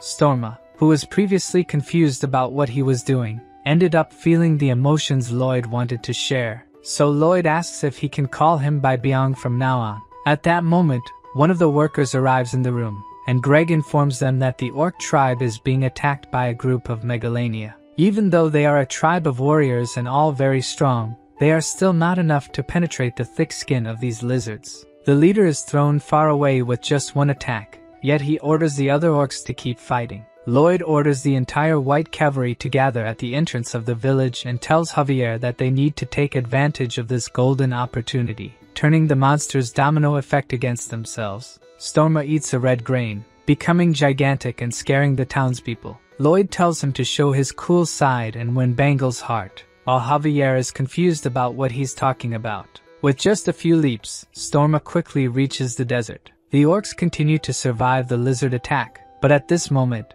the giant beaver appears. Lloyd tells them to spread the word that if the monsters keep heading west, they will become the food. With just one slap, Storma throws several lizards at once, sending them flying kilometers away. He shrinks back down and looks at Bangle, waiting to see her reaction. Seeing that she is quite happy, Storma blushes and feels embarrassed. The leader of the White Cavalry says that even though they accompanied them, they didn't manage to do much, while the orc leader says they are no longer in a blood pact. Now that he has saved them twice, the Steel Sand tribe will swear loyalty to the Frontier Barony. Lloyd seizes the opportunity and tells them to start the third project, resurrecting the Steel Sand tribe. Some time ago, Asfahan burned the wheat field region for a certain strategic purpose, causing a massive domino effect of monsters to follow. Among these monsters were some from barbaric societies that possess intelligence. It was these exact ones who saw 3 apex predators being tossed around like paper. They spread the news that there was a beast the size of a mountain to the west, so large it could touch the clouds. Its eyes were black as the abyss, and its fangs could devour all living beings in the world. Moreover, there was the master who controlled the beast, with demon eyes that looked like hell itself. In the palace of Asfahan, a man informs the king that the Steel Sand tribe abandoned their settlement and migrated to the Magentano forest. The Sultan says his plans worked and asks how Magentano reacted to this. The man replies that the tribe managed to reach the kingdom without any problem, leaving the king disappointed. Before leaving, the messenger reveals that there was another problem. The group of monsters the king expelled have returned and are now attacking the kingdom's border walls. The king gets nervous and asks the messenger if this is really happening. According to the servant, they are doing their best to repel the monsters, but the monsters seem to have gone mad with fear of something and won't stop attacking. He tells them to gather the soldiers and set more fires in the reed fields. It seems the domino strategy has backfired on them. It should be impossible to stop such a massive movement of monsters unless there is a true demon living in the West. At that moment, we see the protagonist instructing them to sign a document. The 2 loan sharks are confused about what kind of document it is, but Lloyd explains that, as it says, it is a receipt for the full payment of the debt.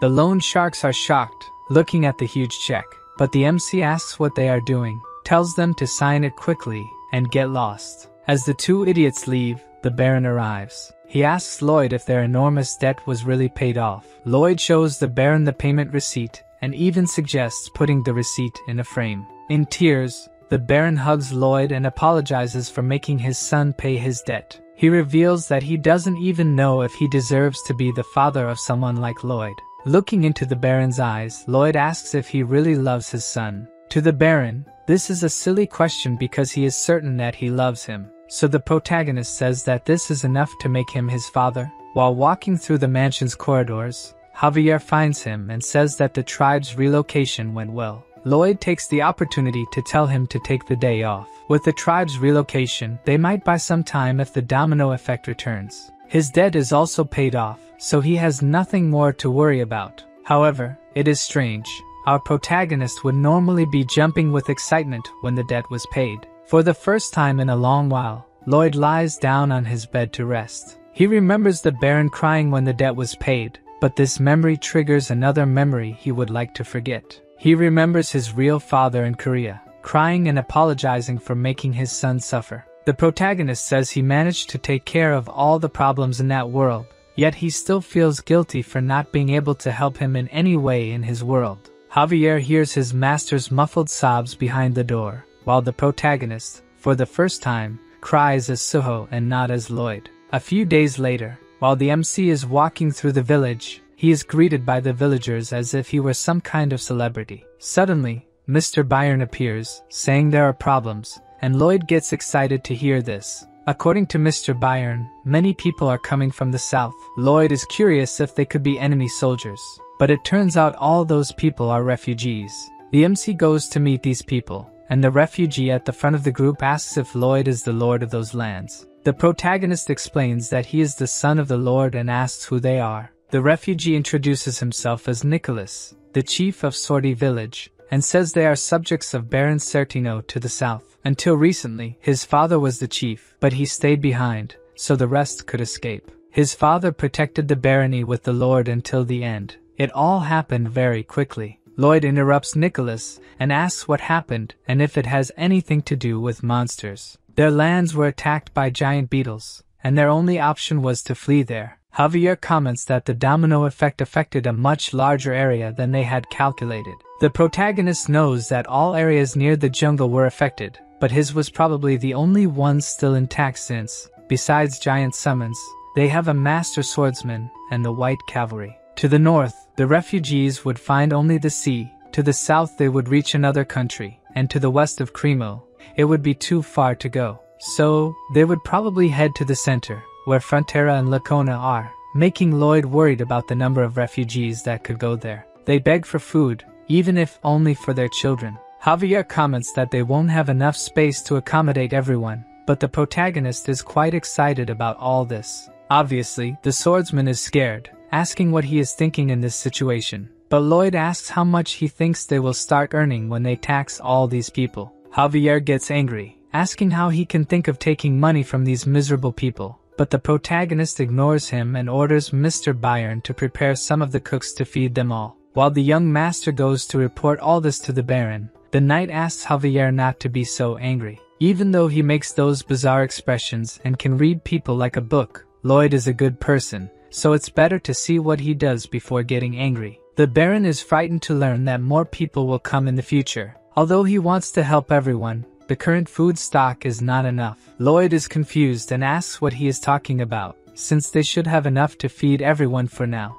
Initially, they were stored to be used as fertilizer, but there are several warehouses with tons of them. Obviously, the Baron says that giving locusts to people is a bit bizarre, but when he notices, his wife is already eating one of them. She says they taste like shrimp and there shouldn't be a problem since the orc warriors eat them too. The problem is that the smell of the insects is quite bad, and she asks to be in charge of the kitchen. Soon after, tents start being set up for the refugees. While they are still finishing the first set of tents, more refugees arrive in droves. The protagonist tells them to hurry, or everyone will freeze to death in the winter. While the workers set up the heating system, the Baroness explains how to prepare nutritious meals using locusts. The other cooks say the smell is very strong, but the Baroness shows the legendary recipe book, leaving everyone astonished, since this book is the obsession of all aspiring cooks. Looking at the construction of the tents, Lloyd realizes there won't be enough space for everyone. Even if they expand the houses to the northern mountains, it won't be enough. At that moment, he sees a child crying,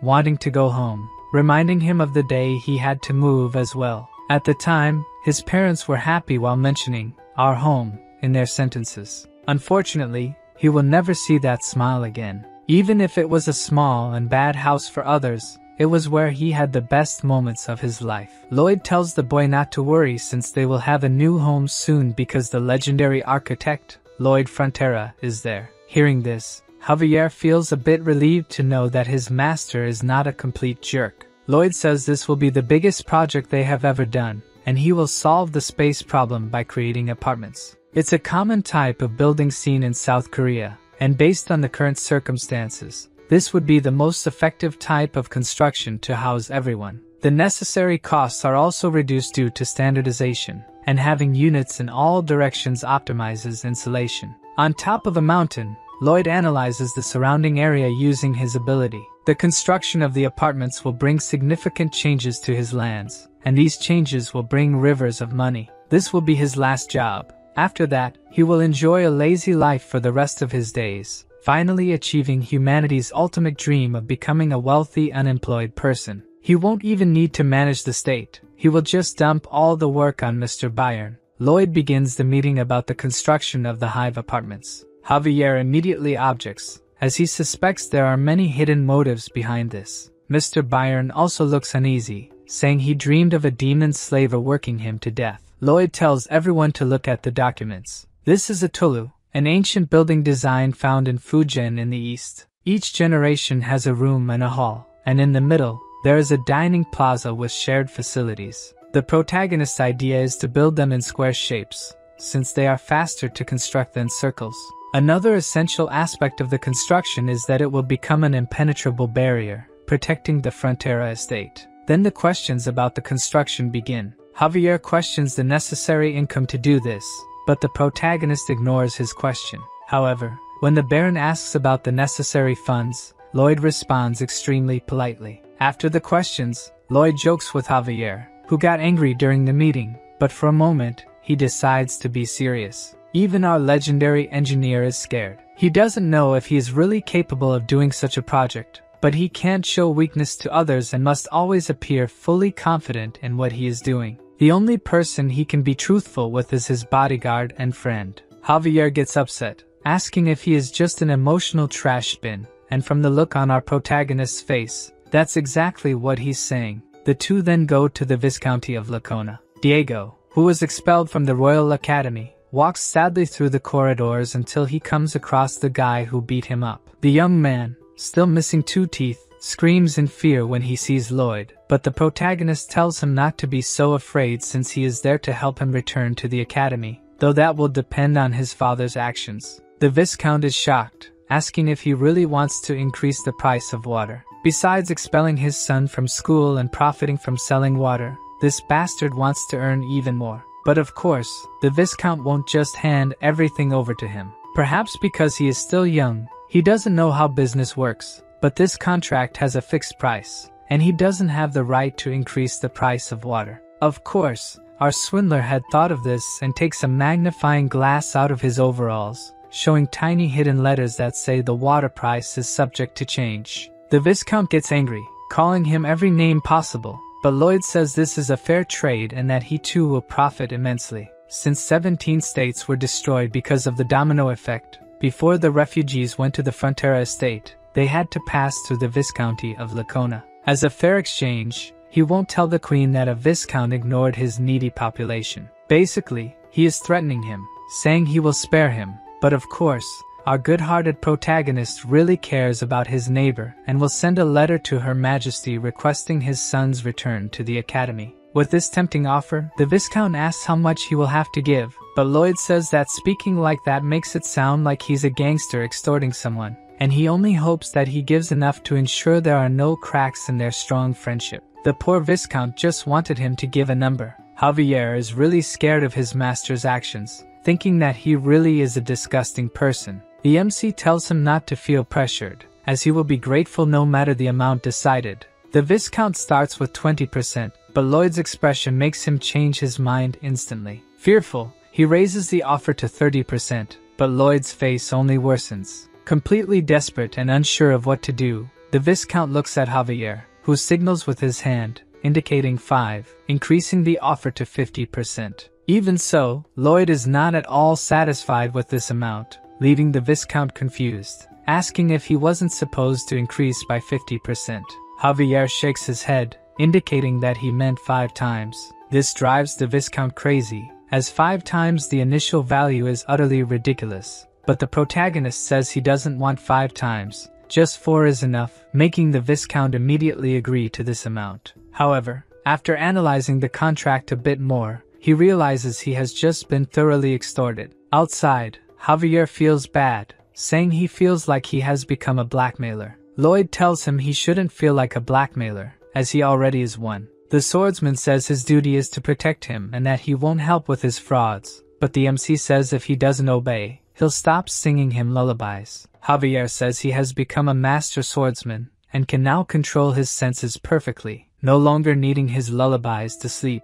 When night falls, the swordsman can't sleep alone and goes to Lloyd's room, begging for the lullabies. The protagonist asks if he has heard of sleep hygiene, which involves repeating a certain routine to form a sleeping habit. implying that Javier won't be able to sleep without his lullabies. He sings the swordsman to sleep and then starts his tasks for the day. Lloyd was lucky with the construction of the Andal, as it was knowledge he already had, but the apartments are different. Never in his life has he built one, meaning our protagonist will test all simulations until he finds one that works. A few days pass, and Lloyd is stressed, giving various orders for Mr. Byron and others to carry out. At night, he continues testing possibilities for his new project. Even Mr. Byron is worried about the increasing number of refugees, but Lloyd tells him to accept everyone. He's running out of ideas to ensure his project doesn't collapse. He refuses to reduce the number of floors in the apartments, and at this point, his body is showing signs that it won't hold out much longer. The next day, Mr. Byron explains that the 4 months they have to build the apartments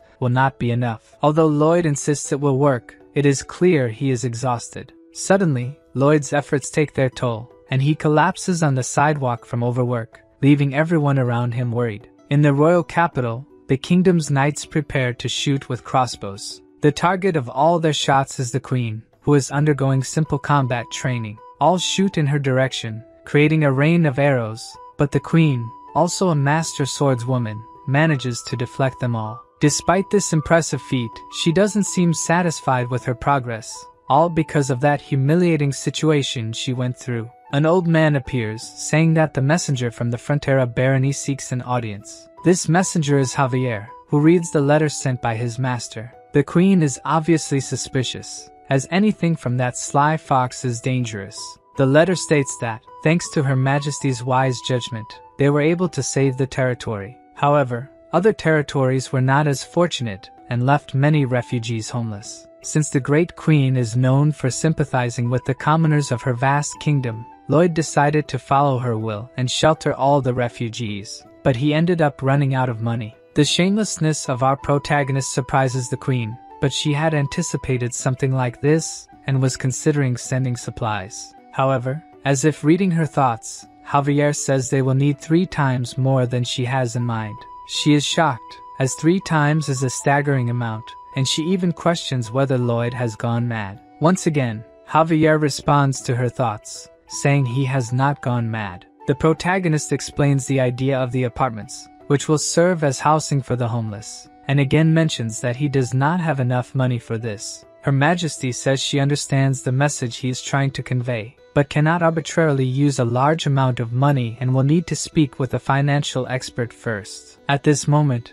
Javier, who had already read the first letter, pulls out a second one. It states that the buildings will be designed in such a way that they function as a fortress, preventing attacks from enemies and monsters coming from the east. Since the defense is directly against the enemy state, everyone who agrees with this plan will definitely gain a much better position within the kingdom. The queen sees no problem with having a fortress city, as there is indeed a possibility that the Frontera territory could become as large a commercial center as Cremo. The queen decides to provide the money, but Javier comments that he would love for her to send the dwarf Corjudas as well. Meanwhile, our protagonist is unable to work, and Greg is in charge of commanding while Lloyd is absent. So you asked me, who is Greg? In the beginning, he was just another lazy soldier, but he was always around, even participating in extremely dangerous missions and difficult and meticulous tasks. He is someone who gained responsibility, did his best, and finally was reborn as a true man.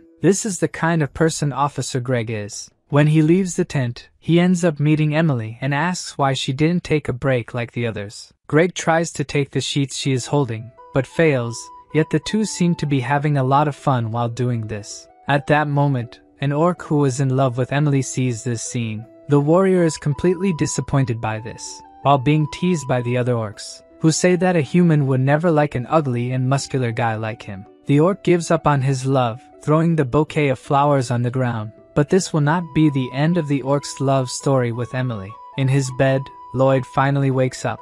Due to days of relentless work, he is quite exhausted, and to make his situation worse, payday is approaching. Byron comments that they can delay the payment a bit, but something like that is inadmissible to our protagonist. All those people worked so hard waiting for payday. He could never do something as terrible as delaying it. Lloyd says he would rather die than commit such cruelty, leaving Byron very worried and looking for a doctor. At this moment, our great swordsman returns with the money, making Lloyd resurrect from death like a greedy phoenix. After several days of hard work, the Honey Pot Apartment Complex 101 is 70% complete. They managed to create a large plane to build the buildings. The protagonist uses his ability to create holograms of the apartments, running various tests to see if they are truly stable. The first test is a landslide, then he creates a typhoon, and for the final test, Lloyd summons a meteor, leaving the system confused and asking what he is really testing there. The truth is that Lloyd did this purely for fun,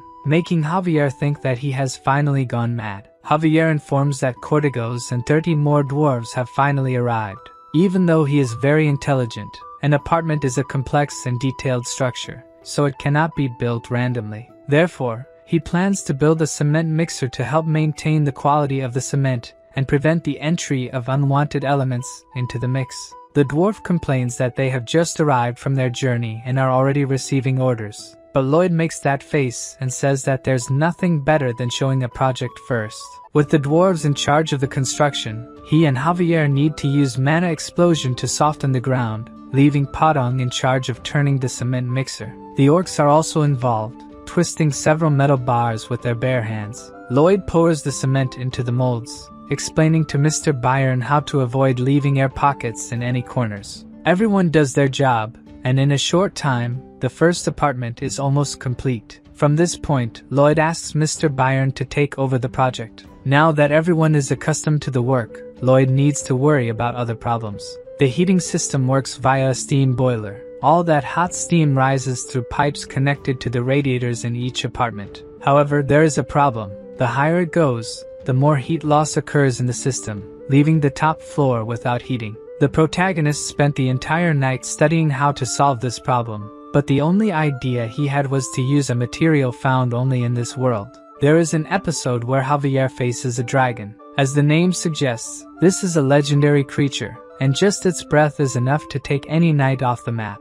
However, Javier withstood the breath head-on, thanks to armor with absolute fire resistance. It was created using the sap of the Alencia tree, simply the best thermal insulator in the world. Therefore, the two are on a mission to find this tree. The problem is that the tree is exactly where the elves live. As soon as he finds this out, Javier tries to escape this suicidal mission. The elves hate humans and are not a race that can be negotiated with, but regardless of this, he is unfortunately the escort knight and will have to accompany him. Javier asks how he plans to convince them, since no one has managed to contact them for over 500 years. But Lloyd's real intentions are to steal and leave quickly. Upon arriving in the forest inhabited by the elves, the place is teeming with life. The protagonist warns that they must now remain silent to avoid drawing attention. Javier, unable to hold back, sneezes, but the problem is that he does so like a Hollywood heartthrob, prompting Lloyd to ask why he sneezes that way.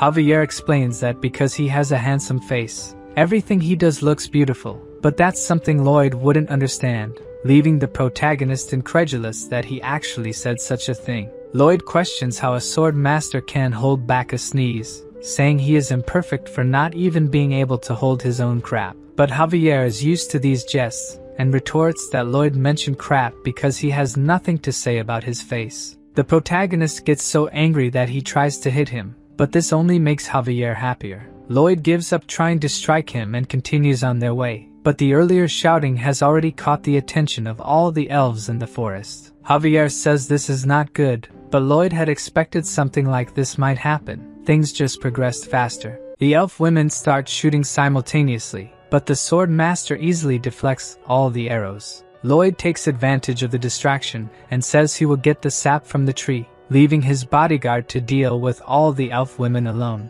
Since the protagonist is just ugly, they decide to focus on the handsome man, using the leaves of the trees to move around. Javier realizes his master was right. The elf women love plants so much that they can harm them, so they developed a special way of stepping. To escape their arrows, they must use the plants they love so much against them. However, even using a tree as a shield, Javier still finds it difficult to dodge all the arrows and fleas, but he realizes they are intentionally leading him somewhere. Meanwhile, the protagonist finally finds the tree. Since all he needs is the sap from the root, Lloyd starts digging to avoid being noticed by any passing elf. Javier is led to the middle of a lake, with no trees to use for protection. The elves attack from all sides, but for a sword master like him, a rain of arrows is something easy to handle. Leaving the elf women with no options, they use their special weapon, Malika. An elf woman looking like a truck of pure muscle appears. Her bow is so large that it has to be planted in the ground to be used. The shot is so powerful that, even using aura on his blade, Javier is still thrown far away. The swordsman uses all his strength to try to stop the gigantic arrow. Using sheer brute force, the elf was able to snatch Javier's aura sword. Since Lloyd warned that if a single elf were hurt, all the others would come after them, the swordsman cannot counterattack the elf. Their assassination skills are far superior to those of the orcs. Javier raises his aura-infused sword to defend against another shower of arrows, thinking it's time to go to his master. Even without knowing exactly how he will drive the elves away without injuring any of them, Malika has another giant arrow ready to hit Javier. The swordsman shreds all the normal arrows that were shot at him. At that moment, the brute elf launches her gigantic arrow, and Javier uses his power to deflect the flying arrow. The deflected giant arrow heads toward another one launched by the warrior elf, and the two collide. Meanwhile, Lloyd is in the hole he dug, collecting Alencia roots, until someone calls him a demon, and he turns to see who it was. Behind him are 3 elf archers trembling with rage because he dared to cut the precious tree roots. Lloyd apologizes, obviously without any remorse, and says that many lives depend on him. Of course, the elves do not back down and warn him not to move, or they will fill him with holes. The MC says they can do that if they want, but the elves do not understand what the stranger means by that. Then Lloyd turns around holding a mandrake and threatens to burn the plant if they attack him. This horrifies the elves, who love all the plants in the world. The MC continues threatening to burn the mandrake if they do not back off. Furious, the elves start cursing Lloyd, one of them saying that it is because of his behavior that he is not popular with women. This hits the protagonist like a blow, and he almost burns the plant in anger. The elves retreat as he asked, until they reach a wall. With nowhere else to go, one of them says it's time for them to talk.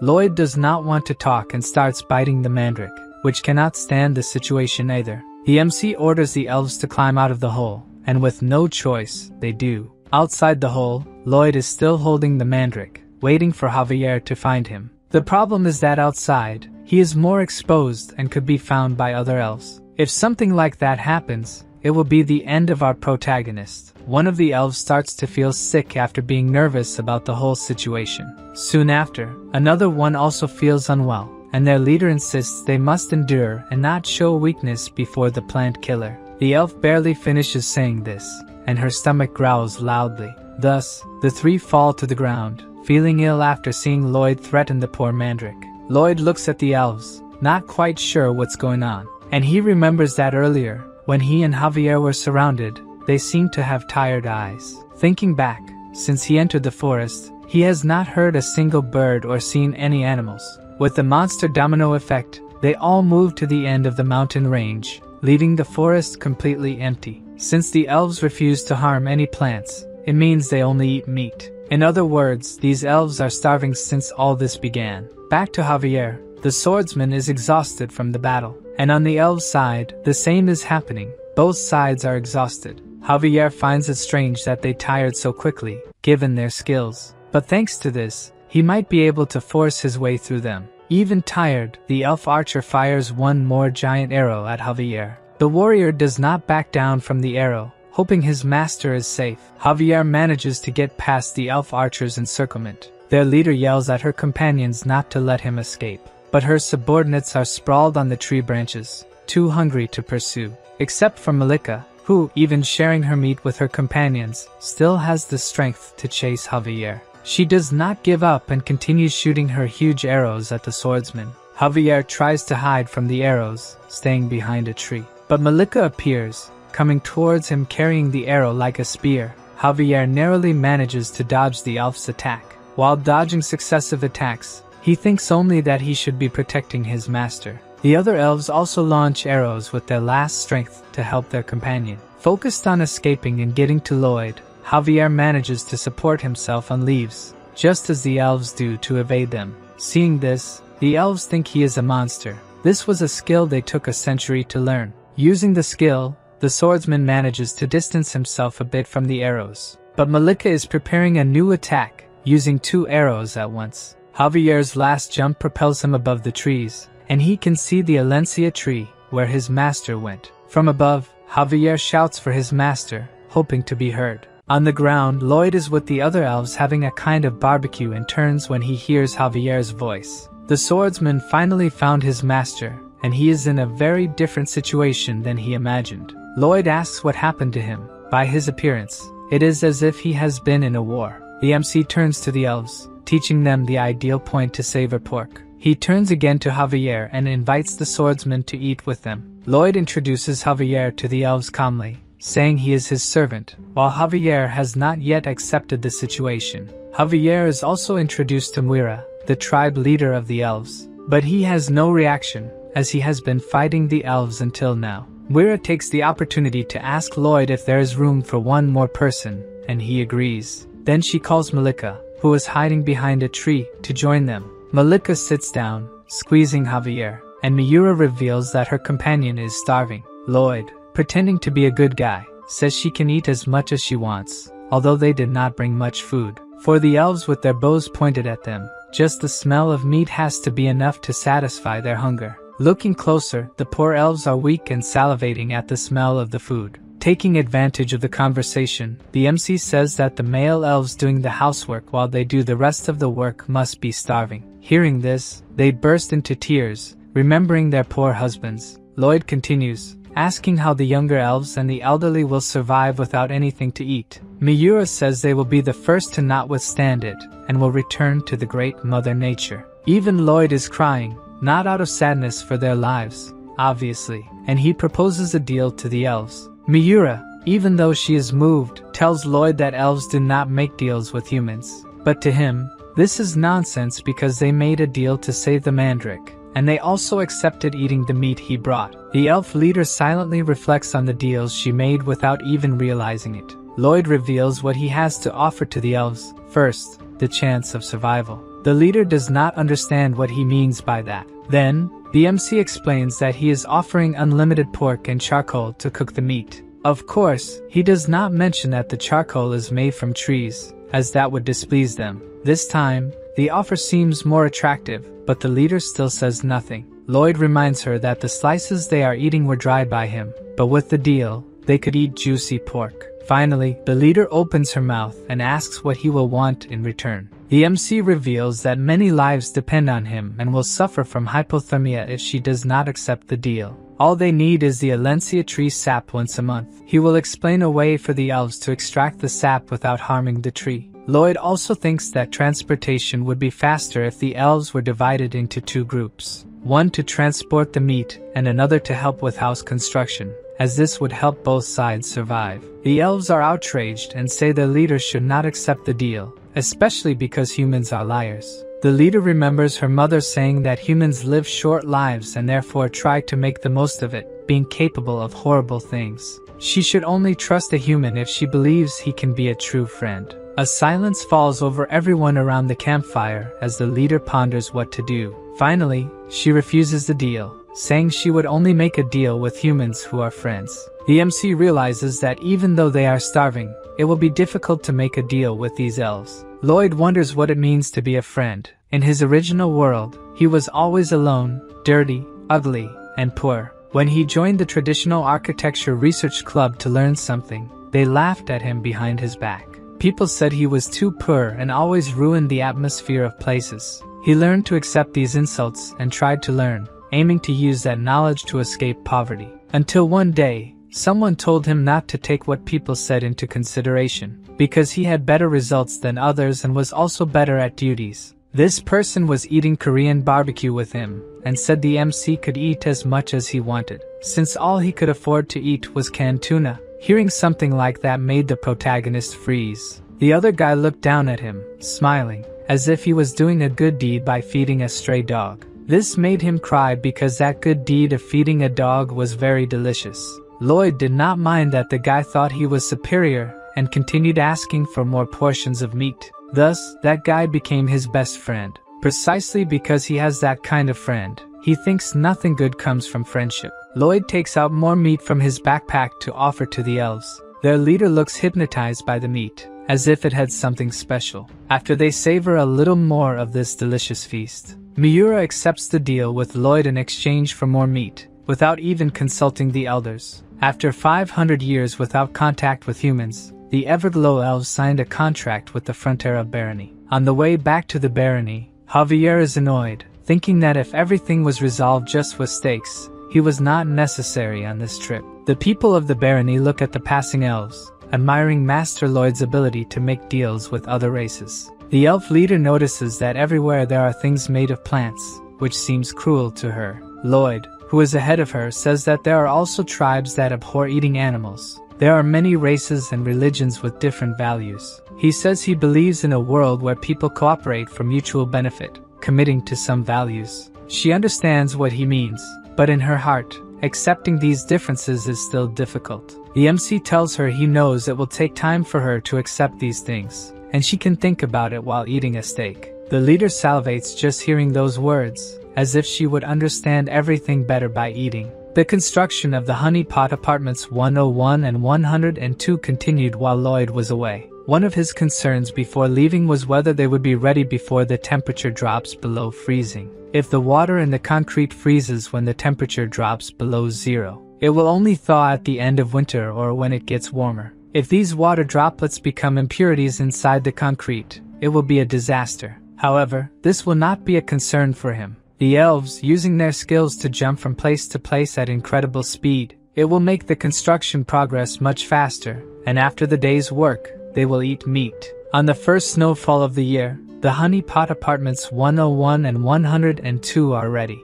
Now, they will start finishing things to accommodate everyone until the next autumn. They will test using Alencia tree sap mixed with soybean oil to make thermal insulation. As soon as they finish insulating the pipes from the first to the 8th floor, Lloyd orders the boilers to be turned on to see if the insulation worked. As soon as they turn on the boilers, Lloyd and the others start sweating inside the apartments. The plan was a success. Leaving the apartments, Lloyd orders preparations for people to move into the place. Javier argues about the priority of the moves, but Lloyd wants people to move in as soon as possible since it has started to snow. The lack of attention he receives from his master makes Javier red with anger, as usual. The MC tells Byron that the priority for moving is families with children, then the elderly and the sick.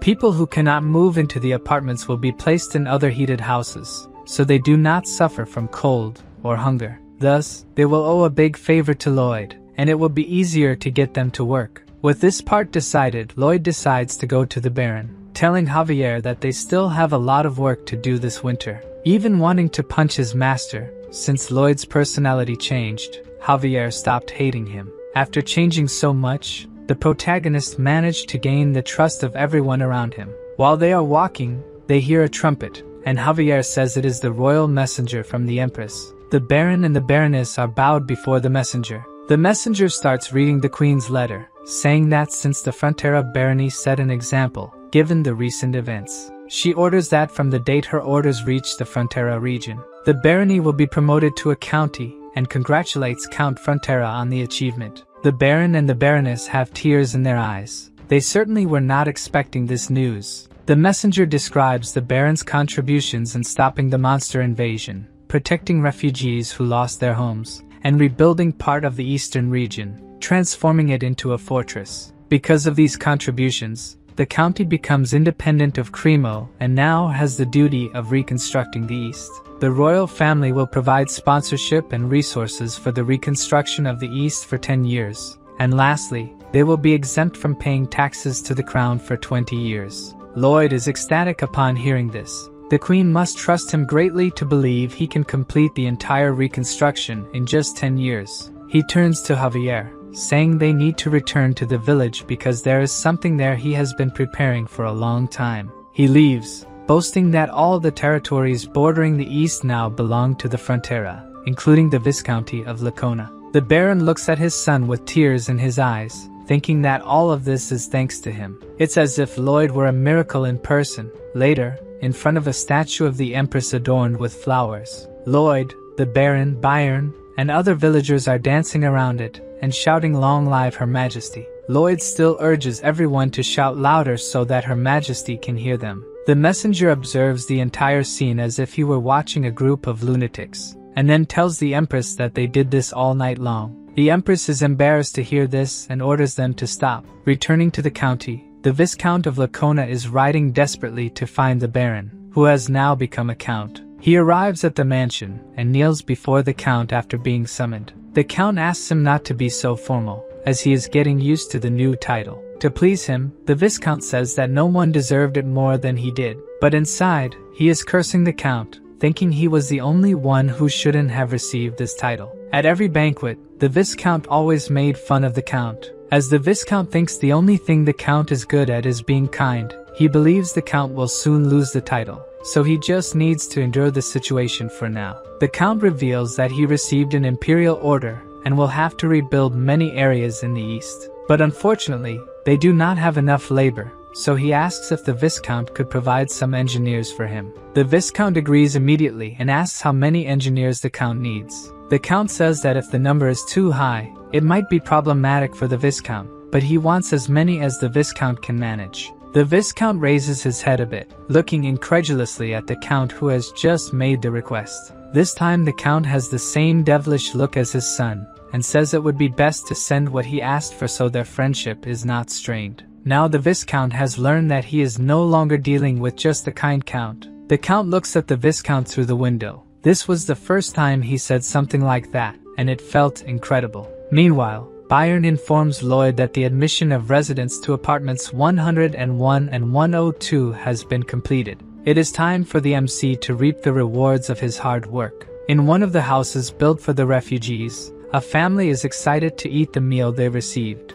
except for the father, who now sees himself as useless for not providing for his family anymore. He wonders how long he can endure living in this situation. Then he hears people shouting Lloyd's name in the streets. As the MC walks, many people thank him for everything he has done for them. Lloyd treats these people so well, it is as if he is completely out of his mind. Because of this, Javier knows that all this kindness means his master wants to extract something from these people. He barely finishes this thought when a table is placed in the middle of the settlement. Lloyd sits down and smiles, explaining that it is now time for these people to pay their debts through work contracts. The people around him do not understand what Lloyd is saying, but to him, it is very simple. Nothing in this world is free. Javier no longer knows if his master's actions are right or wrong and does not try to interfere. The father from before is the first to say something, asking if he will have a job if he signs Lloyd's contract. According to the good master Lloyd, if he signs, he will even get paid for working overtime. But after signing and receiving the first salary, the worker will have to buy things with his own money. The worker, who does not want to live depending on anyone's goodwill, asks the MC to read the contract for him. Lloyd tries to explain that the contract will exploit him to the maximum but is interrupted. A young woman is also interested in the job, and of course, the contract also accepts women. Quickly, a line of workers forms in front of Lloyd's table. He is already thinking of a new project to provide food and land. He plans to cut parts of the eastern mountains and use Gabions to build farms. The problem is that Bangul has not recovered from the work on the apartments. Making her work so hard makes Bibian even angrier at Lloyd, and he kicks the master. After thinking for a few days, the only option Lloyd could come up with was that he needed to summon another pet. Even though he was constantly mocked by the system, Lloyd acknowledged that he always received the ideal pets for what he needed. Padong and Hamong, who were with him, waited eagerly to have another friend. With nothing to lose, the MC asked the system to summon a creature capable of helping him build his dam. The system opened a summoning circle, but Lloyd noticed that something was different this time. Instead of a new pet emerging from the magic circle, a flame appeared and hit the protagonist. With his hair burned, Lloyd asked if the world system was no longer on his side. All the previous summons were just coincidences to make the MC more confident that he would always get the ideal pets for what he needed. Lloyd was furious because someone as manipulative as him should have already understood how this system worked. Even so, he was induced by the system to try his luck again, and started another summoning. The only difference this time was that the explosion was much bigger than the first. Lloyd was overwhelmed with rage and tried to fight the system in vain until he was warned always to try 3 times. and on the third attempt, predicting that there would be another explosion, the MC and his pets threw themselves on the ground to protect themselves. Lloyd noticed that no explosion happened and went to see what he had summoned. Finally, a creature came out of the magic circle, but it looked more like a raging monster than anything else. So, the only thing the three could do was run away before being devoured by the monster. Lloyd went desperately to Javier, who was sleeping peacefully, to get rid of the creature. The swordsman killed it with just one blow and could go back to sleep. Meanwhile, the MC was even angrier at the system, saying he would never summon again. Then, the system showed that he had unlocked the bankruptcy skill for being deceived 3 times and could now choose a skill as compensation. A list with hundreds of skills opened for Lloyd to choose from, each more useless than the last. Until, looking more closely, one of them caught the protagonist's attention. With the ability to get spider webs, Lloyd would have a strong and elastic thread that would also take time to wear out from the sun. Decided, he selected in the system window that he wanted a creature with this ability. Another summoning circle appeared, emitting a very strong light. The light was so strong that it disturbed Javier, and it caught the attention of the workers, who saw something strange. Above, there was a small dot descending very quickly towards them. From the color and feathers it was shedding, the workers wondered if it was an angel falling. But in fact, the angel was Lloyd riding his new summon, Goming. The workers celebrated Master Lloyd's new summon. Lloyd continued his ride. He thought it would be a spider due to the type of ability, but it was more beneficial that a bird appeared. To the workers, it was as if Master Lloyd was blessing them from above. With Goming, he intended to promote himself as a prodigious summoner and increase his followers. Goming's main ability was to get spider webs, but it could also spread webs, create a nest, and bombard with poop. Additionally, it released spider webs behind its backpack. From Lloyd's tests, the webs were very resistant and could only stretch a little. He asked Goming to go to a nearby plane to make a net with the web-spreading ability. But Goming didn't like his master's idea and went elsewhere. The bird stopped abruptly in front of a snowy mound, causing his master, who didn't expect this, to fly face first into the ground. Lloyd got up, furious with Goming, asking what the bird was doing. Goming sat on the ground, chewing a branch, and told Lloyd he was lazy. Now, Master Lloyd would have to figure out a way to make his new pet work for him.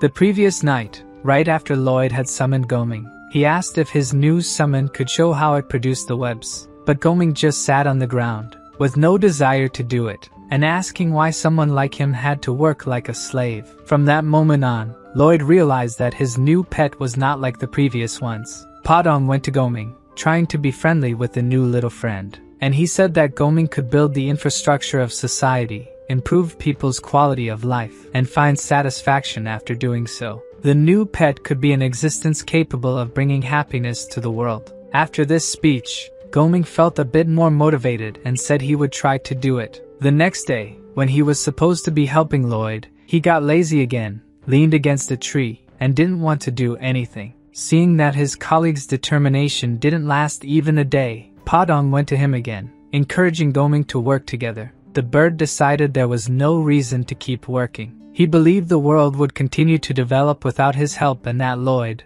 the idiot who summoned him, would keep feeding him. Lloyd was so irritated by what Goming said that he considered cooking the bird. The little Padong did not give up trying to convince his colleague to work a bit, but the little one's words did nothing to encourage Goming. Instead, he threw the branch he was chewing in the direction of the guinea pig.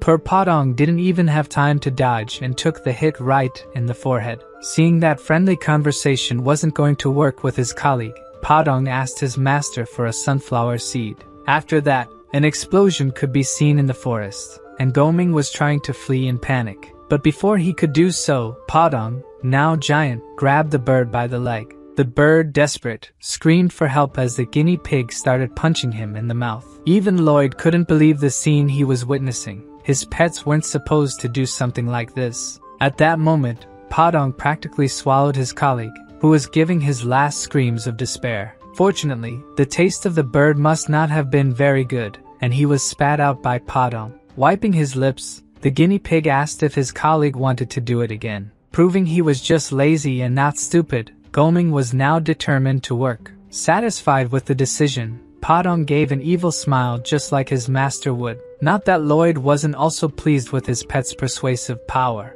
Back to the works. The first step was to dig a trench. Step 2 was to have Bibyang sift the fine sand with a giant sieve. Step 3 included using Goming's labor. After filtering the sand, the plan was to have the bird weave webs in a mesh pattern. In step 4, Padong encouraged Goming not to become lazy again, while Lloyd shouted from atop the bird for the white cavalry to start their part. Lloyd's loyal followers were in position, fully dedicated to their master. Step 5 was to use the sand to cover the web and repeat the process until everything was covered. In step 6, after covering all the sides, they would pour stones and gravel into the gabion. Monitoring the work from above, Lloyd noticed that the first section was ready. At this rate, they would finish before spring. Once they sold the land to the refugees and the construction of the apartments accelerated, everything would be ready by the following year. With this, Lloyd's dream of ending his life as a worker was close to coming true. The days passed with everyone working hard to finish Lloyd's final project.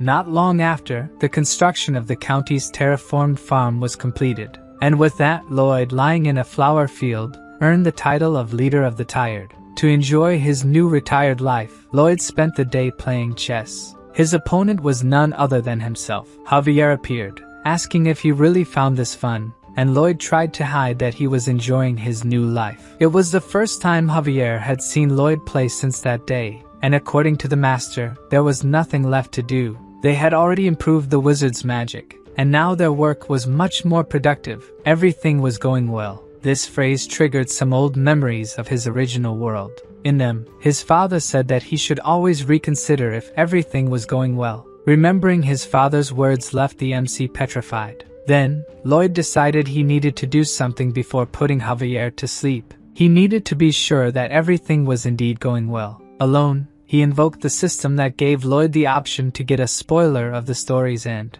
And to make sure the future was secure, he selected that he wanted to see this spoiler. Suddenly, Lloyd finds himself alone in a completely dark place. Gradually, the darkness is replaced by what appears to be his room. When Lloyd turns around, he sees himself lying in bed with Javier standing next to him. It seems Javier is giving some kind of massage to Lloyd, but he soon realizes this massage isn't normal. Javier is using magic, and from what Lloyd can tell, if Javier continues doing that, it will kill his future self. Worried, he approaches Javier, asking him to stop before his other self's heart explodes. But as he gets closer to the swordsman, he notices that Javier is in tears, desperate, in a way Lloyd has never seen. The Lloyd of this future is very weak, with a cadaverous face. Seeing himself, Lloyd wonders what happened. What could have led him to end up like this? Meanwhile, the other Lloyd asks Javier to stop his efforts, as both know it's useless. But Javier doesn't stop. He remains determined to do everything he can to keep his master alive.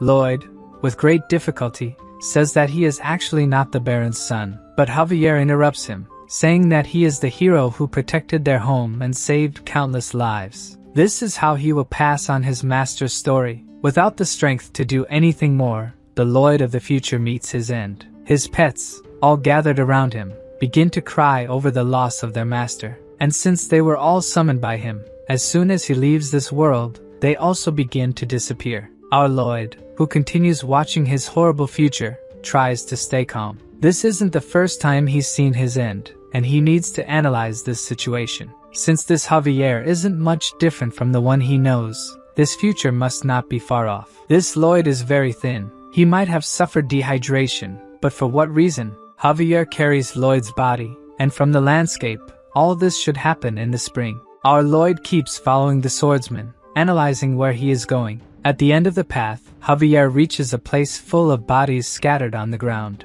Lloyd looks at what seems to be a real massacre. Even the Count and his wife are bandaged among them. Then, Javier starts spreading oil over everything, and shortly after, he appears with a torch. Now we begin to understand what is happening. As he intends to burn everything, it's likely some kind of contagious disease has spread and infected all those people. Lloyd concludes it must have been some epidemic that caused all this. But when he thinks about what disease could do such a thing, he has no idea. He doesn't even know if it's possible for a disease. He wasn't a doctor in the other world. Suddenly, Javier starts talking to Lloyd, something that should be impossible. He says that his master asked that when he was cremated, Javier should say these words. With a lost look, Javier says his master's last words. Remember Vienna. The swordsman's words shock the MC even more, who discovered this terrible future. Then, Lloyd returns to the present. The spoiler of the end is over, but the last words spoken by Javier linger in his mind. Perhaps it was a coded message. And it must really be that because that Lloyd already knew how the end would be. So this might be a message for himself, something related to epidemics. Suddenly, Lloyd stops walking in circles. Things are starting to fall into place in his mind. And of course, in the end, his conclusion is that his future self was an incredible genius. A few days later, Lloyd has a conversation with Bayern. He explains that he needs some professionals as soon as possible, even though Bayern warns that the cost will be very high. But for Lloyd, there's no choice. The Count of Cremo will have to provide these professionals, though it hurts that they'll have to incur new debts. Bayern wants to understand how big this new project will be, and according to Lloyd, it will be even bigger than the apartment project. Since he wants to prevent an epidemic, the MC explains that the project will cover the entire Viscounty. He continues by saying they will need tunnels. His new plan is to build sewers.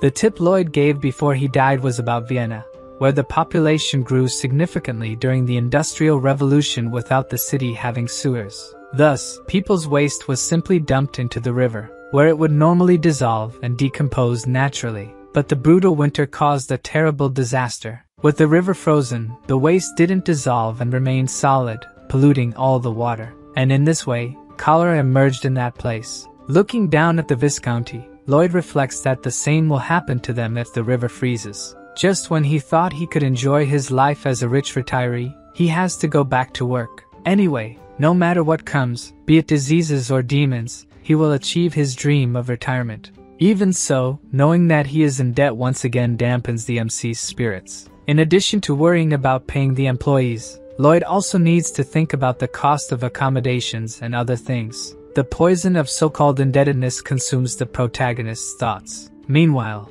near the construction site, we see the love-struck orc. He has just spotted Officer Greg flirting with a girl. The officer is telling the girl that ever since she arrived in the Viscounty, his heart has warmed like the sun. The girl starts to laugh at his silly words but still likes them. This scene becomes increasingly strange for the orc, who continues watching from a distance. From the smile the girl gives the officer, we can see that she likes him. The orc also notices this and becomes completely enraged at the officer's actions. Suddenly, a soldier appears saying that Bayern is looking for Greg, forcing him to say goodbye to the girl. As the officer goes to meet Bayern, the orc calls out to him. The orc is so angry at the human that it's as if flames of fire are coming out of him. Then he asks how the officer could do something like that, but Greg doesn't understand what he means by that. Kuga, the orc, shouts in disbelief that the officer could court a girl when he already has Emily. The officer doesn't like what he hears and asks what the orc is talking about. What did he mean by someone like Emily?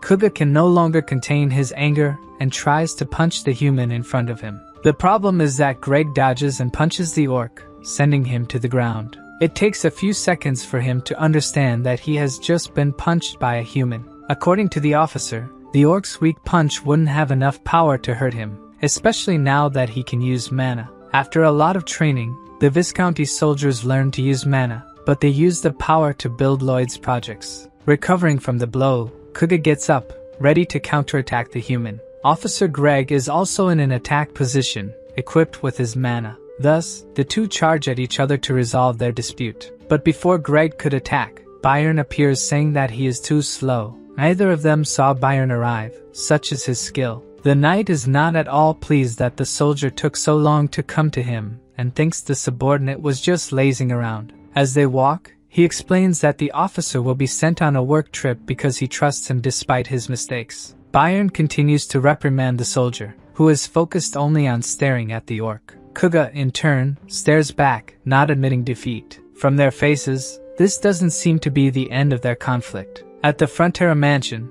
Bayern and Greg are saddling the horses to go to Cremo in search of reinforcements for Lloyd's new project. Without knowing the importance of the project the MC wants to implement, Greg tells his boss that he doesn't think it's necessary. Tired of working, Lloyd receives a message from the system saying that his achievements and accolades are generating a combined effect. The MC looks at the message without knowing what this effect is. he was able to punish the traitor of the Viscounty and pay off the debts they had. He accepted the refugees and gave them a home, faced a great disaster, and emerged victorious. Thus, the citizens and refugees of the Viscounty would like to repay the favors Lloyd has done for them. Even with the system's explanation, the MC doesn't understand how they will repay him, and the protagonist starts hearing voices. He gets up and opens the window to see what the voices were talking about below. A crowd is gathered at the mansion's door, saying they would do anything for Master Lloyd. They would even work for free, do everything for their master. At first, he doesn't even know how to react to this crowd.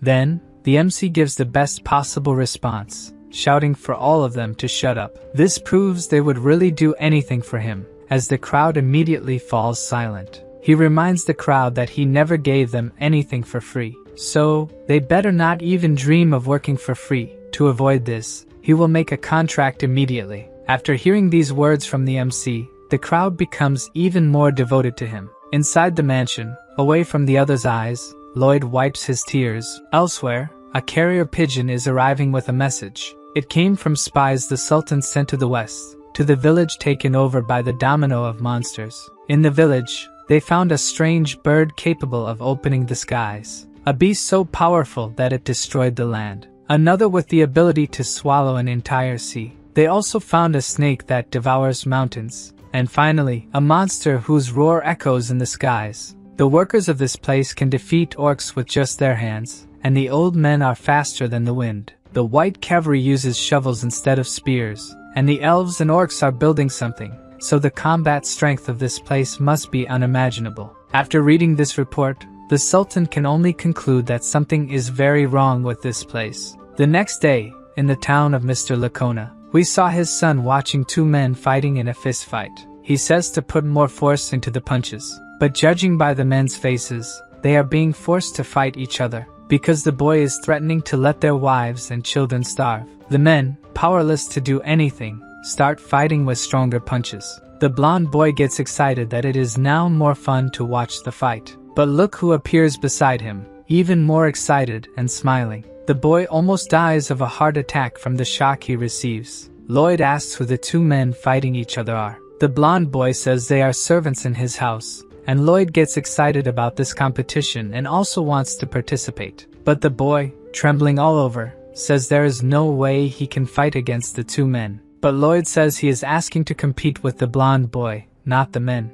The boy freezes like a ghost, and Lloyd says his opponent will be Javier, who already materializes his aura sword and says that if it is an order, he must comply. Mr. Lacona's son kneels in apology and says Javier is a master swordsman. It wouldn't be fair. Lloyd agrees and then says the blonde boy will fight him instead. But this was what Lloyd really wanted, and the boy, scared to death, doesn't have time to breathe and already takes a very light punch from Lloyd. Poor blonde boy loses 3 more teeth. Lloyd is writing a letter of recommendation for the boy to return to the academy he was expelled from, and Lloyd will add everything that happened today to the letter. The protagonist's pigeon and rat deliver the message, while Lloyd looks at the men who were fighting, and tells them to seek out Mr. Byron and that from today, they are residents of the Frontera. The men let some tears escape out of so much happiness. Meanwhile, Mr. Lacona wakes up scared from a dream that Lloyd was in, which is a nightmare for him. He thinks the day is not going to be good because he dreamed about Lloyd.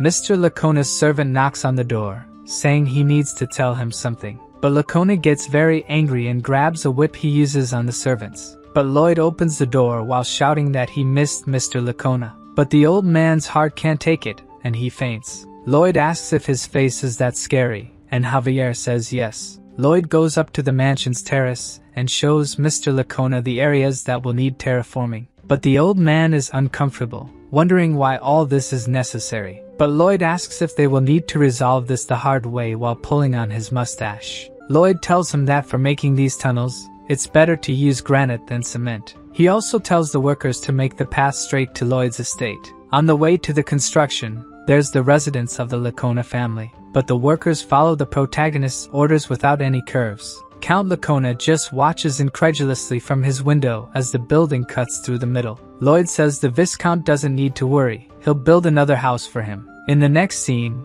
we see a patched up tent. Inside it is Malika, the bodybuilder elf who looks like He-Man. Mr. Lacona is also there with his son. Malika asks if they are okay and why they are trembling, but they say it's nothing. Lloyd appointed Mr. Byron as the supervisor of this work front, praising his leadership abilities. Lloyd also doesn't need to worry about the heavy work. After all, they have many monsters on the team to do that job. They are even using monsters as vehicles to carry soil. The elves are in charge of building more apartments. Now Lloyd is racking his brain about what to do with the waste. The best option would be to incinerate it like in modern times. But only he, Javier, or Bangul have the ability to burn it. However, they can't be tied to this job, as if something happens and they need to leave, it's going to be a disaster. After thinking a lot, Lloyd has an idea of who can solve this problem. So he asks the dwarf blacksmith for armor made from the sap of the Alentia tree. The giant dwarf asks if he's going to hunt a dragon to need such armor.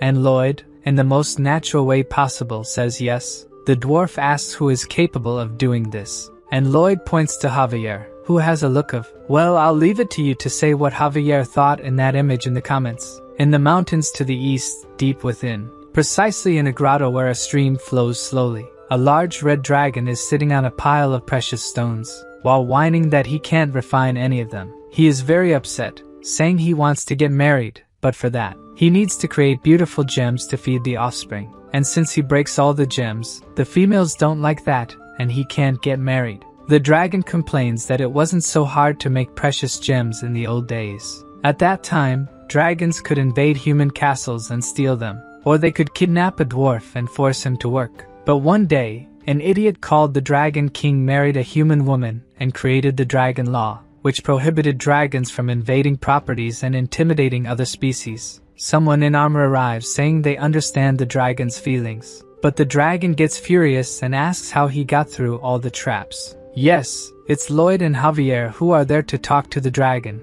and Lloyd says he disabled the traps. Lloyd asks if the dragon's name is Solitas and says he has a proposal for him. But the dragon spits fire at them without even hearing the proposal, shouting that he can't get married because of humans. But while in the middle of the fire, Javier asks what the plan is, and Lloyd says he already told him the plan, but Javier says he didn't hear. And while the dragon unleashes a shower of fire, the protagonist tells Javier that the plan is to capture the dragon. Javier tells him to stop joking and say what he needs to do right away. Lloyd insists and says step 1 of the plan is to fight the dragon and step 2 is to capture it. Then he pushes Javier into the dragon's field of vision, who immediately notices the human that was hidden. He's surprised he's not burned and wonders if the armor has some special power. If fire doesn't work, the dragon will crush him then. At least Javier has Lloyd's moral support. Javier summons his aura sword as the dragon's paw approaches. He dodges as his sword grows even more. The dragon tries another strike, but Javier dodges again, making the dragon even more furious. Javier finds it strange that the dragon seems weak and that he can really win. But in reality, it's Javier who is a monster. Lloyd, with a smile, says he knew this would be easy. In the book, Javier won the fight against the dragon even though it was difficult. So now that Javier is much stronger, it's going to be impossible for the dragon. The dragon is scared of Javier's new technique. He simply used the elves' technique as a base, and now with Mana Blast, he can jump in the air. Almost like Sanji's technique in One Piece, he goes after the dragon. He says he needs a powerful attack to hurt the strongest creature in existence. So he uses Aura Blast and charges a powerful attack on his sword. The attack hits the dragon's chest, making it immobile. The attack creates a small hole in the dragon, who watches as the attack disappears. From the dragon's despair, he had never taken damage from anyone. He starts thrashing in pain while Javier watches from afar. As Javier prepares to start the fight again, the dragon asks for calm. Lloyd explains that now that Solitas has experienced fear, Javier is like a monster to him. Before Javier attacked the dragon again, the creature asked him to wait a moment because it had something to say. Thus, the knight did not attack, waiting for what the dragon had to say. But he was deceived by the dragon, who took advantage of the pause to strike the swordsman. The problem was that when the dragon raised its paw, it realized the knight wasn't crushed beneath it. Then, Javier appeared behind Solitas, who had no chance to dodge this attack. The explosion of mana that the swordsman used hit a very small area on the dragon's back.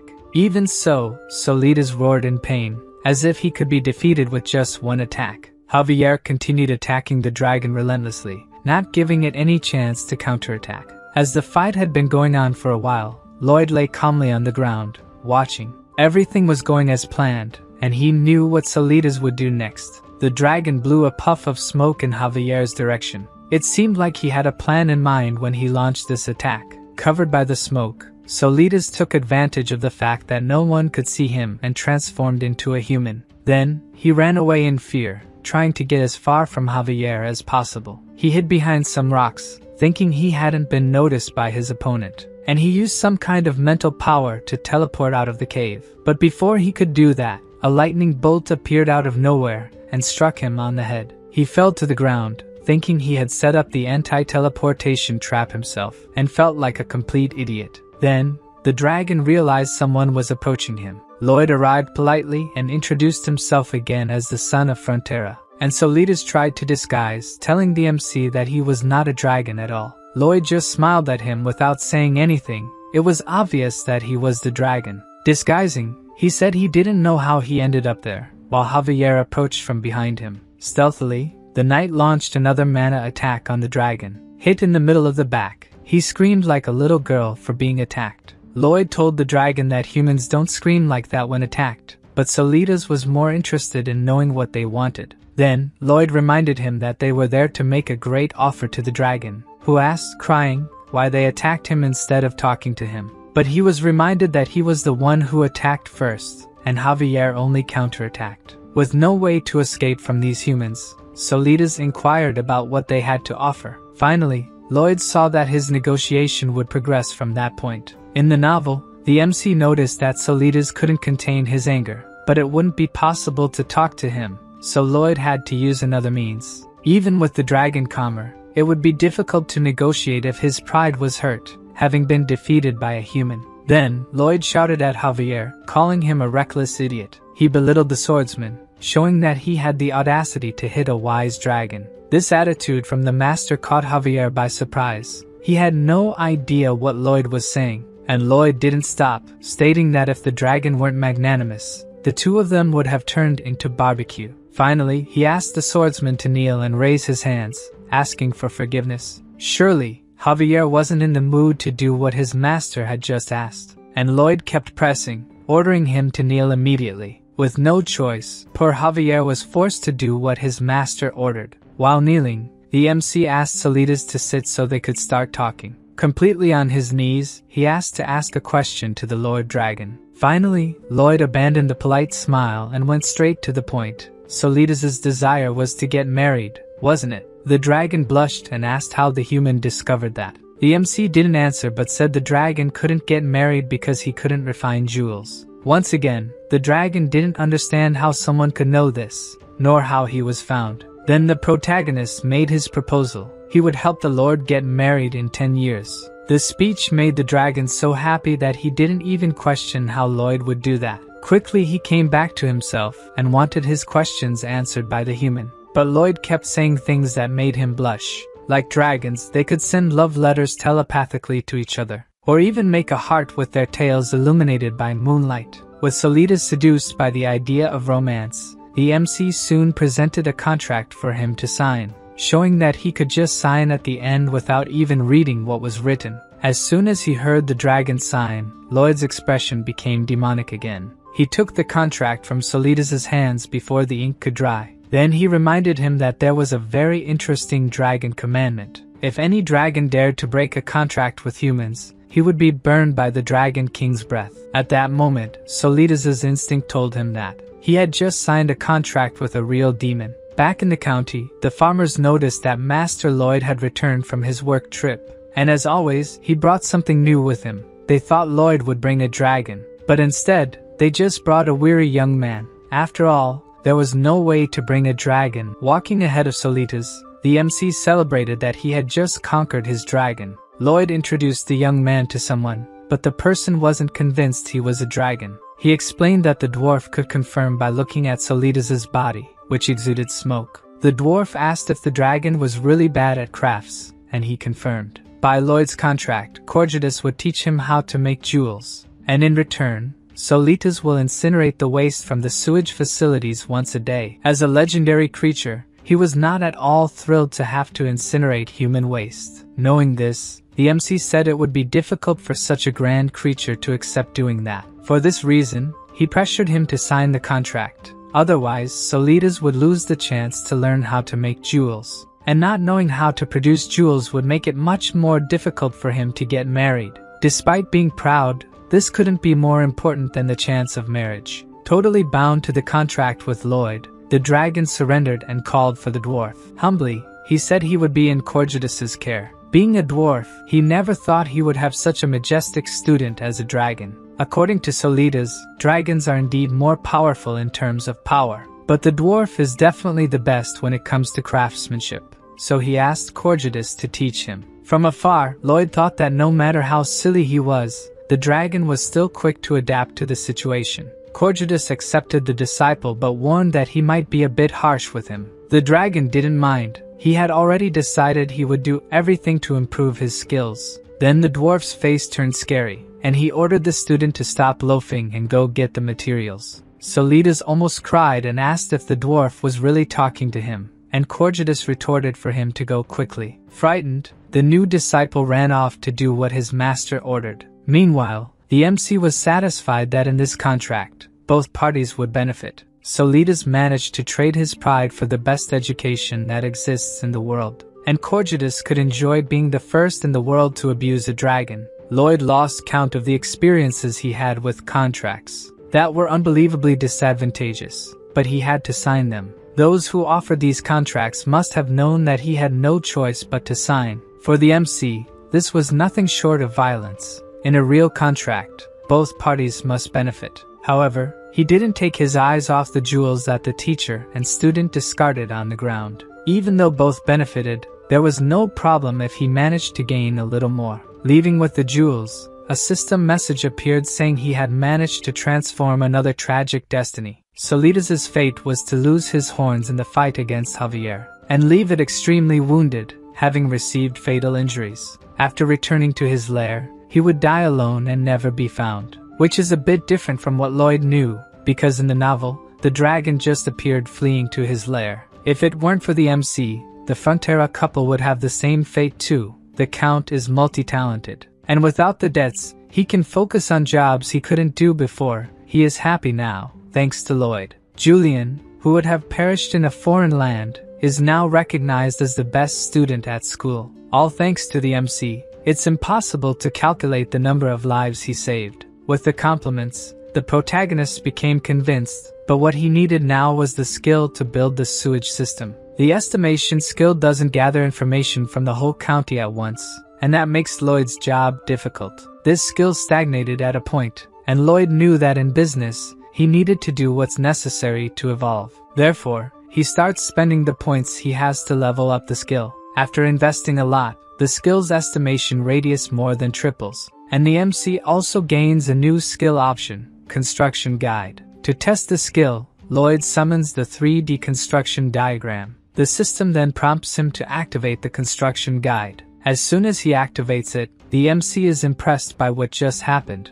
In front of him is a hologram of a life-sized house, allowing builders to work much more precisely. In other words, the skill can reduce Lloyd's workload by at least 50%. Immediately, he decides that he needs to test it on a real project. Lloyd creates a hologram on the ground and explains to Javier that he is to excavate this area. The swordsman is suspicious of his master's plans, but the MC will give him the details later. Javier notices that the green outline is not just on the surface, but also inside the hole he is digging. To test, Lloyd asks him to dig outside the green light area. As soon as he does that, the light turns red, indicating there was an error in the project. Additionally, a hologram with the MC's face appears, saying the work is being done poorly. To Javier, this appearance is a true monstrosity. Probably no one would mess up their work if they had to see Lloyd's face when they did something wrong. Seeing his master remain silent, he finds it strange and asks if something happened.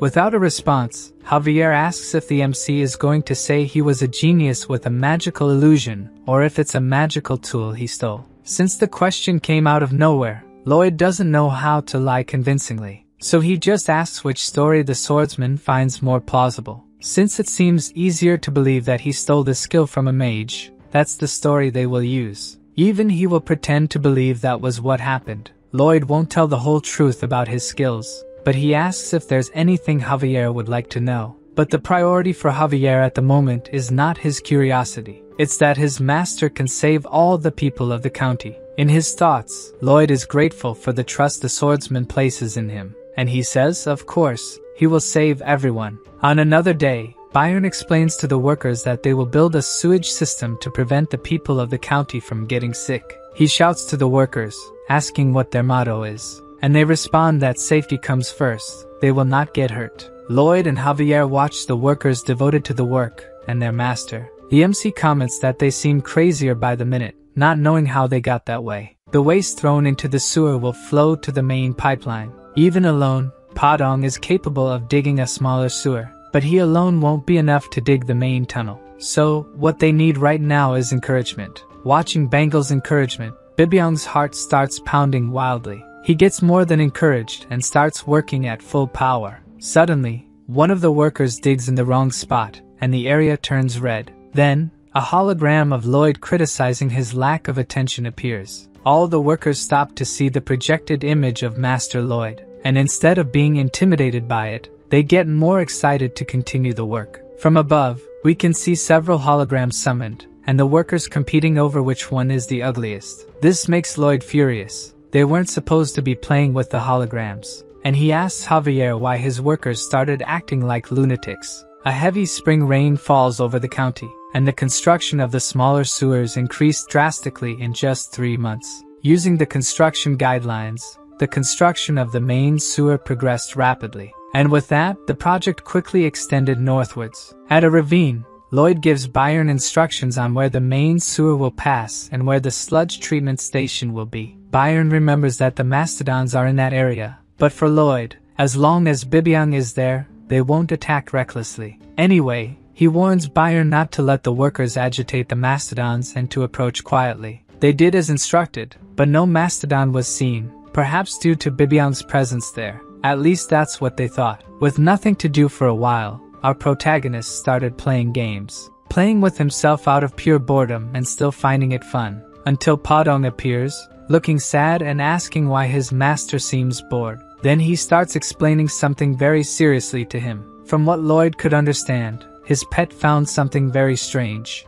A crowd of workers is gathered around a large hole with something at the bottom. Lloyd arrives, asking for passage through them to see the hole. And when he gets closer, he falls completely silent. At the bottom of the hole is what was once a mastodon. Approaching it, it seems it hasn't been long, as if someone had killed and buried it there. The question is who would do this and why. Bibyong catches his attention by saying he smells something. Then Lloyd asks the workers to dig a bit more in that area. They barely start, and already find something that catches their attention. From the edge of the hole, the MC is astonished by what he is seeing. Down below, dozens of mastodons in the same state as the other one were unearthed. This kind of thing wasn't in the novel, so he is no longer sure about anything that is happening. But there was something in the novel that resembled this. In the episode of Namarin where Javier learned to use the mana blast, the purple light emanating from the mastodon is similar to the dark magic from that city. He quickly yells for all the workers to get away from there immediately. That is corpse explosion magic.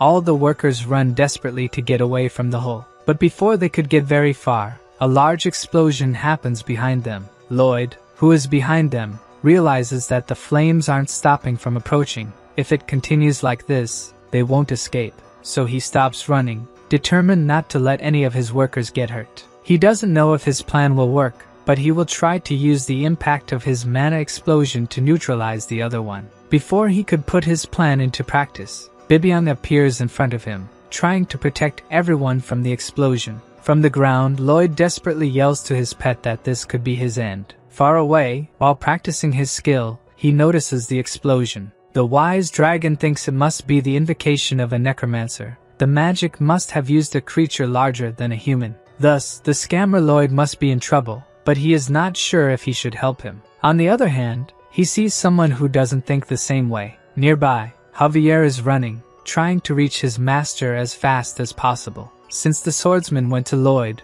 The dragon doesn't think he would be of any help, as he knows how strong the knight is. Back at the explosion site, Bibyong is unconscious, and the MC is trying to wake him up. The workers, thrown to the ground by the explosion, look back and see something sinister. Even Lloyd is worried about the scene he is witnessing. At the explosion site, mastodon corpses are floating, as if they had turned into some kind of zombies. The herd of zombie mastodons descends to the ground, and Lloyd, holding the still unconscious Bibyong, doesn't know what to do to protect his workers now. The herd must have been buried deeper than the bodies that exploded, and their number is much larger. As if it weren't bad enough that these creatures have come back to life. One of them screams as if commanding the others. Then the whole herd starts running towards Lloyd. Realizing it will be hard to escape them, the MC yells for the workers to run away, and they waste no time trying to distance themselves from the pursuing herd. Further away from the workers, Lloyd notices something wrong ahead of him. The leader of the white cavalry gathered his men, wanting to stop the zombie mastodons. He shouts that his men and he will fight to protect the people and Frontera County. Knowing that this won't work, the MC orders them not to do it. Fortunately, he is heard,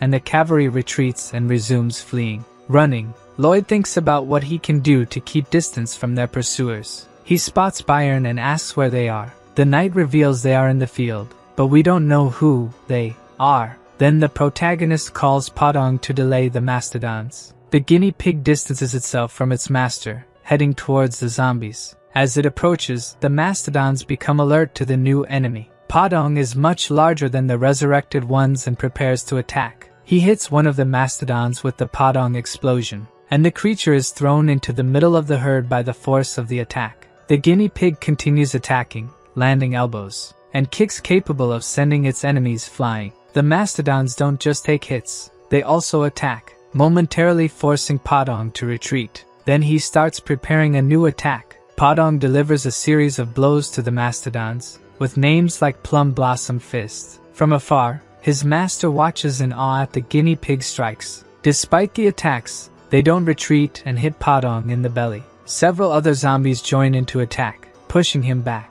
But that won't be enough to defeat him. The guinea pig manages to throw all the attacking mastodons into the air. He barely does this when another creature appears, sinking its fangs into the fighter's leg, even giving his best to fight against the entire herd. They are too numerous, and little by little, Podong is being overwhelmed by them. Suddenly, Lloyd's voice echoes, catching the creature's attention. The shout was so loud that they stop to see what's happening. Lloyd is at the end of the ravine with a small mastodon. He tells the herd that he has one of their calves, and that he will turn it into ham in just a few seconds. This definitely caught the attention of the zombie mastodons. The MC continues his threat, saying that the herd must be feeling nervous and irritated right now. If they don't get to Lloyd soon, he will tear the calf apart. Then the herd starts screaming, wanting to save their calf, and they run towards the protagonist at full speed. Lloyd's plan worked, and he managed to get their attention. He grabs the calf and runs. The calf,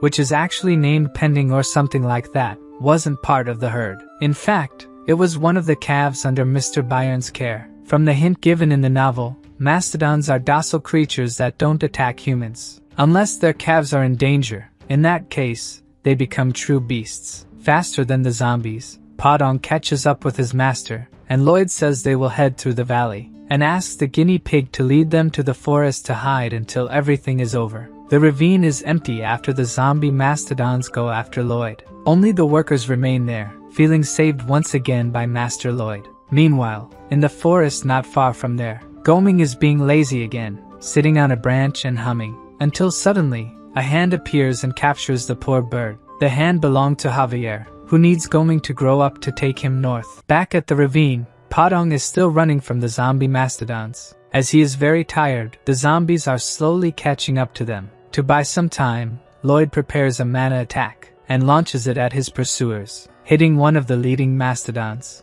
A purple light starts radiating from within the creature, and another purple explosion occurs. Before the smoke from the explosion dissipates, several zombies pass through it without a break. Lloyd thinks about what he can do. There are many of them, and attacking the mountain might injure himself and his companions. Suddenly, Podong looks very scared, and abruptly stops running. When Lloyd and the calf look ahead, they realize why he stopped. The guinea pig has nowhere to run. There is a mountain in front of them, Lloyd needs to think quickly about what to do, or they will be trampled by the gigantic zombie herd. The MC uses his search ability, trying to find a way out of that place. But just as he thought, Padong isn't able to climb the embankment due to his weight. Lloyd is panicking as the herd gets closer and closer. He tries to calm himself by thinking about his past experiences and what he has learned to do something. Padong calls out to his master, not knowing what will happen to them, and Lloyd asks him to stay close to the wall and hold the mastodon calf tightly. He was worried that using the triple core mana explosion might kill him, but actually, this is the trick to getting through this. So, the MC gathers his mana for the decisive attack, and invokes the triple core mana explosion. A gigantic flame shoots out of his shovel. The flame rises toward the mastodons, with the 3 tongues of fire reaching toward the sky. The heat from the explosion was so intense that Lloyd's shovel almost melted. Very tired from using something so powerful, the MC falls to his knees with the shovel by his side. Meanwhile, the mastodons haven't slowed down and are very close to the group. Then, Lloyd's overload ability activates, and a purple light starts emanating from him. As soon as the ability hits the mastodons, they immediately begin to decompose, turning into just small remains in the end. The MC is absorbing all the mana from the things around him, and he struggles to direct his target. Then, he raises his hand, showing that the target is in front of him. Lloyd intends to absorb only the mastodon's mana, leaving Padong and the valley out of it. With the ability focused only on the zombies,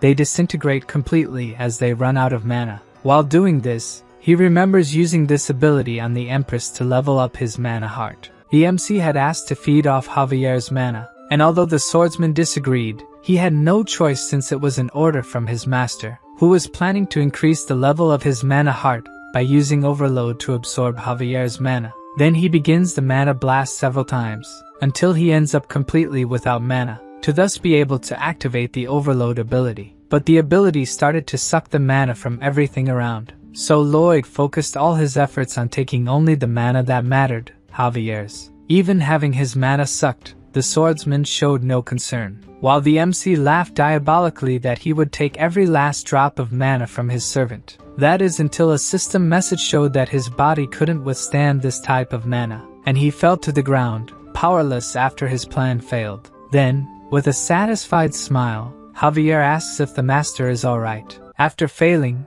Lloyd learned to establish a direction and target, and now will take all the mastodon's mana. While doing this, several of his abilities are improved, such as his expanded mana heart. The problem with this absorption is that the mana from these zombies is rotten, making it necessary to use more powerful rotations of his mana core to convert this rotten energy. The system warns that the mana heart was damaged and then healed with purified mana. Right after, the process repeats, and the mana heart ability evolves several times. The mana heart continues to be damaged and healed in turn, until the ability's rank is updated. Now the MC's physical capacity increases by 600%. After using the ability for so long, he can barely stand. Then the system communicates that a new mana heart ability has been activated. Lloyd commands all the zombie mastodons to kneel before him. He gained the undead domination ability, and all the mastodons kneel. Behind his master, Padong is impressed with Lloyd's powers. The MC throws a blue sunflower seed to his pet. Finally, it's time for them to go home. Lloyd's new ability allows him to control any undead with less mana than him. Those who are dominated will follow all his orders faithfully. While walking on the zombie mastodons, the system alerts Lloyd that there is a catch to the ability. The ability can only be used if he is looking directly at the zombie. Upon learning this, the MC looks at the mastodons behind him. They are all turning and heading towards the protagonist. The system informs Lloyd that he has 40 seconds until the 308 zombies are no longer controlled by him. Thus, he, Padong, and the calf begin to run desperately. They have only a few more seconds to escape, before being caught by the zombie mastodons. But time runs out before that, and Lloyd embraces Padong and the calf, trying to protect them. Suddenly, a white rope descends from the top of the ravine. Somehow it attaches to Lloyd, pulling him and his protected ones up, avoiding being crushed by the herd. Catching his breath, the MC looks up, trying to see who saved him. Goming is flying above him, and used his web-spinning ability for the rescue. And mounted on the bird is Javier, who has finally arrived. the swordsman activates his aura sword ability, commanding Goming to start the attack. Even though he's completely disheartened about having to do this, he does what Javier wants and flies higher, getting very close to the walls of the ravine. Standing on top of him, Javier uses the aura sword to destroy the walls. All this happens while Lloyd is trapped by the web, swinging from side to side. Javier's attack on the walls causes hundreds of rocks to fall towards the herd, which, when hit by the rocks, explode. From above, the swordsman continues to make more rocks fall, while a large purple explosion takes over the ravine. Lloyd watches in awe at what Javier managed to do in such a short time. After Goming takes them far from all that, they are finally safe. Still catching his breath, Lloyd thanks the swordsman for saving his life. Contrary to what he expected, Javier is not happy and asks how his master can still be smiling. Lloyd is silent, not quite understanding what he meant. As an escort knight, he believes he should be by his master's side if something like this happens. And he still remembers that the MC used himself as bait to evacuate the workers while riding on Goming. But Lloyd says it wasn't quite like that. He was trying to lure them to take them all out at once. Then Javier questions whether his plan worked. Knowing the outcome, the MC asks what exactly Javier wants him to say. The swordsman yells that his master should worry about himself at least once. Without the master, the apartment and sewer projects would end. Even the lives of the villagers would be in danger. The MC needs to take care of himself because countless lives depend on him. So Lloyd asks if that's what Javier meant. That some people might die as long as he is alive. But the swordsman explains that's not what he meant. He just doesn't want his master to keep taking risks. But Lloyd shouts angrily that if he hadn't done what he did, people would have been hurt. One shouts what they think should have been done to the other, while Padong watches the two worriedly. The MC continues to say that he is the most important person in the county, and the people there are his responsibility. So, who else but him should protect these people? Javier asks if he will continue doing these dangerous things in the future. Of course, Lloyd won't stop and will take more money as a benefit for taking risks. The swordsman gives an enraged look to his master, but then calms down and tells him to do as he pleases. Javier will stay by his side anyway. After that, the system informs the MC that his affinity with him has grown, and now he has gained Javier's respect. From now on, the swordsman would be willing to die for his master. Knowing this, Lloyd gives a smug smile to his loyal servant. What they need to figure out now is who summoned the mastodons. It could be retaliation from Asfahan for the monster Domino, but as far as the MC knows, there is no necromancer there with the power to do this. Based on the information from the novel, the only mention of using dark magic was regarding the walls of Namarin. For now, it's better to stop the work there and look for clues. Lloyd's guess comes from the chapter about the walls of Namarin. If he's right, he just needs to find evidence, and he can hold them accountable for all the property damage. Sometime after the attack, the workers are digging a huge hole for Lloyd. He continues trying to find evidence, even though it's like looking for a needle in a haystack. Somewhere in that hole should be a conductor used in dark magic to control things. Suddenly, a soldier appears on horseback calling for Master Lloyd. Count Cremo just came from the west, looking for him. In a room at the Frontera mansion, Count Cremo starts the conversation by suddenly talking about marriage. This leaves everyone present at a loss for words, until Lloyd explains that the Count is not his type.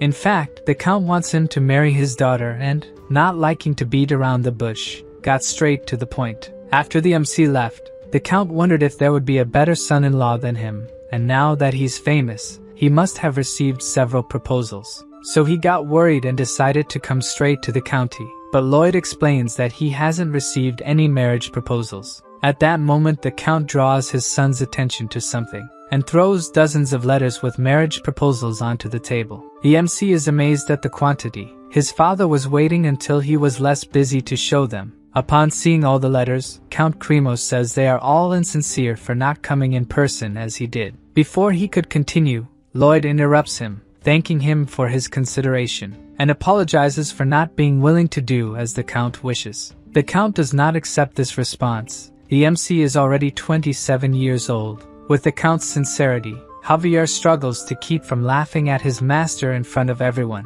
while the Count thinks Lloyd believes his family isn't good enough. Beside the Count, his daughter has an anguished look. She introduces herself as Count Cremo's eldest daughter, and tearfully says she is willing to devote herself entirely to the welfare and promotion of her family. The way she said it, it appears to the MC that she is being forced to marry a demon. Now Javier is even using his mana to keep from laughing. Lloyd's father joins the conversation, making a request to the Count. He explains that while it's important to take care of the family, everyone's feelings must also be considered. According to him, it would be impossible to spend your whole life with someone you don't love. For the sake of the Count's family, he believes his daughter's wishes should be taken into account. After hearing what Lloyd's father had to say, Count Cremo looks at his daughter, reflecting on whether he respected her wishes, and says he almost made her unhappy for the sake of the family's status. The young woman looks at her father, unable to hold back her tears, and says she loves him, now crying with happiness. The Count confesses he is always impressed by the Frontera family, and that day he learned a great lesson, to live with love. The Count and Countess, who are in love, completely agree with him. When the Count leaves the room,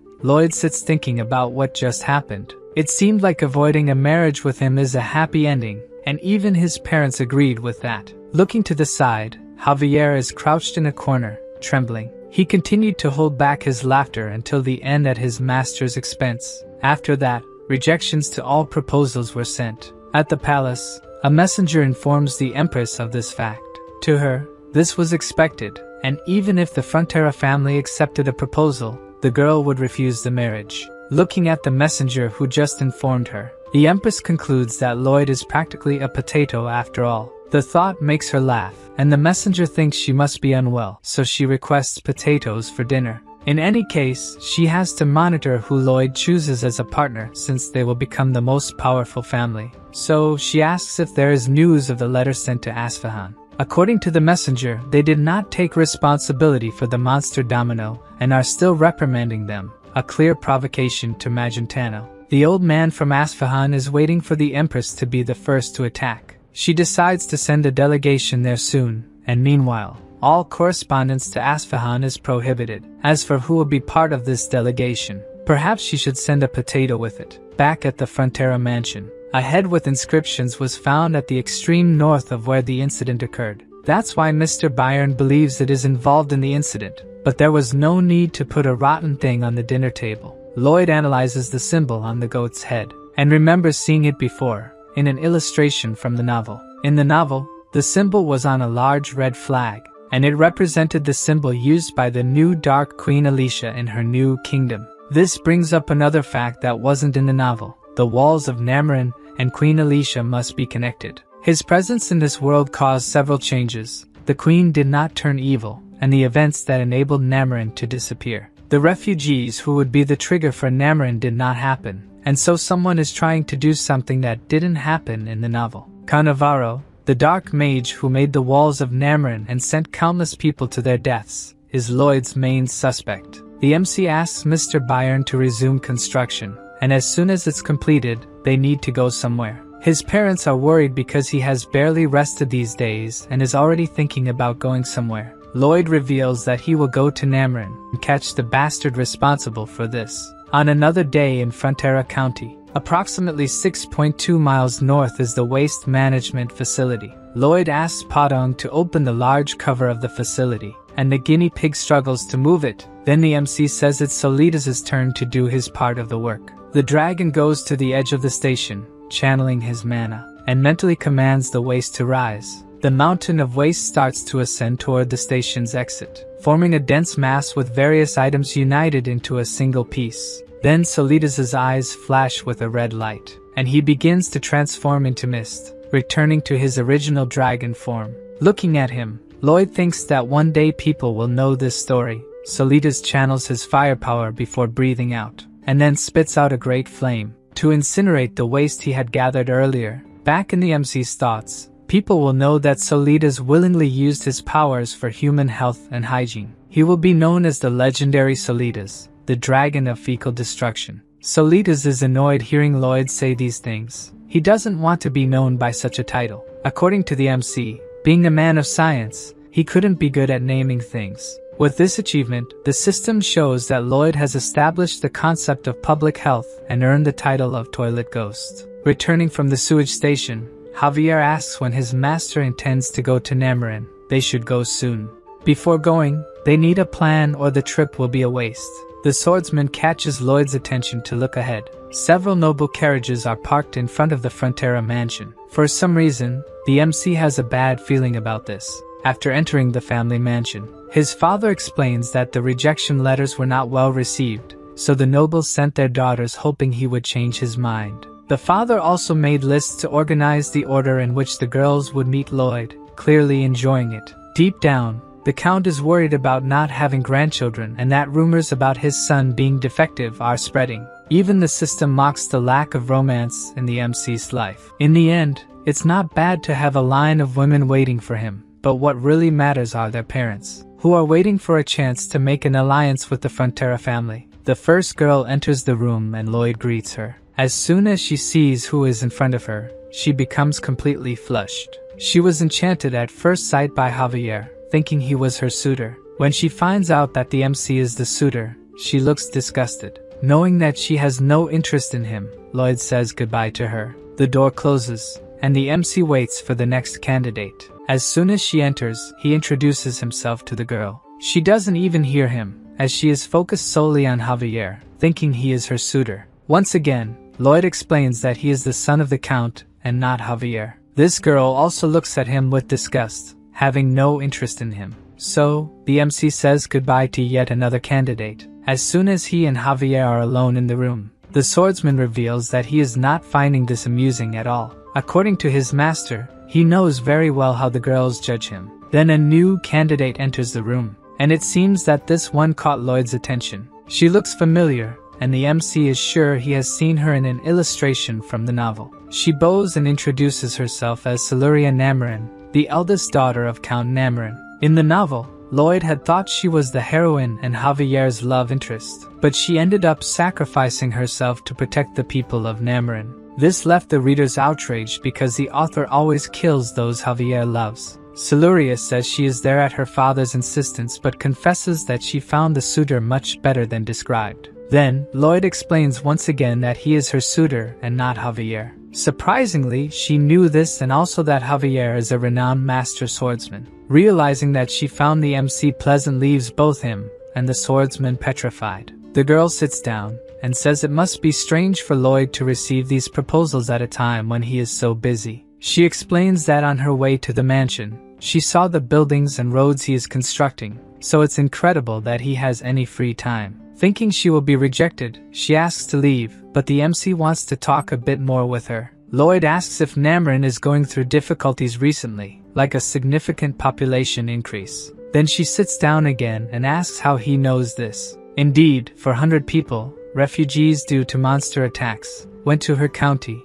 led by someone. Just as Lloyd imagined, Namarin's walls are a spell designed to absorb the vital energy of those within them. They were built to trap the refugees needed for Cannavaro's spell. The MC had thought all the refugees had gone to his county, but some ended up in Namarin. If things happen as in the novel, thousands of people from that place will be sacrificed. And all this to summon the knight who calls for death, the Knight of Hell. According to the novel, no matter how strong a master swordsman is, he is no match for a Knight of Hell, which means the destruction of that territory cannot be contained. This is much worse than Lloyd had feared. On another day, the MC is ready to begin his journey, and Javier is holding a basket full of letters. These are letters given to him by the girls before they left. Lloyd asks what kind of letters they are, and the swordsman explains that they are love letters. He realizes that his master may have never received such a letter, and he confirms that he really never has. Not everyone can be as handsome as Javier,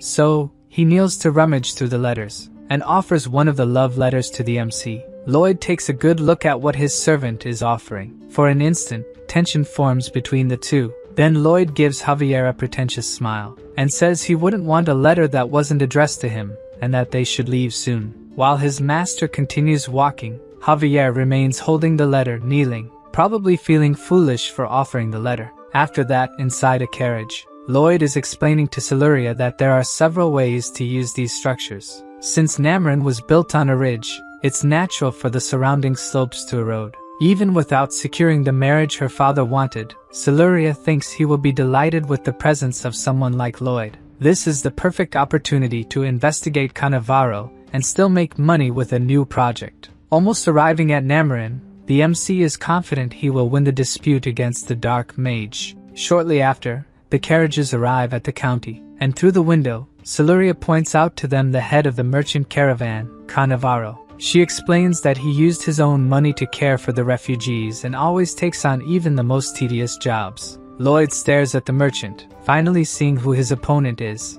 It's not hard to notice that on his shirt, there's the same symbol that was on the goat head that Byron found. Now the MC knows what this hypocrite looks like, and he plans to deal with him soon. At the mansion of the Count of Namarin, he receives his two guests with a smile on his face. Thinking that Javier is the nobleman, and that his daughter has become engaged to him, the Count praises the swordsman happily. He even asks what the best date for the wedding would be, and the two remain silent, knowing he misunderstood everything. Then his daughter explains that Javier is a knight, and Lloyd is the other guy next to him. Looking at the two, he can't believe it, as the swordsman exudes the dignity of a noble, while the MC does not. Siluria dislikes her father's attitude and reprimands him, saying he is being rude to the guests. He should look beyond people's facades, even if it seems something is lacking. Lloyd is wise and intelligent. At that moment, Javier abruptly turns to see if she was talking about his master. The MC listens silently as she says that he is not there for them to marry, but to solve problems with the county structure. Javier continues looking at his master while the Count is pleased he won't have an ugly son-in-law, and the MC remains silent as the Count is reprimanded again by his daughter. She thinks that due to his appearance, Lloyd must have been mistreated all his life, at which point he almost cries. Being able to see his master in such a situation is so satisfying that Javier is glowing with emotion. The swordsman tries to hold back his laughter while the Count asks his daughter about the foreigner's competence. The two continue discussing the project, and Javier starts laughing, losing control. He laughs so much that he pats the Count on the shoulders. The Count turns to the two, tempted to start the project, but he doesn't understand what is happening, as Lloyd is threatening the servant who won't stop laughing at his master. After all this commotion, still at the Count's mansion, the MC asks Javier to keep an eye on Cannavaro since they both saw the symbol he was wearing. If they find evidence linking the symbol to dark magic, he wants to inform the Count about what happened in his county. Still pleased with what happened earlier, the swordsman agrees, smiling.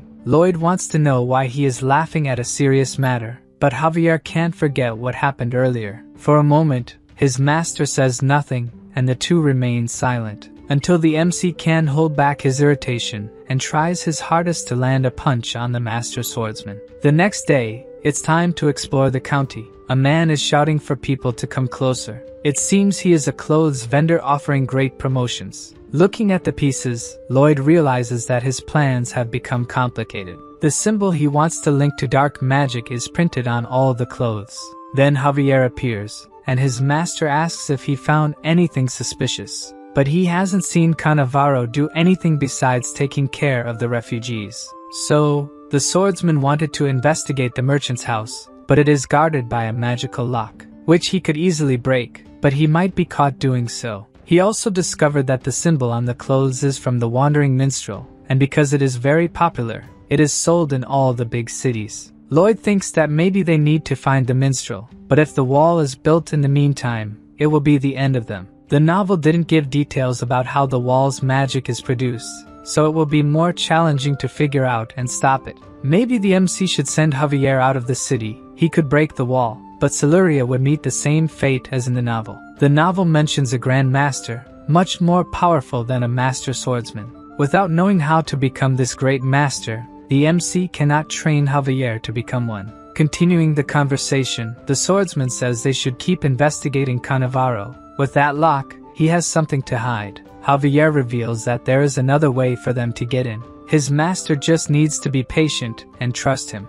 The eroded slopes of Namarin need anchors. These should be buried deep in the ground to stabilize the soil. It would be good to use something like screws, but the technology of this world doesn't support something so precise. Since the delivery of what is needed will take time, Lloyd sends the planning for his project to Corgidus first. While he waits, he will research a bit more about the local topography. Some people pass by him, commenting about a beauty. The MC finds it shameful that they talk about such things out loud in the middle of the city. The girl is at a Cannavaro food stall, and this wasn't in the novel. Getting closer to the stall, there are many people, and he wonders if they are only there because of the girl. He then moves into the crowd to see what they are looking at. As he gets a bit closer, he doesn't quite understand what he is seeing. The beauty people were referring to his serving soup to the crowd, and she looks too muscular for a girl. In fact, the green hair of the beautiful girl gives a clue about her identity. With a disillusioned look, Lloyd concludes that she must be his bodyguard.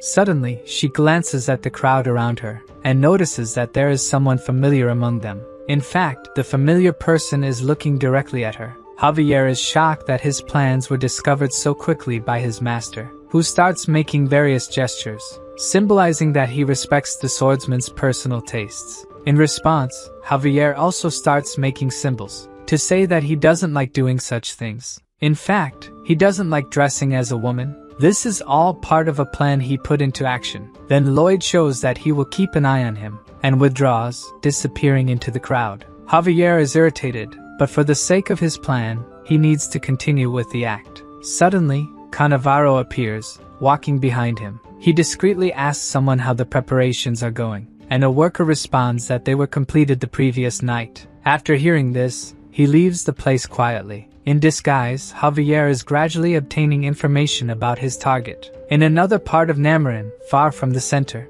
Lloyd is in front of a huge cliff. He climbs a bit, and starts analyzing the predicted fault lines on the slope. As soon as he activates the skill, he realizes he has found something. There is a skull that was buried there not long ago. After finding the skull, the MC looks around for the rest of the body. But he is surprised because he finds something else. Further ahead from where he found the skull, there is another one buried. Curious about this, he looks to the other side to analyze. And in that direction, there is also one, buried at the same depth, all around the peak. Since this is very strange, Lloyd starts to unearth the first one. In another place, Cannavaro is gathered with several people and praises the work they have done. According to him, the revolution will happen on the planned date. Back to the MC, the skull he unearthed is emitting a purple light. This means that someone placed a dark magic mana spell on it, of the same type that initiated the walls of Namarin. Returning to Cannavaro, he is indeed planning the coming of the night from hell. But after finding the skull,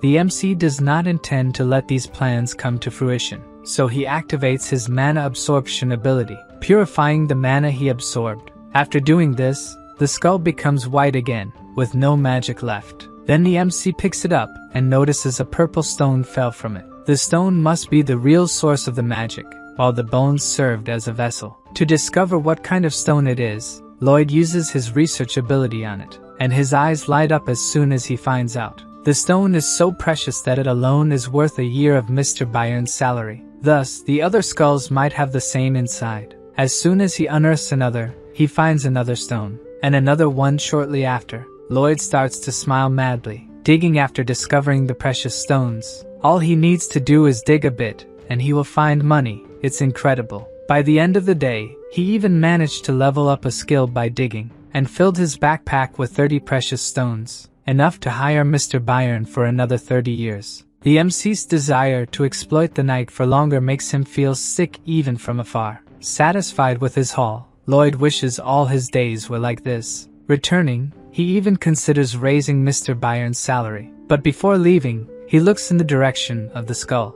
The piece that was once part of a human being is exposed on the ground. Lloyd approaches, asking if it is the result of a natural death or not. Obviously, the skull remains silent. But regardless, the MC thanks each one for giving him Mr. Byron's annual salary. Then he picks up the first one he found, and starts collecting the others to place them in a sunny spot to rest in peace. Quickly, he gathers a bag full of them. During the night, at the Count of Namarin's mansion, Lloyd is talking to his bodyguard, who tries to explain the reason for dressing as a woman, but Lloyd interrupts him, saying that he knows everyone in this world is different and understands that the swordsman is unique. Javier remains silent, realizing his master didn't understand anything he was trying to say. But he tries to explain again that he disguised himself because everyone in the city recognizes him, and this way he could gather information. Again, he sees that Lloyd did not understand. The pair remains silent after that, until the MC asks when Javier discovered that he liked this sort of thing. This time, the swordsman loses his patience and shouts that he didn't do it because he likes it.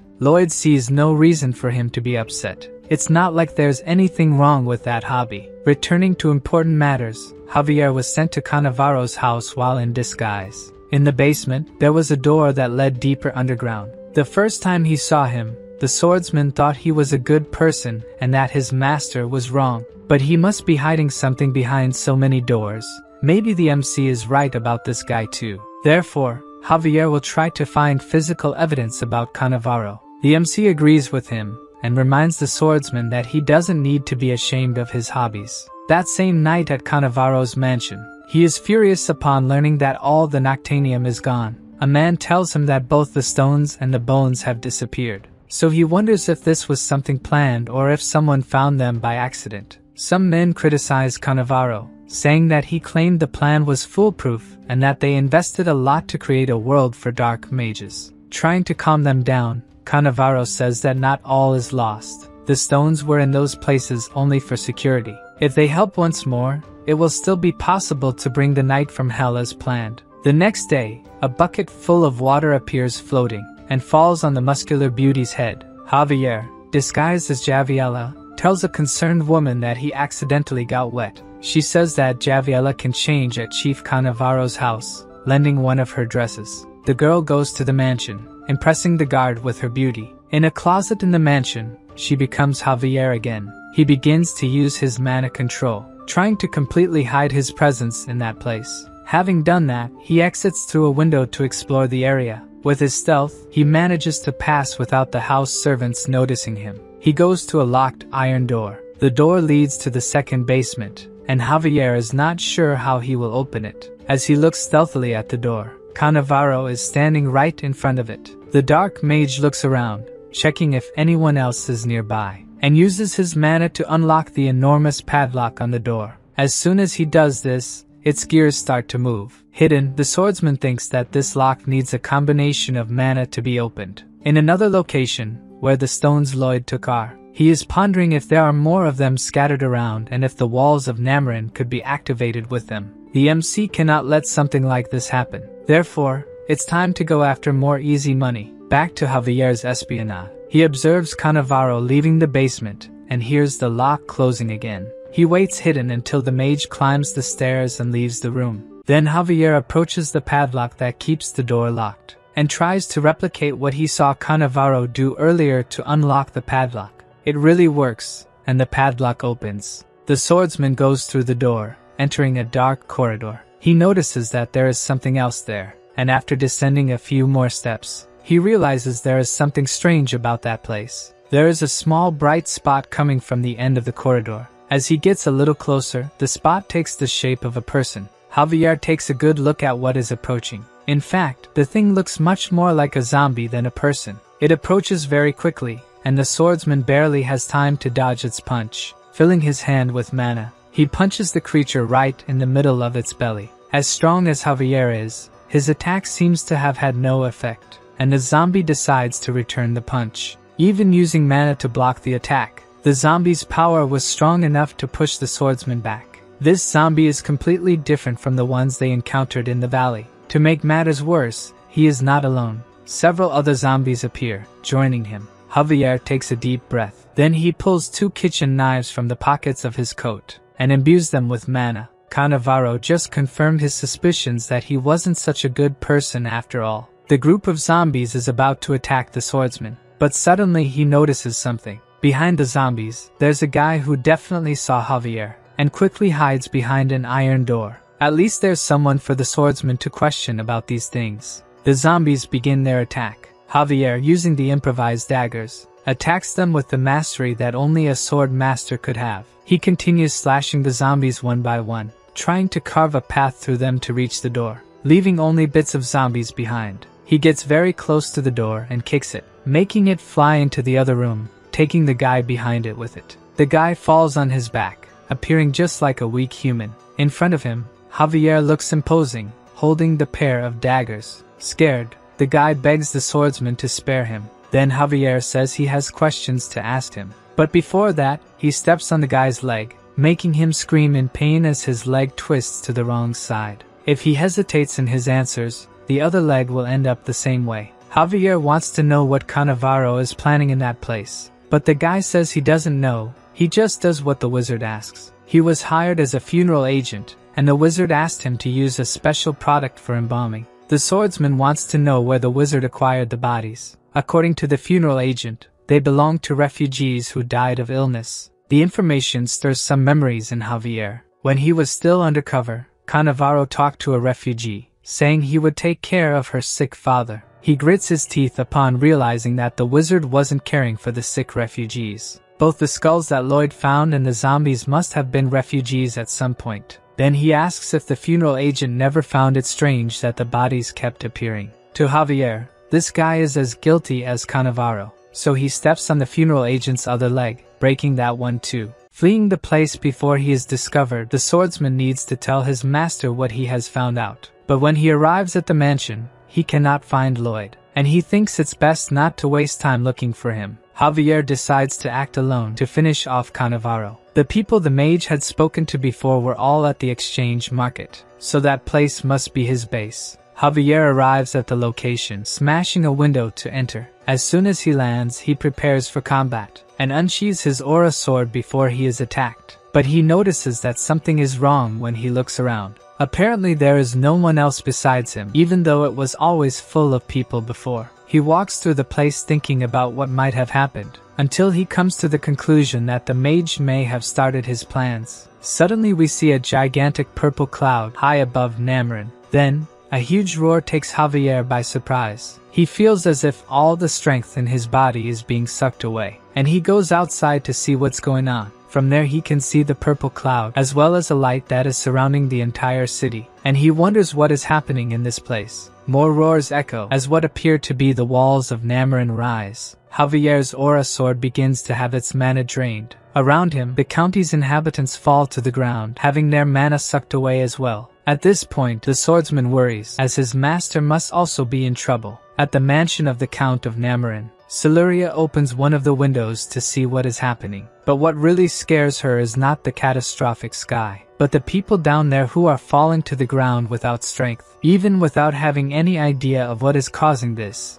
she feels that she needs to help them. She holds a jewel on a necklace, thinking that everything will be alright. Outside the walls we see a dark mage. He is using the tools that Cannavaro gave him, and if he continues like this, the Hell Knight will emerge soon. Once that happens, the world will be theirs. Suddenly, Lloyd appears right next to the mage. He says he saw 30 people around there who look like him and asks if they are doing some kind of rain dance. The guy seems so surprised that someone else is there, besides the mages, that he falls silent. Then Lloyd starts asking why he's being ignored if the guy is pretending he can't see him. The guy thought the MC was so ugly that he thought he was the Hell Knight. If he moves, the talking will ruin all the magic, and Lloyd leaves his side after being ignored. Out of the corner of his eye, the guy glances in the direction of the MC, who has his shovel raised, ready to test if the guy will really stay still. With all his strength he slams the shovel into the mage's face. But soon he realizes that the attack was not as he wanted. His shovel is all dented after the blow. This happened because Cannavaro put a protection spell on these mages. So the MC tries another attack,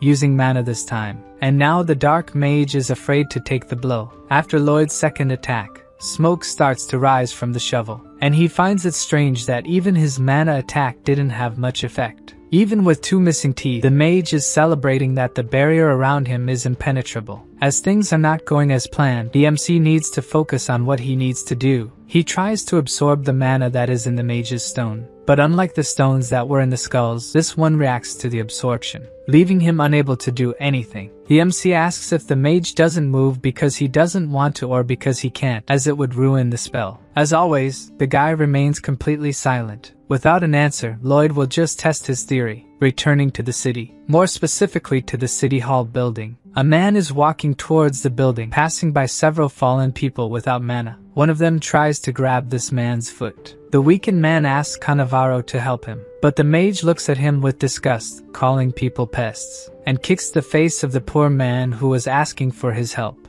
Looking around the city hall, there is a very large statue of a fallen angel. Cannavaro makes a small cut on his finger, and he says that the statue will become the portal to the Hell Knight. Returning to the protagonist, the black mage is sweating coldly with whatever Lloyd is doing. The MC is focused on digging a hole, until he stops, tired from the effort. He dug up the entire area around the mage, leaving only a small space to balance on top of. So Lloyd starts to approach the mage, who starts to panic as he gets closer. The MC approaches with his demonic face until he almost touches the mage's face. Then he blows a puff of air in the mage's face, making him break the small portion of land that was holding him up, and fall to the ground, still motionless. Fallen, the mage panics, looking at the jewel around his neck. It shines brightly and the guy rides around, as if he's being sucked into, until the stone stops shining and the mage trembles without moving. Lloyd picks up the stone, realizing that if the mage falters, he will be attacked by the spell. With one less mage, the MC looks towards the walls.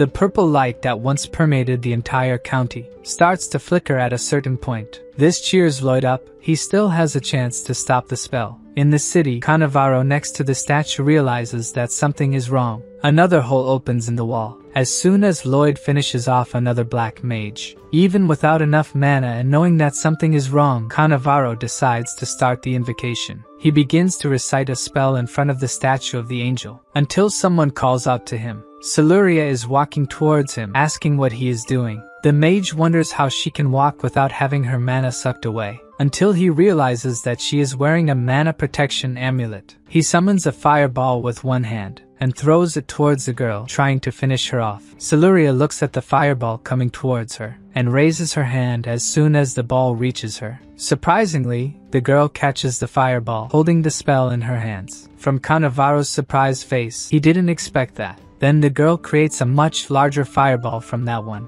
Siluria calls the spell the punishment of the god of fire and throws it towards Cannavaro, who is about to be hit by it. The mage summons a protective barrier, surprised that someone so young is at such a high level of magic. Even with the barrier, an explosion happens as soon as the spell hits the mage. Further away, Siluria is catching her breath after using such a powerful spell. Cannavaro is lying at the feet of the statue after receiving the spell, and the girl approaches, wanting to know what he was planning in that place. The mage continues to recite the spell without answering her, who is surprised, not yet knowing what he is doing. Cannavaro stops reciting the spell and summons the Hell Knight. Suddenly, the statue begins to crack with a purple glow coming from within. Siluria, who understood the Hell Knight part, knows that something very bad is coming. Then the mage lunges towards her, wielding a sword. But from a hole in the middle of the ceiling, Javier emerges. The sword master cuts off the mage's attack before he can get close to the girl. Cannavaro is completely dumbfounded that someone would appear and stop his attack, while Javier gives him a serious look. The mage's severed arm hasn't even hit the ground yet, and Javier is already prepared for another attack. This time, Cannavaro uses a magic barrier to block the attack. Even so, the attack is very powerful and breaks the mage's other arm.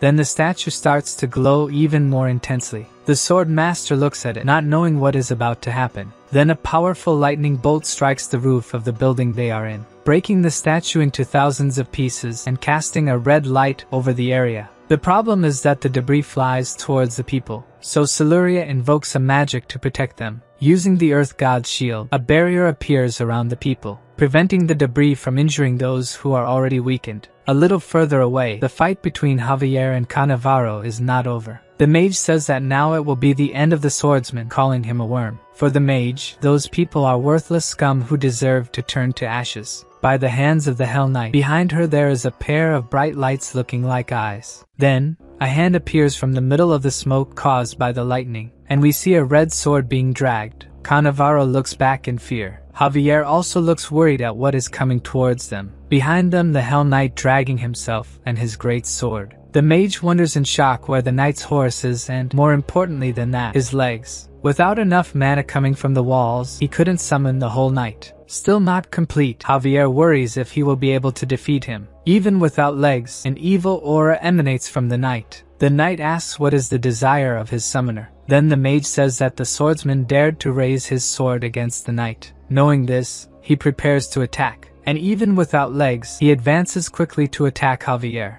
Javier used aura and mana to protect himself, but he still feels his bones reverberating from the attack. The knight's strength is so great that it breaks the ground around the swordsman. In addition, he teleports from one place to another, making it difficult to defend. Suddenly he appears right behind Javier, who will not be able to defend himself. Then Siluria throws a wind dagger using magic, giving Javier an opening to dodge the attack. The knight's sword hits the ground with such force that it breaks the space around it. The knight looks towards the girl, saying that she dared to attack him. With the sentence, she knows that she will be his target now, and he really advances towards her. Javier behind him prepares a powerful attack using his aura sword. Before the knight reaches Siluria, he is hit by the attack, and his head, which was hit, disappears. With the impact, he is thrown away from the girl and remains motionless. Javier looks at his enemy, tired after using so much mana in an attack. A purple smoke begins to rise from the knight's body, which does not move, until it becomes just a pile of ashes. Unconvinced by this, Cannavaro says that this should be impossible. Then a sword is pointed in his direction. The sword belongs to Javier, who tells the mage that they were able to defeat the knight thanks to Siluria. Meanwhile, the people behind him are gathering to help the wounded and take them to the count's mansion. Javier says that the details about what the mage did will be discussed in the royal palace, and he will not be spared from execution. For some reason, the mage, who seemed breathless, starts to smile in a strange way, making the swordsman wonder what is happening. Cannavaro says that Javier is an ignorant who does not know what a being from hell is like. Now the sword master knows that something is wrong, and he looks back towards the knight. What were once just ashes is taking shape again. Now an expression of panic takes over Javier. The Hell Knight's body is complete once more. Cannavaro laughs and celebrates, saying that no matter how many times he is cut down, the knight will rise again. The knight apologizes to Javier for thinking he was too weak at first. Then he grabs his sword again, and he introduces himself as Gialexius, commander of the First Corps who served the Master of Hell. Javier also introduces himself and says he will send him back to hell. Then the two set off to clash. The swordsman attacks with his aura sword, but the knight disappears into thin air and reappears well above him, making it difficult to dodge. Using a dagger charged with mana, he struggles to hold off the attack. The knight comments that he is finding the fight surprisingly fun, while Javier struggles to his fullest just to hold off the attacks. The impact of the attack destroys another part of the ground. Javier emerges from the cloud of dust caused by the attack, trying to distance himself from the knight. But it's impossible. The knight approaches him again and attacks the swordsman, who barely manages to dodge. All Javier can do is try not to get hit. The sword master is exhausted just by dodging the attacks and needs to find an opening to attack. So he throws his mana-infused dagger at the knight, who catches it in the air without difficulty. So Javier takes advantage of the opening he created to attack. He attacks from bottom to top, but his opponent disappears into thin air once more. The swordsman tries to guess where he will appear next, and prepares to attack, trusting that he has memorized how his opponent attacks. He sees a part of the knight's sword emerging from the ground, and attacks him, but the knight manages to deflect the attack using his sword. Already expecting this, Javier attacks him again. This time the knight won't have time to react, and his head is hit by the swordsman's new attack. So the knight grabs the sword master's leg. He knows that his opponent is trying to throw him to the ground and needs to reinforce his body with mana before that. The mana he absorbed from the knight is disrupting his mana flow. This prevents him from reinforcing his body with mana, and he ends up knocked down. Javier feels a terrible pain as he is thrown to the ground. The knight lifts him up again, just to throw the swordsman back to the ground with even more force. His opponent confesses that it was a pleasure to fight with him, and that he will remember his name with esteem. The knight raises his sword about to finish Javier off, saying that they will meet again in hell. Suddenly a voice yells at the knight, causing him to miss the attack. The knight turns to see who the stranger is who has appeared. Lloyd is holding the shovel to Cannavaro's neck and says that as far as he knows, if the summoner dies, he will go back to hell. The MC gives him 3 seconds to get away from Javier before he cuts the mage's head off. The knight thinks that there is something wrong with this human, for the expression on his face is terribly frightening. Surely Lloyd is not joking about what he said and could do even worse. The knight asks if Lloyd is also a being from hell, as the expressions in his face are like those of a being from that place. The MC just shows that his count is over, and is about to leave the mage headless. To protect his summoner, the knight casts a spell in their direction. The spell causes an explosion, and Lloyd retreats to avoid being hit, crouching in a corner while the effects of the explosion wear off. The one who had no way to escape was Cannavaro, who lost the remaining piece of his arm.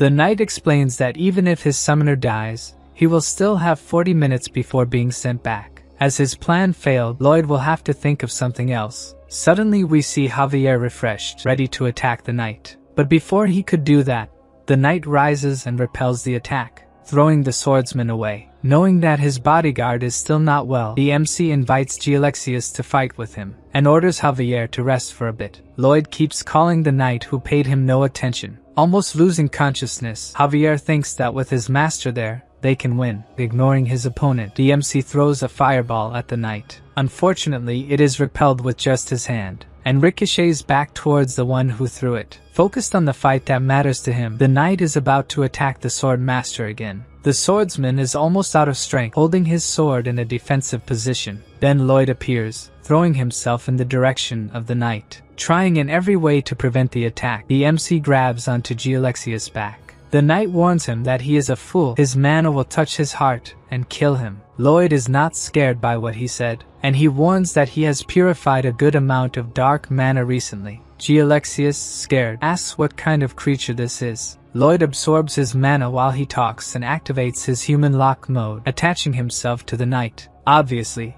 Gialexius tries to remove the pest that has attached itself to him, but with macabre agility, the MC manages to dodge him. Realizing that he won't be able to get rid of the human by trying to grab him, the knight headbutts him back and this time hits his mark. Lloyd falls back, but doesn't let go and grabs his opponent's legs. Desperate to get this thing stuck to him off, the knight raises his sword, trying to hit the MC from below, which doesn't work as he dodges, and appears again stuck to Gialexius' neck. No matter how much he shakes, Lloyd just laughs and doesn't let go of him. When he's tired of trying, the MC draws his attention to something. In the meantime, he has completely forgotten about Javier, who is ready to attack the knight, surprised that his opponent has recovered so quickly. As soon as he thinks about blocking the attack, Lloyd grabs his arms. With that chance, Javier attacks him, opening a gash in the middle of the knight's chest. Gialexius roars with anger at being hit, while the sword master prepares to attack again. This time the knight is faster and manages to disappear into thin air, reappearing from above behind Javier. The swordsman was already expecting this, and attacks again. Unfortunately, Gialexius disappears again. Then he appears in another corner, annoyed by the pest that won't come off him. He doesn't understand how Lloyd could stay there, even with him teleporting. The conversation gives Javier a chance to launch a new attack. The MC realizes that the swordsman is moving faster than before, but it's still not enough. In addition, he won't be able to purify the mana for long. He needs to think of something fast. Then a system message appears surprising Lloyd about being able to help him once. According to the system message, he can win if he sings. With no better option, that's what the MC starts to do, in a way that really makes it seem like the knight and he came from the same place. His horrible voice makes the knight feel like he has a fingernail scratching his brain.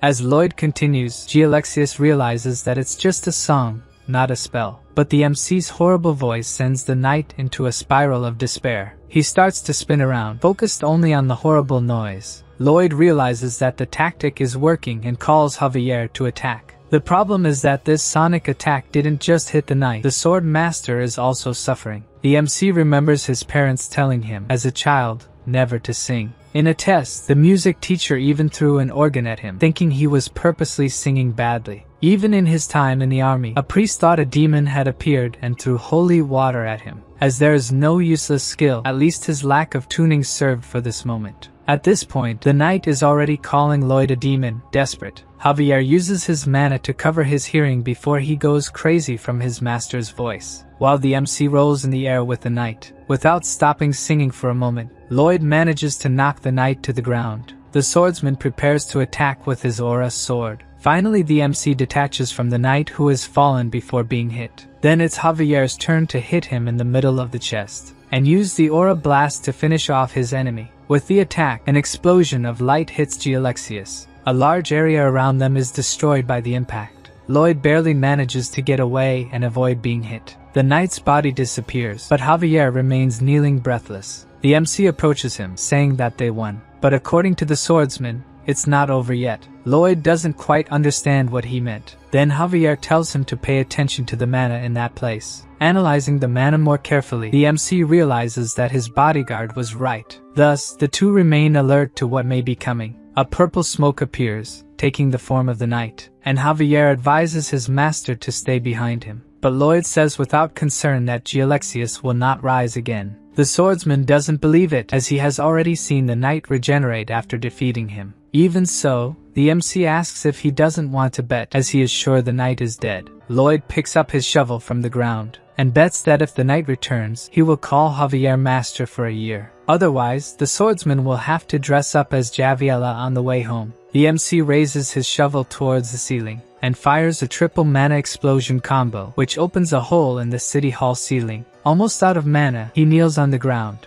as the Hell Knight continues to take shape. Then Lloyd uses Overload, and starts to suck mana with his ability. Javier is surprised to realize that his master is sucking the mana from the knight, who begins to disintegrate as he is caught by the ability. Gialexius claims that the MC will not be able to absorb his mana. Indeed, Lloyd is not able to absorb it. There is too much mana and it is too strong, but there is no way he has to endure. While being sucked, the knight says that the MC must already know that he has failed. At this point, Lloyd is using his last strength and won't last much longer. Then, Javier and Siluria's hands touch his back. The two of them help him purify the mana he is absorbing from the knight, to increase the effectiveness of what he is doing. Siluria uses the Life Blessing spell to heal the protagonist. Then, the MC starts to smile, sure that they will win. The knight gives his last enraged screams as he disappears, leaving only the three humans in that place. Lloyd stands with his clenched fist glowing, finishing the absorption. Soon after, the light emanating from the fist diminishes, and he says that he has finished the soul domination with a scary look. As soon as he finishes saying that, his strength runs out, and he falls to the ground, completely exhausted.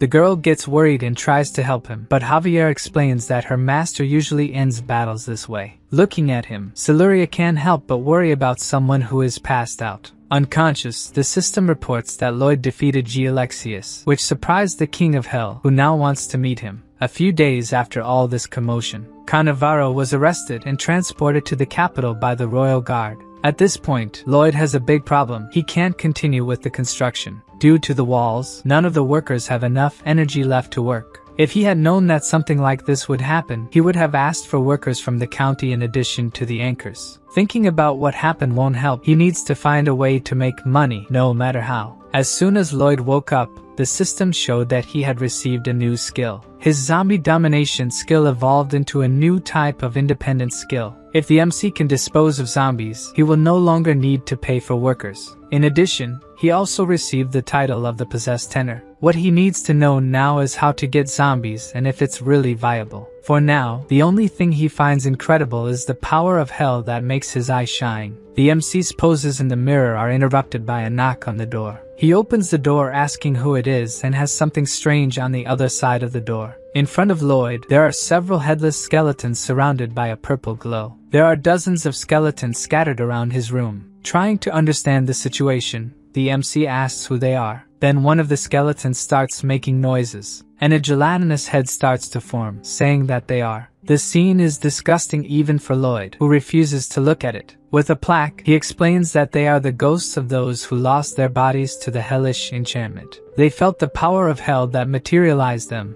and came looking for him. The MC is surprised to know that they are happy to feel that he has calmed their souls. All those skulls that he had found before, and he buried respectfully, must have belonged to these skeletons. They have no memory of their life or a purpose, and would probably wander until they were exorcised. So they all kneel down, asking Lloyd to keep them together and let them repay his kindness. The MC asks if they need to be paid. He also asks if they need to be fed, but they don't have a digestive system. As for a place to stay, all they need is a large coffin. Lloyd thinks quickly about this new workforce. From that day on, they will be part of the Frontera skeleton squad. Finally, the MC has gotten the free labor he always dreamed of. Javier wakes up to his master's macabre laughter, and the first thing he sees is dozens of skeletons celebrating. Being something that his master provoked, he shouldn't have to worry about it, so it's best to just go back to sleep. The skeletons continue to work without ever getting tired, sleeping, or eating, and especially without receiving salaries, the part that makes Lloyd most happy. When the Count of Namarin went to see the construction, he ended up fainting because of the skeletons. So the MC explained to him that he is a summoning genius, but the Count did not believe it. If Siluria could be a genius using magic,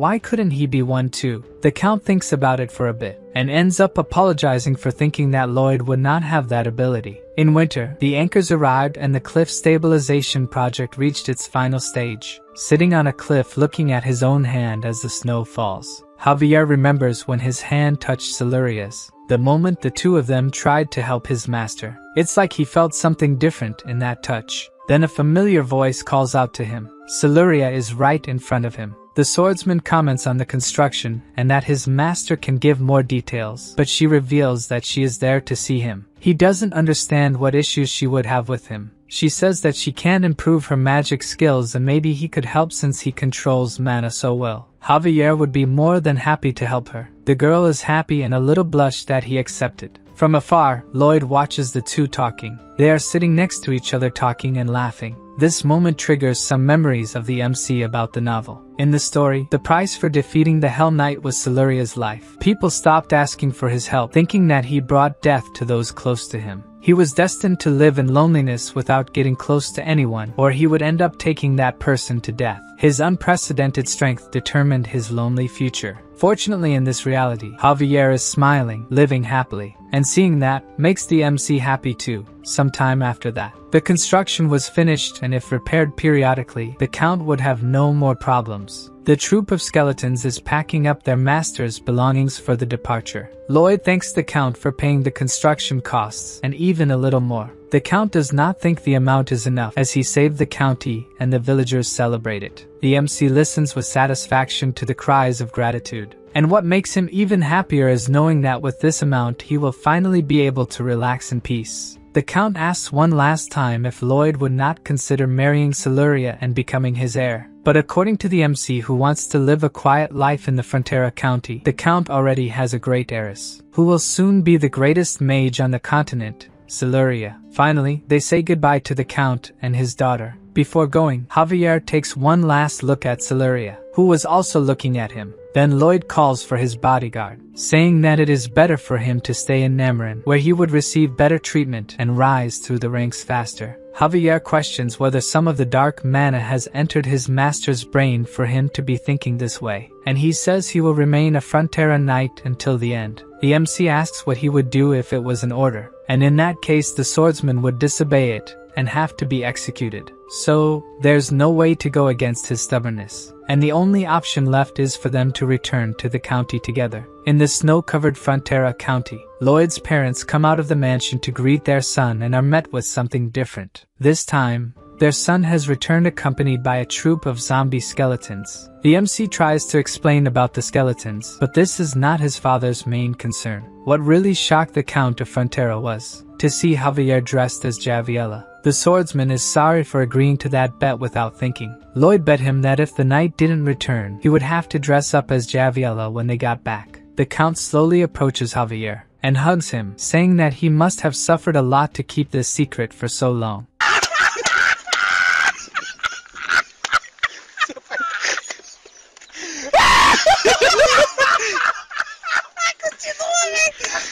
The swordsman tries to explain that it's not what it looks like, but the Count says it's okay, he's just a little different from the others. Embarrassed, he tries to say that it's not quite like that, while Lloyd is crying with laughter at his friend's situation. The MC is happy to finally be home. Now he can spend his days relaxing with his fortune. From now on he can finally live a life without having to do anything else. The poor protagonist barely has time to finish this thought, and is surprised by the Queen's messengers. The messenger says that by royal decree, Lloyd has been selected to join a special delegation to Asafahan. The protagonist is completely shocked by what has just happened, so the messenger explains that he must leave soon. For sure the MC is not at all eager to leave again. That's why the royal guards grab him by the arms, forcing the poor protagonist to leave with them. The royal carriage follows the road, and inside it, Lloyd couldn't be more discouraged. He's trembling, and at least Javier is with him. The swordsman comforts the master, saying that he looks extremely ugly when he does that. There are two other men with them in the carriage. The leader of the delegation, Count Ventura, does not understand the MC's frustration. After all, they are on a mission given by the Queen.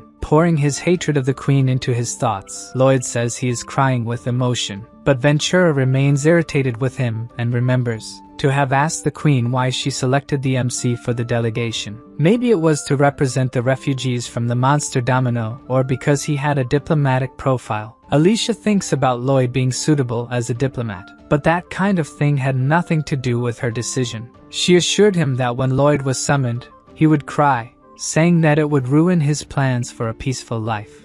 The report on Namarin said that the soldiers defeated the knight and Lloyd only helped by giving information. A lie. Ordinary soldiers would not win. The MC must have asked to have his and Javier's names removed from the records. As the Count could not do this, he reported that the two helped. Lloyd is not the type to seek fame or glory. That's why the queen thinks he'll do something no matter what. Being a greedy man who holds grudges for a long time, unscrupulous and materialistic. The words leave Count Ventura wondering if she was praising or insulting the MC. The queen also predicted that one day he would stop crying and discover something he could get from Samarkand. In the carriage, our protagonist still couldn't stop crying. Count Ventura sure didn't like him, thinking he was a materialistic pig who didn't know honor. The delegation's carriages are arriving in Isfahan. At the palace, a messenger informs the Sultan that the Magentano delegation is approaching, and the Sultan asks them to be given a proper reception. In the palace of the Sultan of Isfahan, Count Ventura is outraged by the accommodations given to him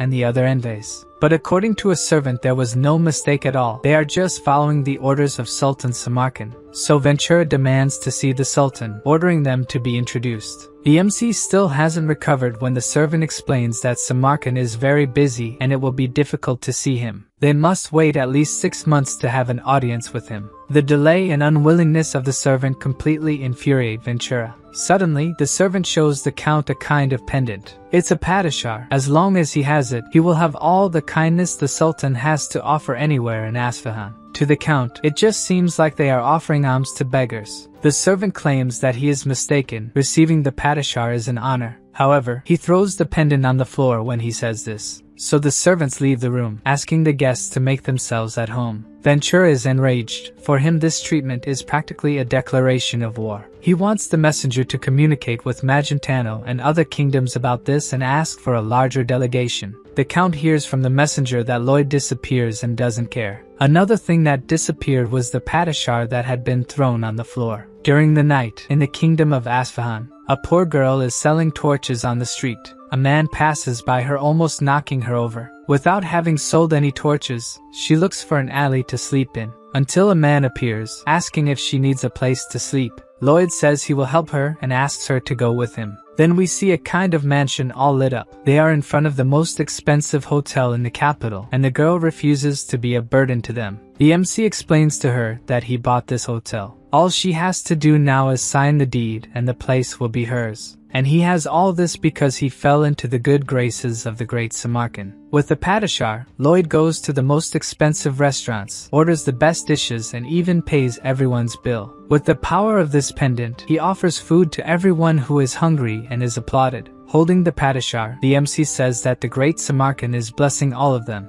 In a fabric store, the seller presents the finest silks in the world, so the protagonist chooses all the ones he likes. Excluding 2, he will take all the ones the store has, with the power of the padishar. At the port, an employee understands that he wants to rent the sailboats in the port, but showing the padishar again, the MC says he wants the sailboats for himself. He buys everything from the finest perfumes to the best spices. Then he puts everything he has collected on the sailboats and sends them to Frontera County. Knowing that Lloyd is buying the luxury goods, a crowd of vendors goes to him. Determined to continue his shopping, the MC declares that Samarkand's grace will spread throughout the world. Then several soldiers appear, looking for him. Thus, the two are tied up and taken back to the palace, where they come face to face with the great Sultan, who is not at all happy that Lloyd has spent the equivalent of a year's palace budget. With his head bowed, the MC introduces himself, greeting the great and almighty Sultan Samarkand. Samarkand is shocked to meet the man who reversed the monster domino, recognizing that what Lloyd was looking for was a meeting with him.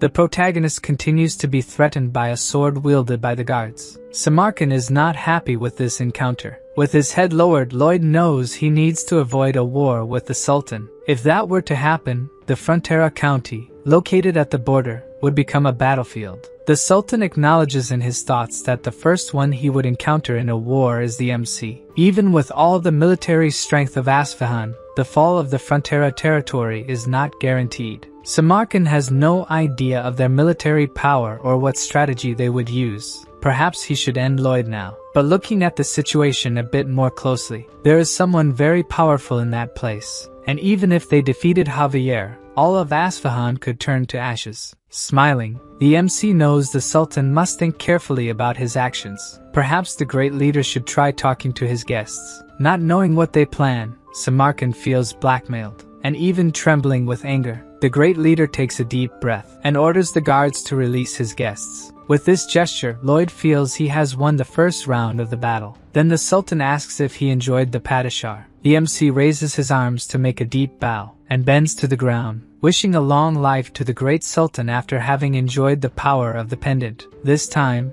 instead of being angry, Samarkand is astonished by the honesty he just witnessed. Indeed, Lloyd did not lie. He is immensely grateful. It's as if the CEO of a company had given him a corporate card to use. What other choice would he have but to spend extravagantly? The leader inquires if he isn't worried about what his country might think after bowing to an enemy nation. The MC responds without hesitation that he doesn't care, shocking the Sultan once more with his high confidence. Then Lloyd explains that the amount he spent is just a little less than what he received from the Queen. Incredibly irritated, Samarkand asks if he would be willing to betray the Queen if he paid more, receiving a positive response from the guest. The leader of Isfahan doesn't know what to think anymore. It's very difficult to understand someone like this. Either way, if the protagonist decides to serve him for money, he might not receive the Sultan's trust. Samarkand takes a long look at the two. The sound of his laughter echoes among the prostrated. He keeps thinking that the MC really dared to speak calmly with him,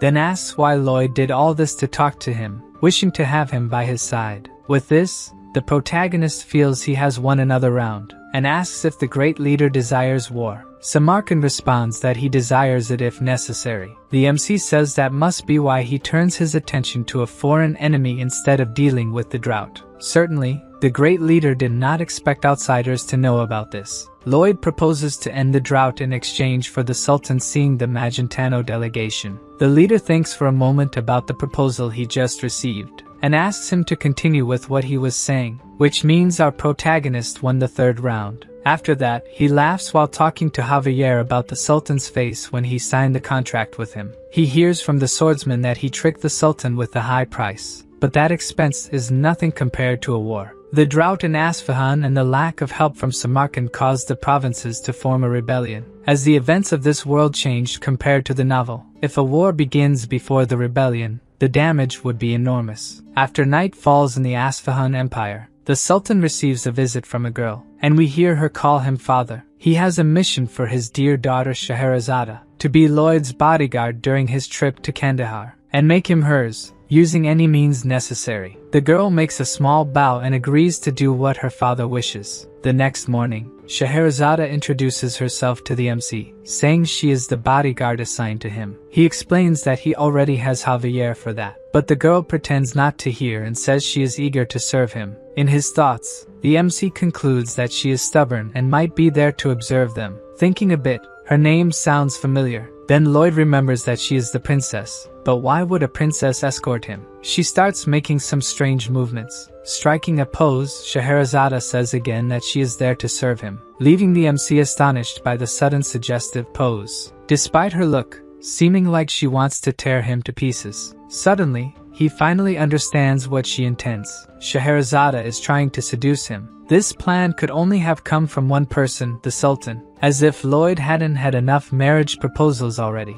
The key to overcoming the drought is a kanat, a type of water transportation system used by the Persian Empire. With the scorching desert heat, any water flow evaporates quickly, so the route has to be underground. The mountain ranges miles from the city are covered in snow all year round, and they will take advantage of that. Our group arrives at the capital of Kandahar, Kandara. Lloyd is relieved to finally have a break. At least that's what he wished. but looking to the side, it seems that won't be possible. Scheherazada's strange insinuations continue, and her eyes make the MC think she would try to dismember him when he sleeps. Knowing he won't be able to relax, he sits on the bed, asking to talk with the girl, but first for her to stay in a natural position. She tries to convince him that she is naturally like that. Scheherazada is the youngest of the Sultan's 4 daughters and the most beloved, a very skilled swordswoman from a young age. The identity of the princesses is kept secret, and the MC will continue pretending he doesn't know who she is. Lloyd inquires if she doesn't need to rest, but she says she has to stay by his side day and night. He insists that he doesn't need protection, be it day or night. Scheherazada seems not to understand what he is saying, so he points to Javier, explaining again that he already has a bodyguard, who is a high-level sword master, much more powerful than a normal sword master. In fact, he is more powerful than 10, or rather, more than 50 people of Scheherazada's level, so he doesn't need her. Hearing this leaves the girl completely enraged, so much so that she even draws her sword.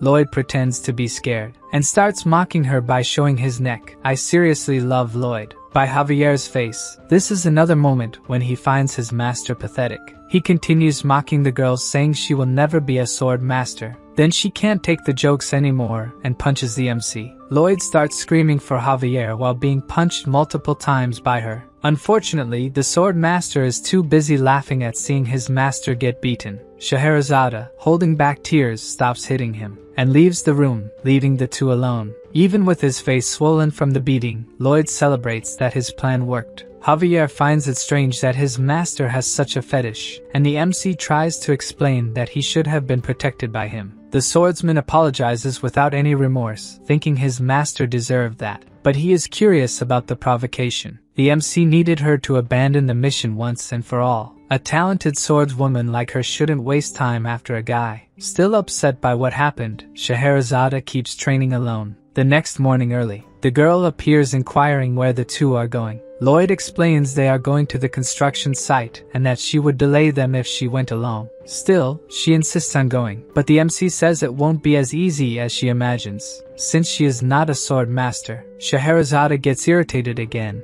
and tries to punch him once more. Before she can do that, he starts talking about technical engineering terms. The girl stops, thinking he might be reciting some kind of spell, while the MC continues to talk about technical terms with a diabolical seriousness. Then she starts to feel sleepy, thinking she really fell under a spell. Lloyd gets an even more menacing look and doesn't stop talking, until the girl finally succumbs and curls up on the floor asleep. Javier, who was supposed to take her to rest in the room, also fell asleep. After waking up the swordsman, the two walk through the city, and are surrounded by the residents' gazes, who all seem tattered. They comment on the suspicious looks, as they came from the capital, which was not caring about their situation. They will need the help of these people to push this project forward. Smiling, Lloyd doesn't think it will be hard to get their cooperation. Then he shouts in the middle of the crowd. Immediately, all his pets appear, ready to work for their master. First, Lloyd asks Javier, Padong, and Bangul to build an inlet tank in the city center, while he sets off with Goming and Hamong, heading to the snowy mountains to the west. The bird drops Hamong in the snow-covered mountains, and the yellow hippo sucks up a large amount of snow, being taken back by Goming, who struggles to carry the heavy companion. Down below, the other pets have finished building the tank.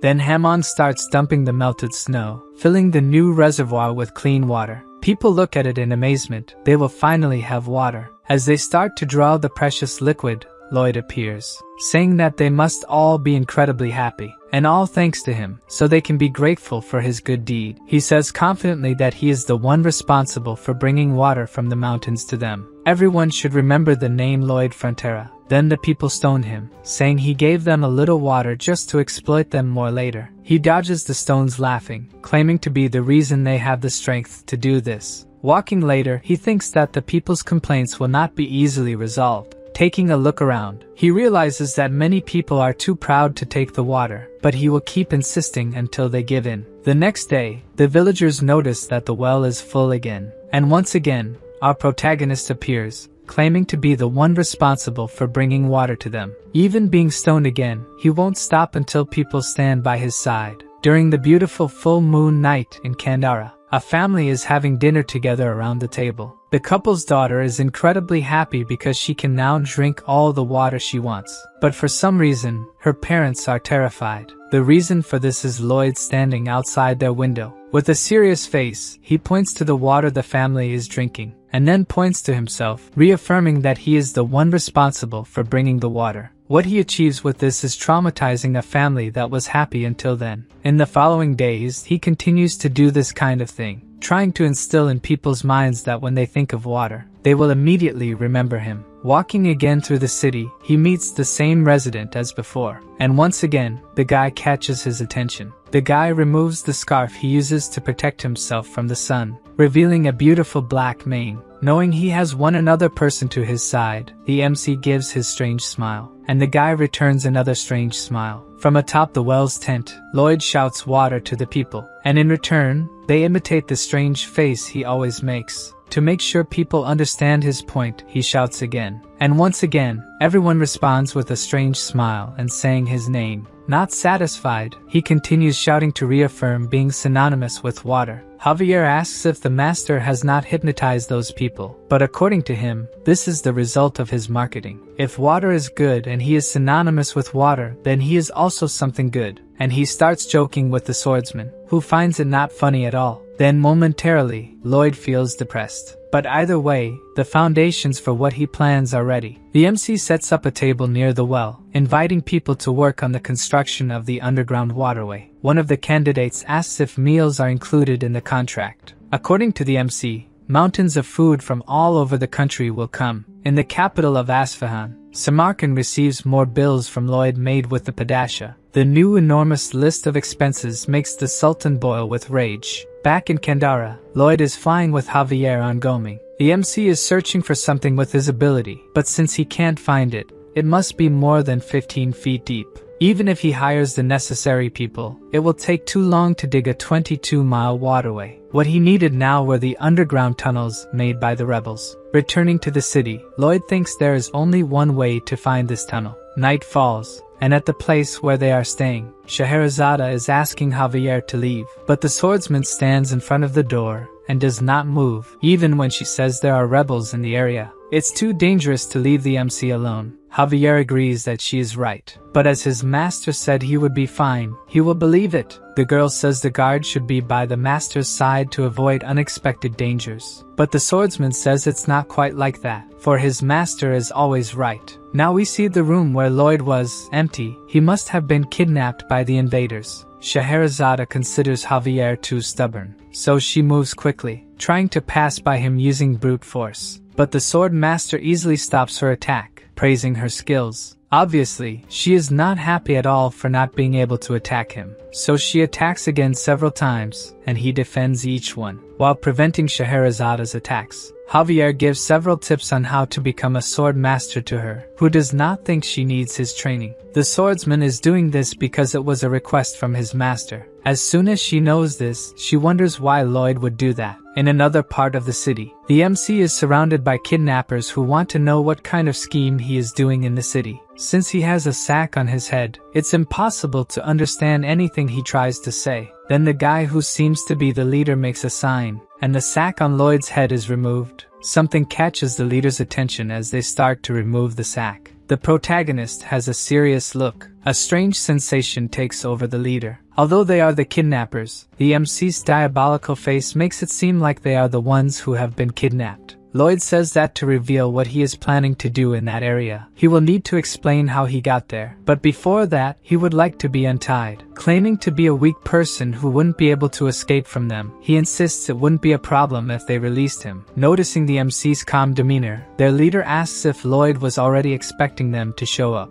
As someone sent by the Sultan, he had anticipated the rebels would do something. With the knowledge from the novel, Lloyd also knows that Terms, the rebel leader, dies leading the revolt. His death causes all the provinces of Isfahan to unite and start the Great Rebellion. Terms examines the young man in front of him. It really doesn't seem like the MC is someone capable of escaping from them, so he orders the prisoner to be untied, despite his companion's disagreement. As he is freed, the MC praises his captor's kindness, saying they will be blessed. In his thoughts, Terms feels indebted to him, which is why he offered a bit of kindness. He remembers his son bedridden and very weak, the child apologizing for being so frail. While Terms cried, regretting giving all the water he managed to others and not to his son, the shout of people saying there was water in the city caught his attention. Shortly after, we see the boy drinking the water his father fetched from the square. After drinking some water, the boy is visibly better. Back to the present, Lloyd's bonds are on the ground. The leader warns that even though they are letting him go, the MC shouldn't try to escape. At that moment, he has that devilish look on his face again. This makes the rebels want to attack him, thinking he is about to do something. But instead, our protagonist strikes a poetic pose. The rebels pause, not understanding his intentions. Then he begins to explain that 2.5 years ago, the county of Frontera was on the verge of ruin, deeply in debt. The rebels remain still as he recounts that it was a dark time. But he didn't give up and started by building heated floors in the village. Then they fought against giant ants, which ended up exploding in the mine. Then he and Javier went to Cremo, where there was a giant lobster. Excited,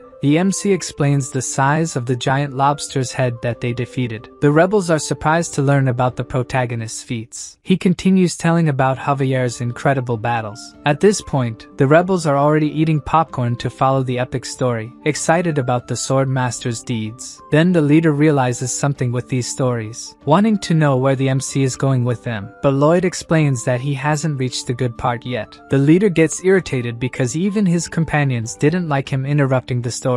The MC continues telling how they were attacked by locusts the size of dogs. The whole sky turned dark when these creatures arrived attacking. Even Terms is startled by Lloyd's reenactments of the battles. The night passes as he continues to talk about everything he went through with Javier, until the sun begins to rise in Canara. Goming, as lifeless as always, is carrying his master and Terms. The leader is in a panic, not knowing where they are going, and Lloyd explains they will see the queen, but he doesn't remember how they decided this. So he decides to tell the whole story again, but Terms stops him from doing so. Since Lloyd will need the underground tunnels for the waterway, they go to the queen to ask for asylum for the rebels. Terms really remembers talking about this with the MC, who assures him that all companions and family members will be sheltered in Magentano. Then they spot the royal palace, where Cannavaro is being restrained by the court magicians. He begins to tell the queen something about Targa having said something to the dark wizards, but he has a coughing fit, probably caused by the excellent treatment he is receiving. So the queen determines that he has said enough, thinking she needs to find this Targa. As she is returning, a messenger says that Lloyd is waiting for an audience with her. She is a bit puzzled because the MC was supposed to be in Asfahan. Then, before her, he and Terms kneel,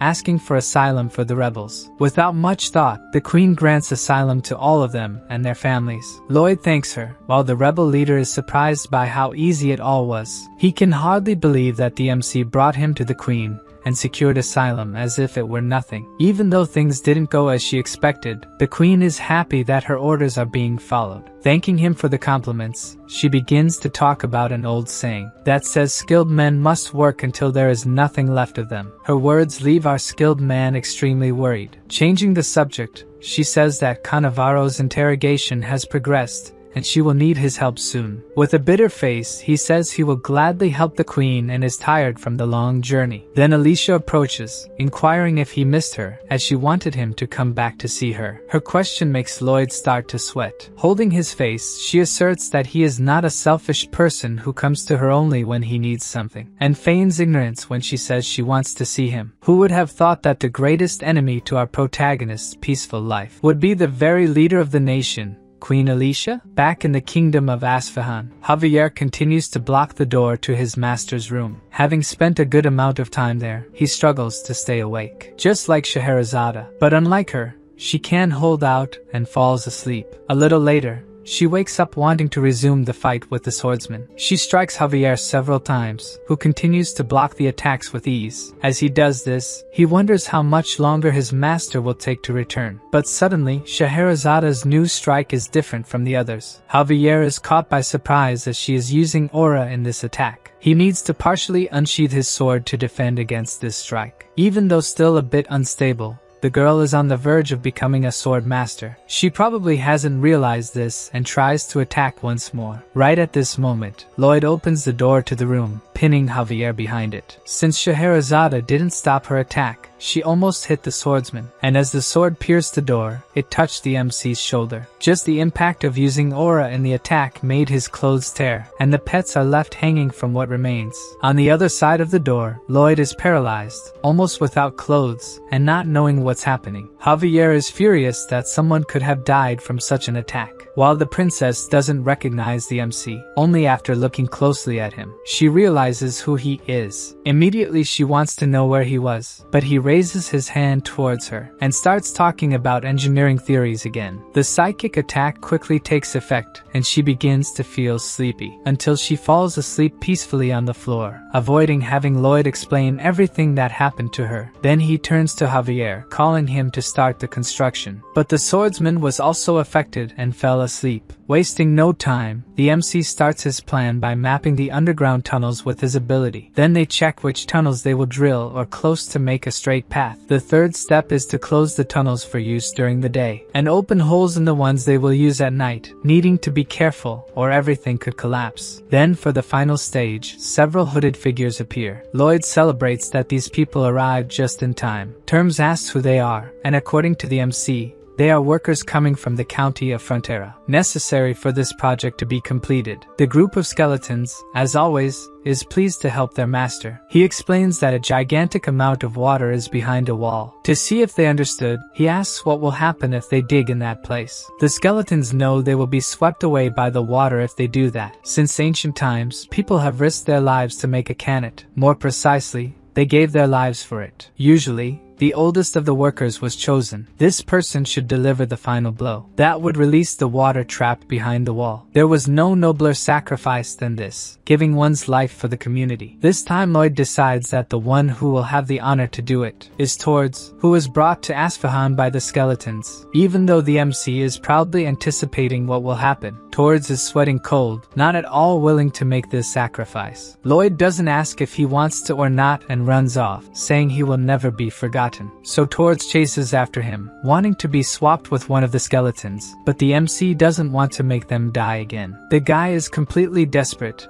and considers that the swordsman could do it and survive. But Javier has only one change of clothes and can't get them wet. Even to the system, he is more demonic than the devil. Speaking of the devil, the guy seems totally swamped with work. It seems he has just been informed by his messengers from above. Helkeros, the king of hell, wants to see how Lloyd will finish. Back in the scorching desert of Asfahan, after some discussions, the leader of the skeletons, Turtleneck, volunteered to deliver the final blow, which didn't make his master very happy, as he preferred Tords to do it. As soon as the leader of the skeletons strikes the wall, the water begins to gush through the tunnels, carrying him along. After the tunnels, it flows into several pipes that will direct this precious resource to the people who need it. Facing water-filled paths, people celebrate that they will no longer go thirsty. Then we see a child carrying a water pot. He goes to Lloyd and catches his attention, then offers him the water he brought to the village. Our protagonist thanks the boy for giving him water. Then the child takes the opportunity to ask something that made him curious. Why does this man keep walking around almost without clothes? Lloyd gives a gentle smile and replies to the boy that buying clothes is a waste of money. After opening the central waterway in Kandara, several other villages were connected to it. Almost at the end of the project, the system gives him the title of top-ranking person who only wears underwear. The title grants him 100% resistance to dehydration in all hot regions, which doesn't seem very useful now that he plans to relax from now on, without going anywhere hot. Suddenly, Terms appears and Lloyd asks if he's ready for the long journey to Magentano. Then the leader of the rebels kneels before him, leaving our protagonist bewildered by the warrior's gesture. Terms says that the MC saved countless people, stopped the drought, the war, and even managed to find refuge for them. Therefore, all the people present at that place will be eternally loyal to Frontera. As he was only pursuing his own interests, Lloyd is a bit embarrassed by all this gratitude. He is delighted that his approval with the rebels has risen and joined the approval of the county residents. That night, the skeleton squad guided Terms and his companions to Frontera County, just when everything seemed to be going well in the capital of Asfahan. The Sultan asks Lloyd to continue by his side in the kingdom. Kneeling, our protagonist apologizes and reveals that he prefers someone with a smaller physique. Then the Sultan, knowing that the MC has realized that Scheherazade is his daughter, asks if she doesn't please him, but he replies that the princess's feelings are much more important than his, making the Sultan remember that his daughter utterly despises this man. Samarkand sets aside this matter, and since Lloyd has kept his word, now it's his turn, who will finally meet with the delegation from Magentano. The MC thanks him for fulfilling what he promised. As the two are leaving the throne room, Samarkand gets a demonic look, thinking that as a ruler, he will always get what he wants. Somehow, he still plans to take the protagonist for himself. With a brief look back, Lloyd seems to have understood these thoughts of the Sultan. Moving on, the Sultan is sitting with the members of the delegation. Count Ventura is thinking that it was thanks to the MC that they managed to have this meeting, so they cannot lose this incredible opportunity. First, the Sultan apologizes for the suffering caused to Magentano due to his mistakes. The apologies surprise the nobles who did not expect such a proud person to apologize. Samarkand promises to pay for the damages from the monster domino and will take measures to ensure it doesn't happen again. The nobles listen silently as he says he will inform Magentano about these measures, and if it happens again, he will pay double. Count Ventura knows that all this goodwill will come at a price, so he thanks the Sultan for his generosity, undertaking to convey what he said to the Queen. But Samarkand interrupts to say that he wants something in return, leaving the Count apprehensive about what the Sultan might ask for. And he wants nothing less than Lloyd Frontera. After the meeting, Lloyd wants to know how Ventura responded to this request. The Count is somewhat cornered to respond, until he reveals that he agreed that the Sultan could have him, causing an incredibly happy expression on the MC. To lighten the mood, the Count says that someone talented like him will be useful anywhere, and the Queen will be pleased. So our protagonist smiles and says the Count did the right thing, and the poor man doesn't understand anything anymore. Lloyd says that what just happened is perfect. In the throne room, Samarkand is trying to decide what he will ask his new servant to do first. Then a messenger appears saying he couldn't bring the MC because he decided he would get rid of the sandworm that is outside the city. The sandworm looks like a scary monster with a giant mouth and a body like a snake, but its actual size is a little larger than Lloyd's pets. The MC points his shovel in its direction and uses his mana blast, causing an explosion where the creature was. After that, it's Podong's turn to attack, kicking where the little creature is, and then trying to hit it with its paws. Lastly, it's Javier's turn to attack. He takes his sword of bright aura and delivers a powerful attack that throws the sandworm. Incredibly, even after all these attacks, the worm continues to move, so Lloyd attacks it with Mana Blast again, wildly. At that moment, the Sultan arrives where they are and sees the MC using Mana Blast continuously. The protagonist is screaming demonically that he will destroy the worm in the name of Samarkand, who stands watching all that madness, and being hit by the rain of sand flying with the explosions. Only at this moment Lloyd realizes he is being watched by the Sultan, and he signals positively to him, who thereafter wants this unstable person no longer in his kingdom. After these events, night falls in Isfahan. In his office, the Sultan thinks he made the right decision. With MC by his side, you never know what he could do. He still has to pay for the expenses incurred with the Padishar and the construction costs. Thinking this way, it's as if he's been robbed by MC. Then a guard appears saying there's bad news. Lloyd has just escaped with the Padishar. This time the Sultan is speechless. He's going bankrupt this way. As if that weren't enough, a messenger appears with urgent news. Princess Scheherazade has fled and left a message saying she had much to learn from him. The Sultan doesn't know what to say after that, and collapses onto his desk, crying and cursing Lloyd for all the trouble he brought. A little while later, in Frontera County, Lloyd's parents wake up on a quiet morning, with Baibyong sounds instead of a rooster, but that's not bad. A servant announces that a letter from Master Julian has just arrived. He tells them he graduated as the second best in class and will be able to work in the capital. Then Bayern appears saying a shipment from Lloyd from Isfahan has just arrived. Outside there are piles and piles of filled chests sent by their son. As soon as one is opened, Marbella is impressed that they are all luxury items. She holds an ugly necklace of precious jewels, planning to sell these items to extremely vain nobles. The Count notices that his wife didn't used to make expressions like this. But it doesn't matter, she can sell the jewels as she wishes, he is still a happy man. The Count is glad that his county is full of wonderful people, just like wonderful orcs. who greet him as they pass by. Only one of them doesn't seem very friendly. It seems he and Soldier Greg still don't get along. The two collide as they walk, and the couple is apprehensive, thinking the two are about to start a fight. Then Soldier Greg acts as if the orc wants his attention, grabs the chest of the green man. Instead, the two stand facing each other without saying anything, until the orc moves quickly, but Greg manages to dodge the attack quickly. Somehow the creature stood still in a strange dance position, and then quickly returns to normal, kneeling. This isn't over yet, and he challenges the soldier, who, along with his companions, acts as if they had no choice, and they all choreograph together, ending with all of them standing in the same upside-down position. Then the orcs come together to make a better dance, which ends in a much more elaborate way. It seems this time Soldier Greg didn't come out on top, and the orc looks victorious. Surely this wasn't what the Frontera couple was expecting to see, but in any case, they are all good creatures. Speaking of creatures, they encounter the skeletons on the way. Would they be organic or inorganic matter? It doesn't matter. What matters is that the county is at peace and he is happy, even though some strange things happen there. Maybe very strange when they see the white cavalry praying to Lloyd's statue. And strangeness only increases when Terms and his companions arrive and also pray for MC. Finally, someone informs the couple that their son has just returned. Seeing their son dressed that way, practically only in tunic and underwear, it makes them think that the strangest person in that place is surely their son. Still, as strange as their son may be,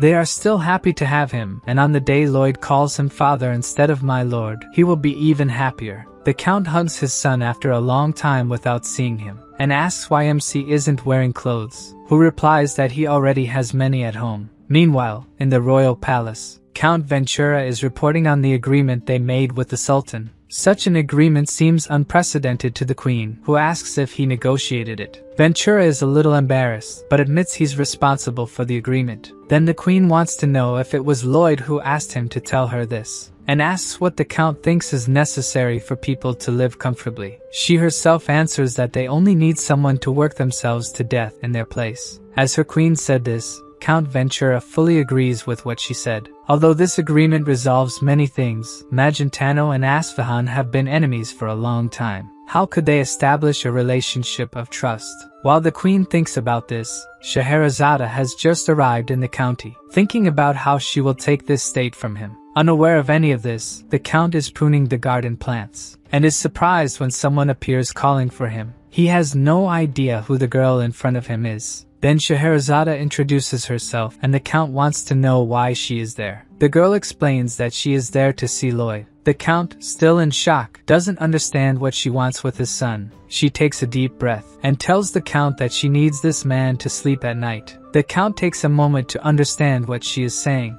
As soon as he understands her words, he is incredulous. This must be the most unbelievable thing his son has ever done. We see the protagonist lying on a dirt floor. Gradually, his consciousness returns. He is at the edge of a cliff, questioning what place this is and why it is so dark. Suddenly, a light appears, illuminating his face, along with a thunderous noise that alarms him. A giant fireball is rising in front of him, which gradually takes the shape of a human body. The immense fiery body stands still in front of the protagonist, until it says it is a pleasure to meet Lloyd Frontera. In fact, to meet Suho Kim. The MC thinks that no matter how real it seems, this must be just a dream. So he asks who this talking fire figure is. From within the fire, the person says they are the one who sees true nature, the ruler of the fire of hell, the king of hell, Helkeros. Lloyd bows, saying he didn't know he was in the presence of royalty, even though he thinks it must be a dream. From within the flames, the leader of hell laughs,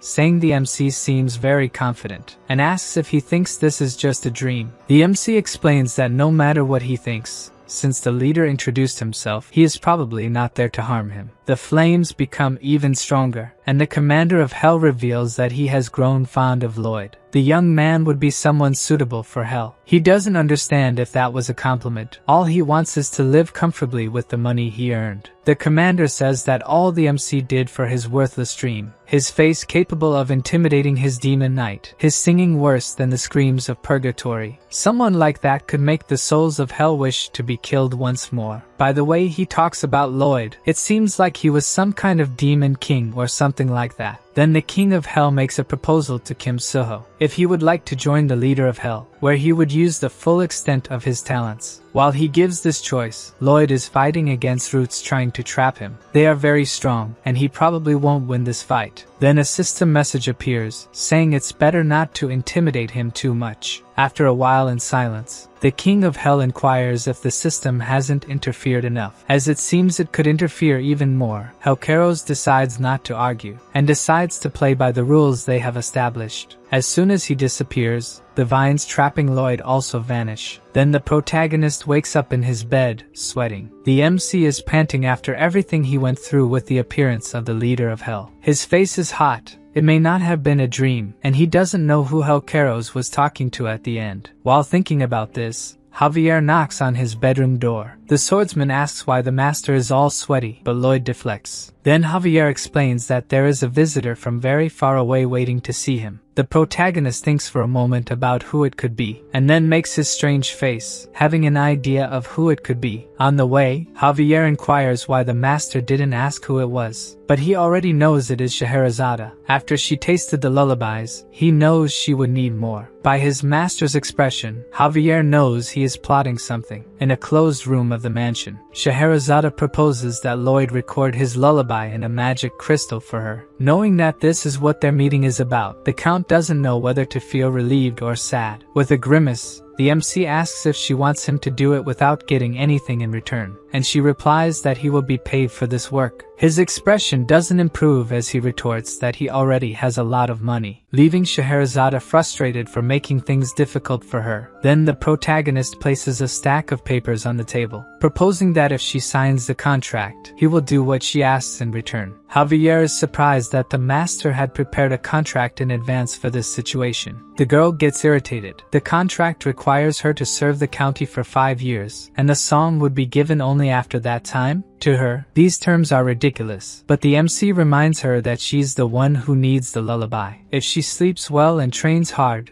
she can become a sword master, but of course, it depends on whether she accepts or not. Javier realizes that when the master asked him to train Scheherazade, he probably had this in mind. A system message appears saying it's because of such actions that the demon wanted to be friends with him. Scheherazade is furious, knowing he planned to do this to her, but he ignores her complaints. Then, unable to hold her anger, she delivers a powerful punch to the MC's face, and leaves, calling him a piece of trash. A little after this argument, the girl is walking through the forest, still angry with Lloyd, thinking that if she signed the contract, she could become a sword master and be recognized by her father. Suddenly, something pulls her out of these thoughts. She's been walking through the forest, and now doesn't know where she is. The girl needs to find a trail. Then, from behind a tree, she sees something, a shiny brown mane, which makes her look more closely at who is in front of her. None other than the young Lloyd Frontera. The young man has an apprehensive expression. Scheherazade wonders who he might be. Julian remains thoughtful in silence, while she thinks he looks fragile and weak, like a herbivore that could be devoured by a predator. Then, suddenly, his expression changes, looking determined. A little ahead, some knights are trying to move a huge rock without success. Julian asks to help them, but the knight thinks he shouldn't be doing this kind of heavy work. The young man insists, but the knight says their duty is to escort him, and that he should sit and rest. His words have no effect, as the young man removes his shirt to help them, leaving the three astonished by the scholar's physique. Meanwhile, Scheherazade continues to watch the group from afar. In her imagination, he still looks weak, even with that physique. The four push the rock with all their might. The girl concludes that since he is returning from the capital, he must be Lloyd's younger brother, but he doesn't look like him at all, making such an effort to help the people with him. Since pushing doesn't work, he thinks it's better to dig around the rock with a shovel, because there's nothing a shovel can't solve. Then the girl appears, saying it's a good idea, but it will take all day, and that she will remove the rock from their path. Julian just watches without saying anything to the girl. It seems that young Frontera has just had his heart stolen. Scheherazade thinks that by doing this, she will gain some advantage in negotiating with Lloyd. Then, with simple movements of her sword, the huge rock blocking the path is shattered. The knights are shocked by the girl's power. She sheathes her sword, standing in front of the small pieces left of the rock. Then Julian thanks her for what she did and asks who she is. She reveals herself as Scheherazade of Isfahan from the east, and that she is currently staying at the Frontera estate. The young man listens to her, totally enchanted. Back in the county, Emily is walking down a street and sees a young orc coming her way. She greets him, calling him Kuga, but he keeps walking while she talks to him. Emily doesn't understand why the orc acted that way with her. In silence, Kuga remembers a conversation he had with her. He had called her while she was hanging clothes and asked if she loved Sergeant Greg. After a moment of silence, Emily told him that Greg was the most important person in the world to her. Her response left Kuga, who has feelings for her, furious. But at that moment, she didn't understand that. He still remembered Greg hitting on a refugee girl, and how his companions laughed at him, calling him ugly when they found out he liked a human. Thinking their relationship would never work, he decides not to tell her what he knows about Greg. Emily still inquires if he wanted to say something, but the orc just retreats among the sheets. Back in the present, Emily is sighing, sitting at a table. Sergeant Greg, who is near her, asks if something happened. So, calling him brother, she asks if people would find it strange if a human loved an orc warrior. Greg laughs, finding it ridiculous, saying that if the human's family knew, they would hunt her down. But suddenly he stops, remembering an argument he had, where Kuga fought with him, outraged, thinking the sergeant was cheating on Emily with another woman. It seems now he realizes their affection is mutual. At the Frontera mansion, the count is crying during the family dinner, happy to have raised two such incredible children. Scheherazade understands why, having one son as a diplomat and the other being one of the most talented in the kingdom. While for her father, she should either seduce Lloyd or become a sword master to prove her worth, understanding they come from very different families. Julian tells his father that when he is appointed in the capital, he intends to work even harder to make him proud. The count is more than happy and says his son can always come home if things get tough. Hearing something like that from a father shocks Scheherazade,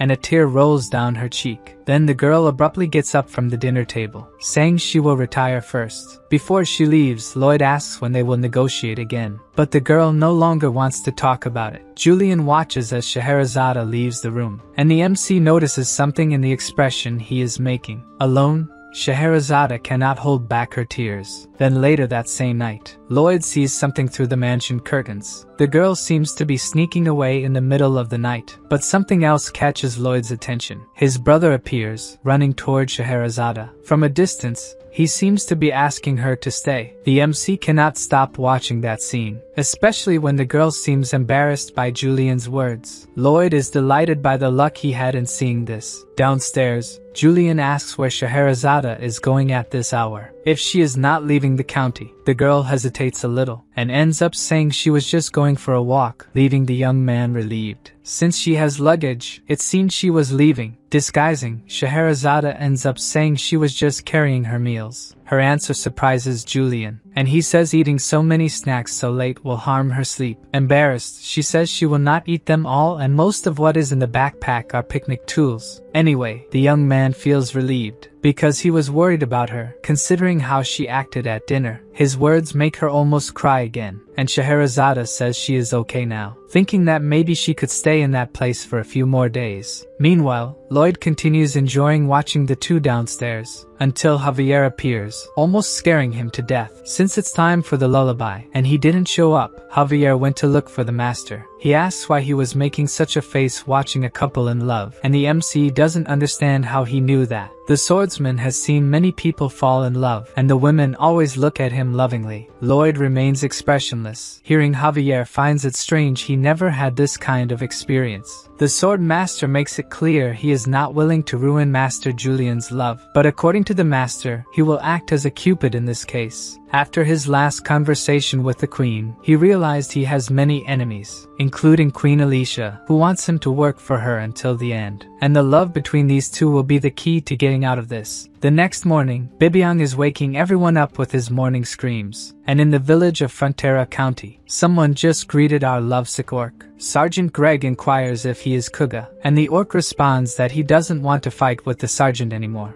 Then the human puts his hand on the collar of his shirt and throws a paper airplane towards the orc. It hits him right in the forehead. After that, Greg tells him to go to the place written on the plane that night to clear things up. Kuga reads what's written on the paper silently and says that an orc warrior never runs from a fight. At night at the Frontera mansion, Julian continues to think about Scheherazade, with her hair more radiant than silk, her eyes like pearls, and the sadness in her heart that she hides using strength. Then Lloyd appears beside him, asking if that's not what they call love. Julian feels as if the MC had read his mind, and Lloyd asks if something is wrong, but the young man just blushes without saying anything. Lloyd starts to annoy him until he asks what the MC wants. Then he reveals that he will record the lullaby for Scheherazade the next day, and after that she will leave. After that, he starts to leave the room, repeating what he said before, that she will probably leave, leaving Julian even more distressed. In the village, Greg was saying something about when the orcs arrived to his companions and suddenly they appear. Thinking they are plotting something against Kuga, an orc questions that Greg is a coward because the fight should be one-on-one. With a delirious face, Greg wants to resolve this relationship between humans and orcs now. Back at the Frontera mansion, Lloyd greets Scheherazade in a hallway, and she immediately punches him on impulse. Fallen on the floor from the punch, Lloyd tells her that Julian will be named soon, maybe the next day. As soon as that happens, he will leave the county, leaving Scheherazade as distressed as he left Julian. Alone, the young man thinks that she will leave and he will not see her anymore. In her room, Scheherazade thinks the same. Someone else is also impatient with this situation. Finally, the young man decides he cannot let her leave without telling her what he feels. The girl also thinks the same, going after him, while Lloyd is just waiting for his plan to work and the couple to declare themselves. In the village, Kuga is on a plane alone, until a noise catches his attention. At the mansion, Julian is in front of Scheherazade's room to confess his feelings to her. The girl is also in front of a door to confess, before she regrets it for the rest of her life. Back to Kuga. As soon as he turns, he meets Emily, who says she came to that place at her brother's request. Suddenly Sergeant Greg with other soldiers appears, coming out from among the trees. On the other side, several orcs also come out of the forest, heading towards the humans. Back at the mansion, the Count and his wife open the door to their room to see who is calling them, and Scheherazade is kneeling at their door. The orcs and humans push Kuga and Emily towards each other, and Greg declares that from this date, it will be the first day of the two as a couple. Finally, they will be together. At the mansion, Scheherazade kneels even more and asks the couple to entrust their youngest son to her. Knowing this, Lloyd thinks that once the two are together, the queen will no longer have as much power over him. Suddenly we see a large sinister castle surrounded by a valley. The queen is at the door of the old castle of the dark sorcerer Targa. She raises her hand to her army, commanding them to attack the castle with full force. Behind her fly thousands of red arrows. Most of them pass through some kind of magic barrier and set the castle on fire. Inside it, several dark mages try to defend the castle and protect their master Targa. Thus, a battle between knights and mages erupts. Then a large creature appears. Just the weight of its paw is enough to break the ground. The soldiers at its feet ask what kind of monster it is, and the queen's mages attack it with the fire god's punishment. Even being attacked, the monster does not retreat, stepping on the soldiers in front of it. Realizing that the attack is not going well, the queen orders the soldiers to retreat, leaving the castle, while the monster continues to roar and attack. Outside the castle, the soldiers are regrouping and counting the wounded, until they realize the queen is not there and look towards the castle. Queen Alicia is alone facing the creature. She wields her sword imbued with aura, and after a war cry, launches a large attack that reverberates towards the monster, which is hit squarely by the queen's attack. As soon as it is hit, a kind of green gas begins to escape from it, and Alicia covers her nose, because it might be poison. This was done with magic, but it doesn't matter. She trained her body to get used to poison. Thus, she walks towards a door, making an effort to open it. Queen Alicia is fully aware of what awaits her on the other side. At the feet of a giant dragon head stands the dark wizard Targa, enraged at being found by the queen. The queen asks if he is Targa. He nods, acknowledging that he is the one she seeks. Outraged that he plans a rebellion against the kingdom, she declares that she will decapitate him, doing so with just one swing of her sword. With that, his body falls at her feet, and she thinks that everything is finally over. But suddenly, she feels a severe headache. As it passes quickly, she wonders what just happened, and we can see that one of her eyes is different. Something is wrong with her. A little later,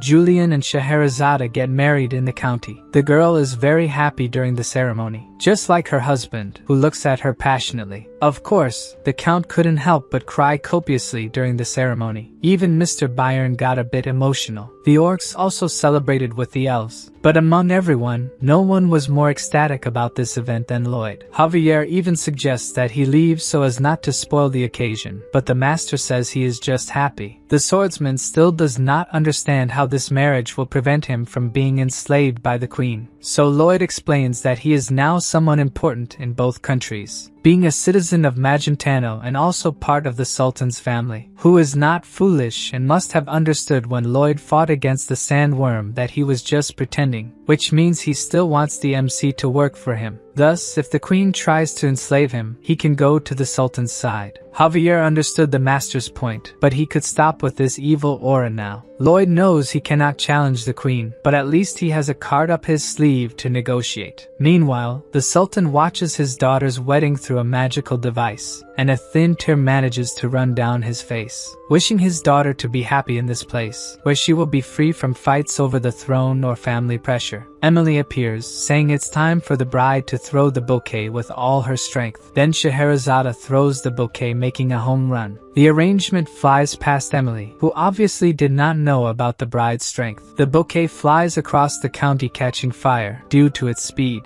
until someone manages to stop what's left of the arrangement. Not knowing what was coming, Solitas grabs what remains of the flowers. As the new couple withdraws, Lloyd remembers that in the novel, Scheherazade dies protecting her father during the rebellion. Even if it doesn't bring money, it's great to know that she will have a different ending this time. Then the system appears, showing that Lloyd has saved another person from an unhappy death. Knowing this, he thinks the system is just stating the obvious. The counter of lives he saved starts moving quickly, catching our MC's attention. He watches as the number keeps growing. With more than 23 million lives saved, he gets an additional DP. When he has 50 million DP, he will be able to exceed the final spoiler. Thus, Lloyd will have the right to use the world's most powerful ability. It can be activated for 30 seconds, which seems like a very short time. Actually, it's the highest ranked ability, and not the strongest, meaning if he fights the strongest thing in this world, he would lose. Moreover, to use the ability, he would have to forfeit the system's support, his skills, summons,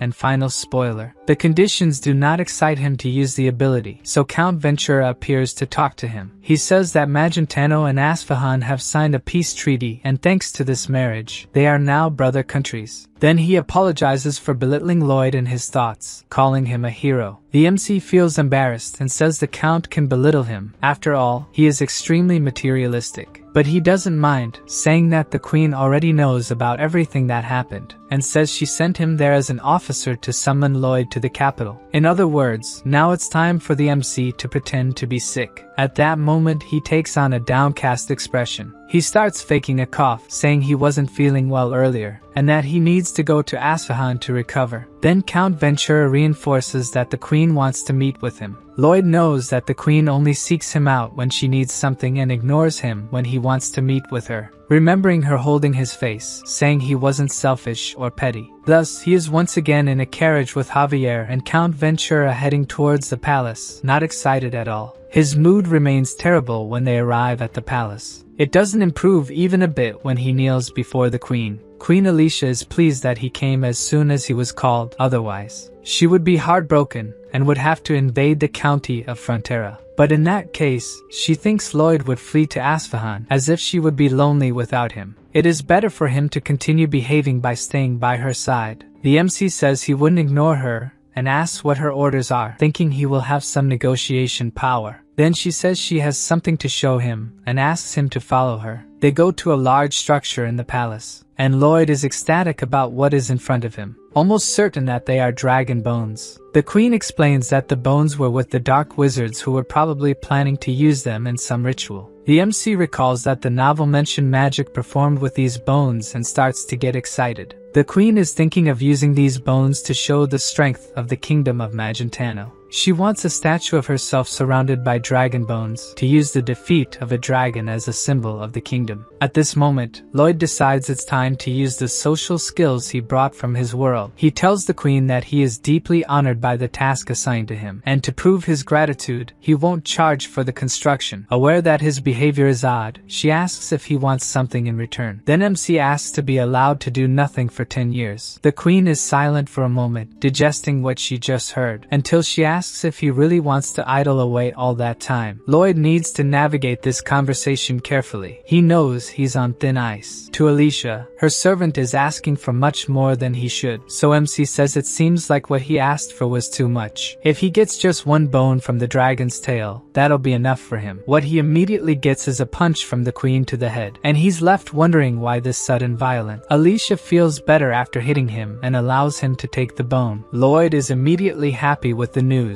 and kneels in thanks, saying the queen can step on him whenever she wants. With this reward, he won't be exploited, but still doesn't want to work anymore. Then someone enters the room, interrupting his thoughts. The guy introduces himself as Viscount Nord, a garden design expert. To the Viscount, MC seems just like a boy and wonders how he can be a craftsman. Born a commoner and socially elevated through his work, Nord considers himself much better than Lloyd. As soon as Nord says he'll work with him, Lloyd is surprised, saying he has no knowledge or experience and couldn't dare to work with someone so respected, clarifying he just wants to learn from him to see how much knowledge he lacked. The Viscount is speechless hearing this from a young noble, and smiles, feeling that Lloyd understands how good he is at what he does. The next day, outside the palace, the Viscount shows the garden plans, and Lloyd praises him and asks about details of another area. The following day, Nord brings more details and is again praised, and MC asks about more parts of the plan. The next day, Nord seems even more exhausted but is happy, feeling like a genius for doing the project so well alone. Then he leaves to start the topographic part, telling Lloyd not to get in his way. Nord is completely convinced he's amazing and can do everything alone, so MC also leaves, going to a nearby hammock to rest, ecstatic about getting free labor. Thanks to loyal and skilled people like the Viscount, people like Lloyd can relax without doing anything. During the night at the royal palace, in the building that houses the dragon bones, specifically in the bones guarded by the soldiers, from inside the darkness of the dragon's skull eye, a purple light emerges from that point. The light claims to be Targa, who hasn't given up on revenge against the queen, promising that she will die. We see Viscount Nord talking about the lush green nature ahead of them. According to him, humans admire the gods for their unique ability to create something from nothing. Lloyd realizes Viscount feels thrilled by his creations as if approaching the gods. He is glowing with excitement about his work, and it's precisely because of this passion that MC will leave all the work for him to do. Thinking Lloyd knows nothing, Nord decides to meet with the managers alone, and MC apologizes for his ineptitude. He watches as Viscount moves away. Once he's gone, it's time for him to enjoy his time, so he summons all his pets, who appear excited. Bibyong soon starts to strike a combat pose, and Lloyd determines it's time for the games to begin. Bibyong is in a combat stance in front of Padong, who also seems ready to fight. Lloyd commands Padong to release a beam, and the guinea pig gets all riled up. Then Bibyong pretends to be hit,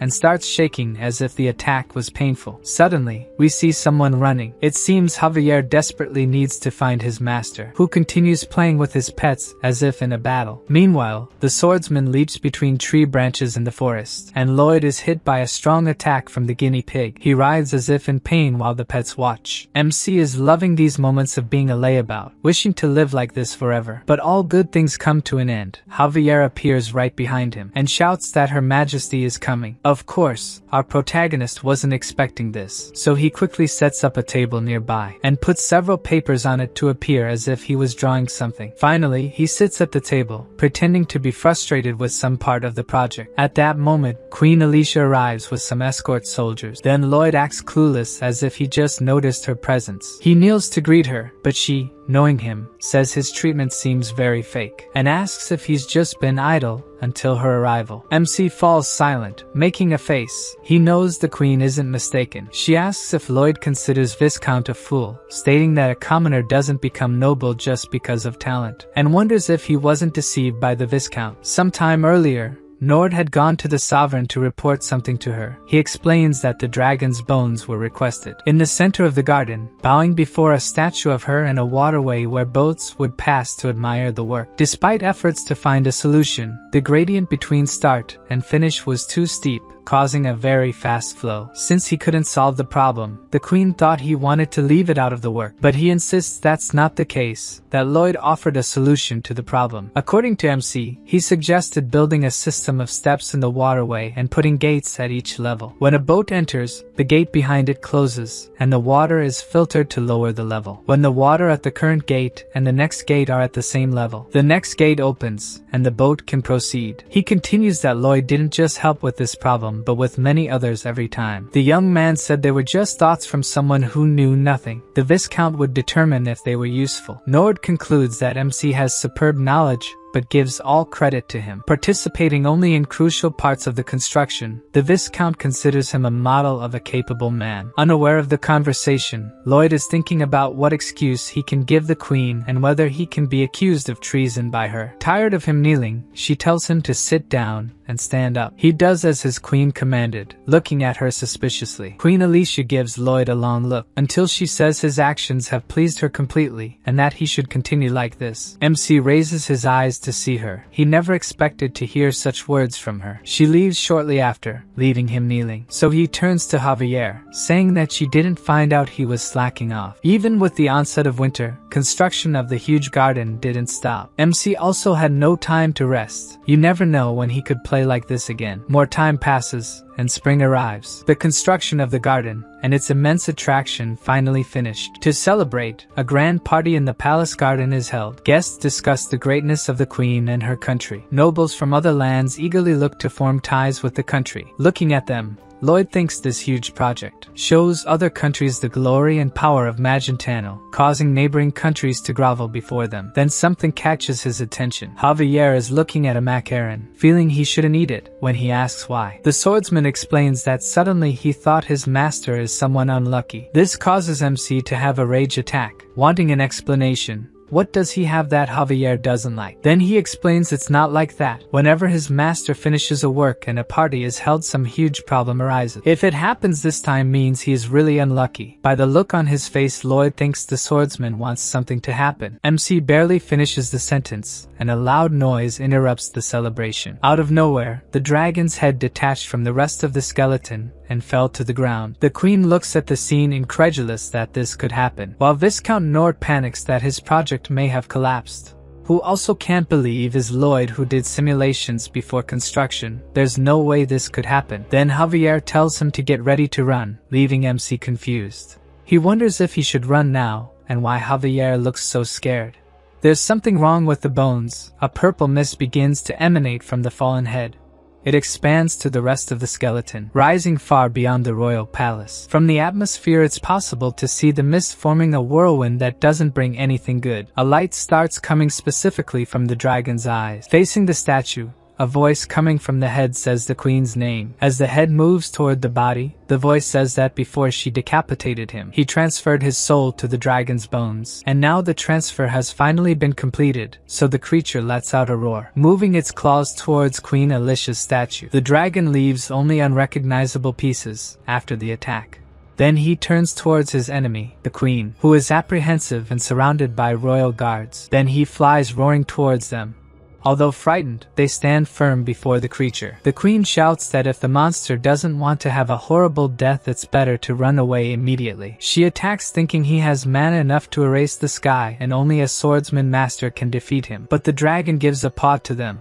so strong that it throws the queen and the guests in the air. The dragon thinks he's moving slowly, maybe because he hasn't yet gotten used to his new body. But that's irrelevant at the moment. People seem to be nothing more than ants to him, making the ground tremble by flapping his wings, while giving a scary laugh. The queen thinks they won't be able to fight against this monstrosity using only strength. In this case, she calls for Lloyd. He'll find a way to defeat this thing. The only problem is that at that moment, the one she needs the most is running away from the dragon. Seeing this momentarily leaves her hopeless, until she remembers she still has another option and calls for Javier. But the swordsman is also running away, right behind his master. Now she has really lost the hopes she had. In the distance, the two continue running non-stop. They jump over tables with food ahead of them, as if they were obstacle race athletes. Gradually, Lloyd can be seen almost out of breath. Javier warns the master that if they escape, he may not be paid, and Lloyd says he only thinks about money, confusing the swordsman, since his master is motivated by money. Suddenly, Javier stops running and MC shouts because he is stopping. Then he explains that if they don't stop this thing, it will end up reaching Frontera County. Without stopping running, MC says that the dragon has much more mana than Javier. It's better to forget this and flee. But now the swordsman is determined to end the creature, even if it costs his life. Lloyd looks back knowing Javier is serious about this. Back to the dragon. A ball of energy is forming in its mouth. Then it throws it towards the ground where the queen is. Even trying to get away, she is caught by the impact of the explosion and is thrown again. Then the dragon prepares another attack like this. Alicia, still not recovered from the first attack, is about to be hit. However, Javier arrives at that moment, using his aura blast before she was hit. The attack hits the dragon's head, changing the trajectory of the energy ball, which passes right by the queen. The creature calls him a little pest and launches several more energy balls in his direction. Javier manages to dodge using the elves technique. He knows if he gets hit he won't survive. The attacks don't stop and enter the clouds of the night sky. Recovered, the queen attacks the creature again, alongside Javier, who uses another aura blast. The attacks hit the dragon in the head and chest, but it doesn't show signs of weakening. In fact, it laughs, feeling more accustomed to its new body. Then the bone dragon takes flight. From the ground,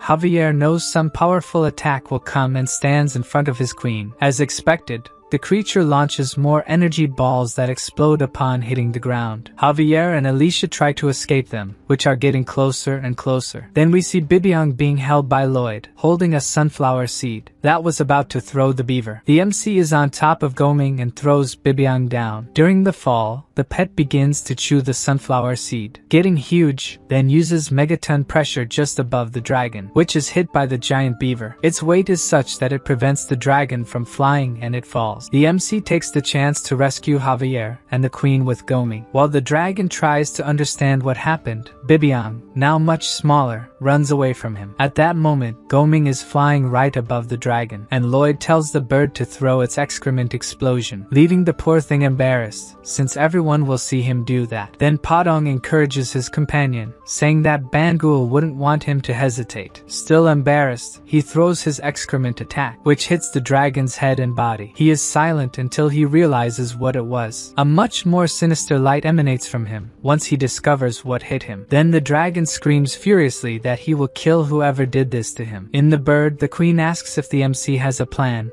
and he says they either get bigger or surrender to the dragon. They cross through the clouds while he says he will bring someone. With the dragon closely chasing them, the MC wants to bring someone stronger than him to the fight. Lloyd plans to take the Dragon King to fight this creature. In the novel, the Dragon King brought order to the dragons and loved humans, a generous and benevolent being. He would never lose to a zombie lizard like the one that destroys everything around it. Lloyd is sure the Dragon King lives in Gaffel and asks the queen if they are very far from there. As she answers that it would take more than a day to get there, his hopes fade. Suddenly, we see the dragon is about to grab Goming. He narrowly manages to dodge, but the dragon is very close. Lloyd sees that the opponent is huge and fast. It will be difficult if they have to fly for more than a day chased by him. Javier asks if what the master needs for the plan to work is in Gaffel, and the MC says they have to go there. Then he raises his aura sword and uses the aura blast once again against the creature to gain distance. In turn, The dragon remarks that these attacks are no longer capable of even scratching him. He barely finishes saying this and realizes the attack pierced his wing. The dragon screams in the air, distancing himself from the group now. Lloyd praises Javier's successful attack and urges the swordsman not to let the dragon get closer. The dragon, now recovered, believes these tricks won't work on him anymore. Catching the queen off guard, the MC asks for her sword without explaining why. She hands over the sword, still suspicious of what her servant will do with it. He plans to fire at the same time as Javier so the dragon can't dodge the attack. Lloyd then envelopes the sword with his aura and invokes Mana Blast with a terrifying expression. At that moment,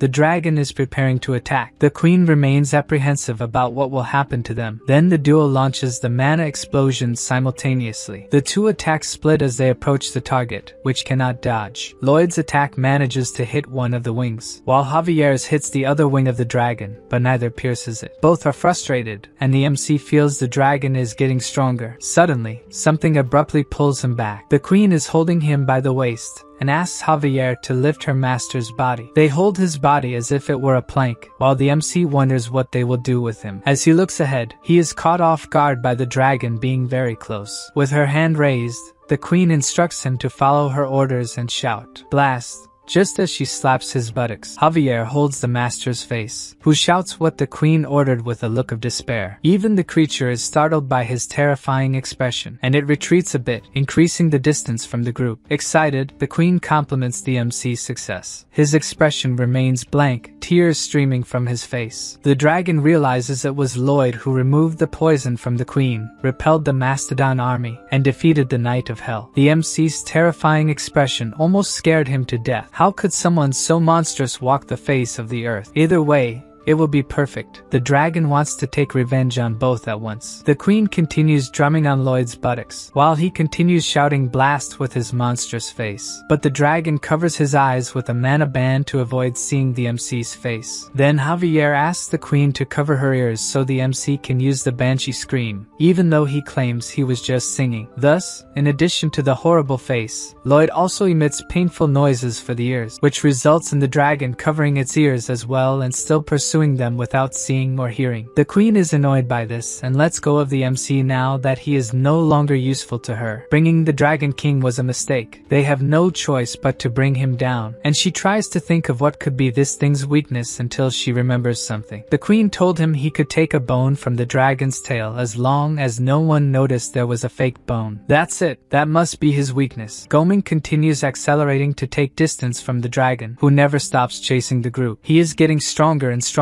transcending natural human limits, and becoming a powerful being, while we see he is right behind Goming. Suddenly, he makes a sprint and gets very close to the bird. To prevent them from being devoured, Lloyd asks Goming to use the spiderweb glow. Goming releases a web that wraps around the creature's head and part of its body, who shouts that they are using the most annoying attacks against him. While he was busy trying to get rid of the web, the group disappears into the sky, and the dragon wonders where they went. Then we see Javier and the queen jumping off Goming, who was flying right above the dragon. The MC shouts for them to aim for the fourth bone of the tail, starting from the pelvis. The swordsman uses his aura sword to hit where the master asked. Then the attack approaches the tail without the dragon dodging, hitting the granite bone, reinforced with the dragon's power. Either way, he takes the blow right on the fake bone. Let's not forget it's not just Javier who is a master swordsman. Queen Alicia is also a powerful sword master. As she attacks, she shouts that she ordered Lloyd to use the bone of an empress Pala to make the fake bone. From above, he apologizes to her, saying that it's always better to save costs in construction while she attacks the dragon. Her aura sword's power is immense and shatters the granite bone Lloyd had made. He celebrates that they managed to destroy part of the dragon. His tail flies off after losing its connection to the rest of the skeleton, and the dragon screams furiously at what they've done to him. Suddenly, we see Frontera Mansion. Lloyd is talking about the last project being quite lengthy, while Javier asks when he'll put on clothes. His face combined with the lack of clothes makes him 10 times more unpleasant, and the MC complains it's worse when Javier says that. Then the swordsman feigns a smile, saying he'll be more careful next time. His clothes are an issue, but he wonders if the MC will call the Count and Countess father and mother. Lloyd thinks they're having another strange conversation. The swordsman would like to be able to call them that, but considers he doesn't have that right. Lloyd, who could call them that, treats them with formality, as they're not his real parents. He'd be deceiving them by calling them that. Javier says goodbye, and he thinks the swordsman also lost his parents. Then we see photos of Lloyd's real parents in some kind of funeral ceremony. Before Javier leaves the room, the MC asks what his parents were like if he remembers what they were like. The swordsman finds the question strange and inquires if the master really wants to know that, and he says he really wants to know about it. Then we return to the present, when the dragon loses part of its tail. This causes him to lose his balance and fall to the ground, lifting everything in his path with him. When he stops, he left behind a trail of destruction. A little shaky, he feels his body is unbalanced. Above him, we see Padong become giant as he falls toward the creature. His body hits the dragon's head, which is immobilized on the ground. Next, Lloyd and the queen also land just ahead. He uses maximum mana explosion power. As the attack rises, the dragon thinks the human missed the target, which distracts him from Javier, who also uses mana explosion, making the monster roar when hit by it. Continuing, the MC uses his overload ability, which absorbs mana. The ability sucks the dragon's mana and manages to knock down the trees around it. All that power goes toward Lloyd. On the other side, Javier continues the aura attack, and the MC doesn't stop sucking mana, increasing his mana heart and improving the ability to purify toxic mana. To help in the attack, the queen appears attacking with another mana explosion, just above where Javier is aiming. She hits the zombie dragon bone with all her strength, causing the bone to crack. The dragon howls in despair for being unable to react to the attacks, and Lloyd realizes the plan is working. They can win. Then the system warns that his mana heart has gained dragon properties, and the dragons are showing interest in him now. Continuing the attack, Javier doesn't remove his sword from the dragon. Queen Alicia also doesn't stop attacking, and Lloyd sucks all the mana he can. Then we return to the mansion, with Javier saying the master isn't the kind of person who asks that kind of question. The MC says that, in fact, he doesn't even know why he wants to know about it. Back to the dragon, its tail is heading towards Lloyd, who continues using the overload. Javier shouts for his master to dodge. Then we only see the forest. Javier is hit by the dragon's bones, protecting his master who is crouched right behind him. As he turns around, Lloyd realizes that Javier has been struck. Being caught by the tail caused significant damage even to someone as strong as him. The MC just watches as Javier is thrown among the trees by the bones. The force of the blow is so powerful that he remains airborne even after passing through the trees, until he falls unconscious into a lake. At that moment, the dragon manages to free itself from Padong and can move freely again. The bone tail heads towards it, rejoining the body of bones and mana. Lloyd is trembling, worried about what happened to Javier. As he shouts his friend's name, he is about to be trampled by the dragon. Thanks to the queen who appeared at the right moment, he wasn't crushed. She angrily declares that he must control himself and find a way out of the situation, as he always has. Without Javier, the entire kingdom is doomed. He needs to save him just as he saved her. But Lloyd doesn't know what to do. All of Javier's mana disappeared in a second, and he has no way to restore it. While they were talking,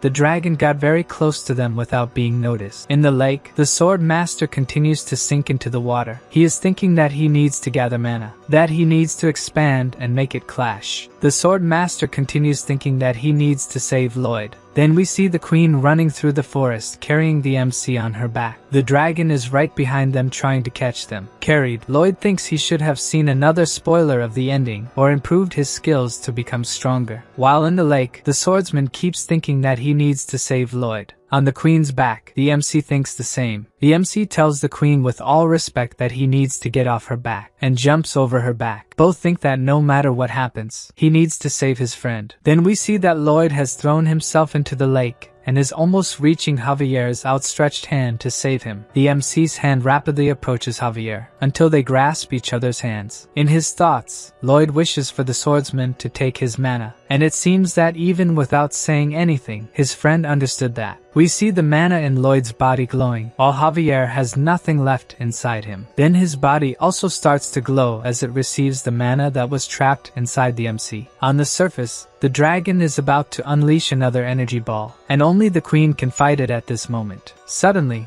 a large yellow ball appears spinning. It hits the dragon's head and continues spinning upwards. With that, Its attack is deflected into the forest, and the queen is not hit. Where it hits, a large explosion of fire is triggered. With the attack passing close to the water, it starts to move, making it difficult for the mana to pass between the two. Lloyd's mana feels strange to Javier. He wonders if it really is mana. It has the same form as mana, but it's different, completely different, as if it defies all the laws of nature. He is unable to control this mana. On land, Padong has just thrown Bagul. In the air, she uses the volcanic ash skill, leaving a dark smoke behind her. The smoke cloud manages to cover the dragon's surroundings, leaving it without sight of its surroundings. Then the queen appears before it realizes, aiming at the bone part that they managed to damage before. But she is paralyzed before the strike. That stain from before has returned to her eye. The queen curses that this had to happen right now. With the setback, the dragon prevents the attack by throwing her into the air. In the water, Javier is losing consciousness. He apologizes to Lloyd for not understanding the mana he contains, asking for forgiveness for not being able to stay by his side. In front of him, Lloyd's face is swollen, horrible, almost out of breath. The sight is so horrible that it brings Javier back to his senses, screaming completely terrified. Then we see that something changes in his mana. The system alerts that after seeing this horrendous thing, Javier now understands things beyond the law of causality. Back to Alicia, she is in free fall with much pain in her eye, but is fortunately saved by Goming before she hits the ground. The system alerts again that Javier controls the superior mana obtained from the MC, and his body can ignore part of the laws of causality. Meanwhile, Lloyd's pets are gathered protecting each other from the dragon that is about to attack again with another energy ball. The creature is so large that even in their larger form, the pets seem small before it. In the water, Lloyd, almost out of breath, is reading a new message from the system that says all the cells in Javier's body are activating like a mana heart. Bright wings appear behind the swordsman. Then we see the dragon about to attack. On the other side, even the pets are surprised to see Javier with wings holding his master's body in his arms. The swordsman is shining beautifully, while the MC looks like a vision from hell with water dripping from his mouth. Caught by surprise, the dragon wonders how they got there, how they are suddenly standing in that place. The swordsman releases Lloyd, who falls to the ground as horribly as his face. Then he draws his sword that was previously broken. The dragon just watches what its opponent will do next, and Javier seems to be just standing before it. Then several glowing cuts appear all over the dragon's body, even though it seems the swordsman hasn't even moved. The creature is sliced into thousands of tiny pieces without even realizing it was struck. It doesn't even seem like that pile of bones was something so frightening just moments ago. Its pieces fall in front of Javier and the MC, who thinks that the sword master finally did it. He became the most powerful being that was only mentioned in the novel, the Grand Master. Javier realizes that his master is calling for him. After a moment of silence, Lloyd tells him that if they need to cut something, it's his responsibility, thanking in his thoughts that his friend survived. Then the swordsman shoots an irritated look at the MC, but soon smiles, grateful that Lloyd is alive. In their normal size, Lloyd's pets hug their master, now that the danger has passed. Then the queen appears and the MC bows to her. As he does so, he sees a new system message. The number of lives he saved goes up by another 10 million with this incident, counting not only the directly saved, but also all the lives saved indirectly by this event. He wonders if at least those points could be exchanged for gold. Then Javier gets his attention. He heard that dragon bones have immortal properties, so they need to take care of this skeleton. The pieces are starting to move, and Javier suggests cutting them into smaller pieces. But the MC stops him with his level 2 zombie domination ability. He will let them resurrect on their own. He already has his demonic face planning how to use those bones, now that he can dominate zombie monsters,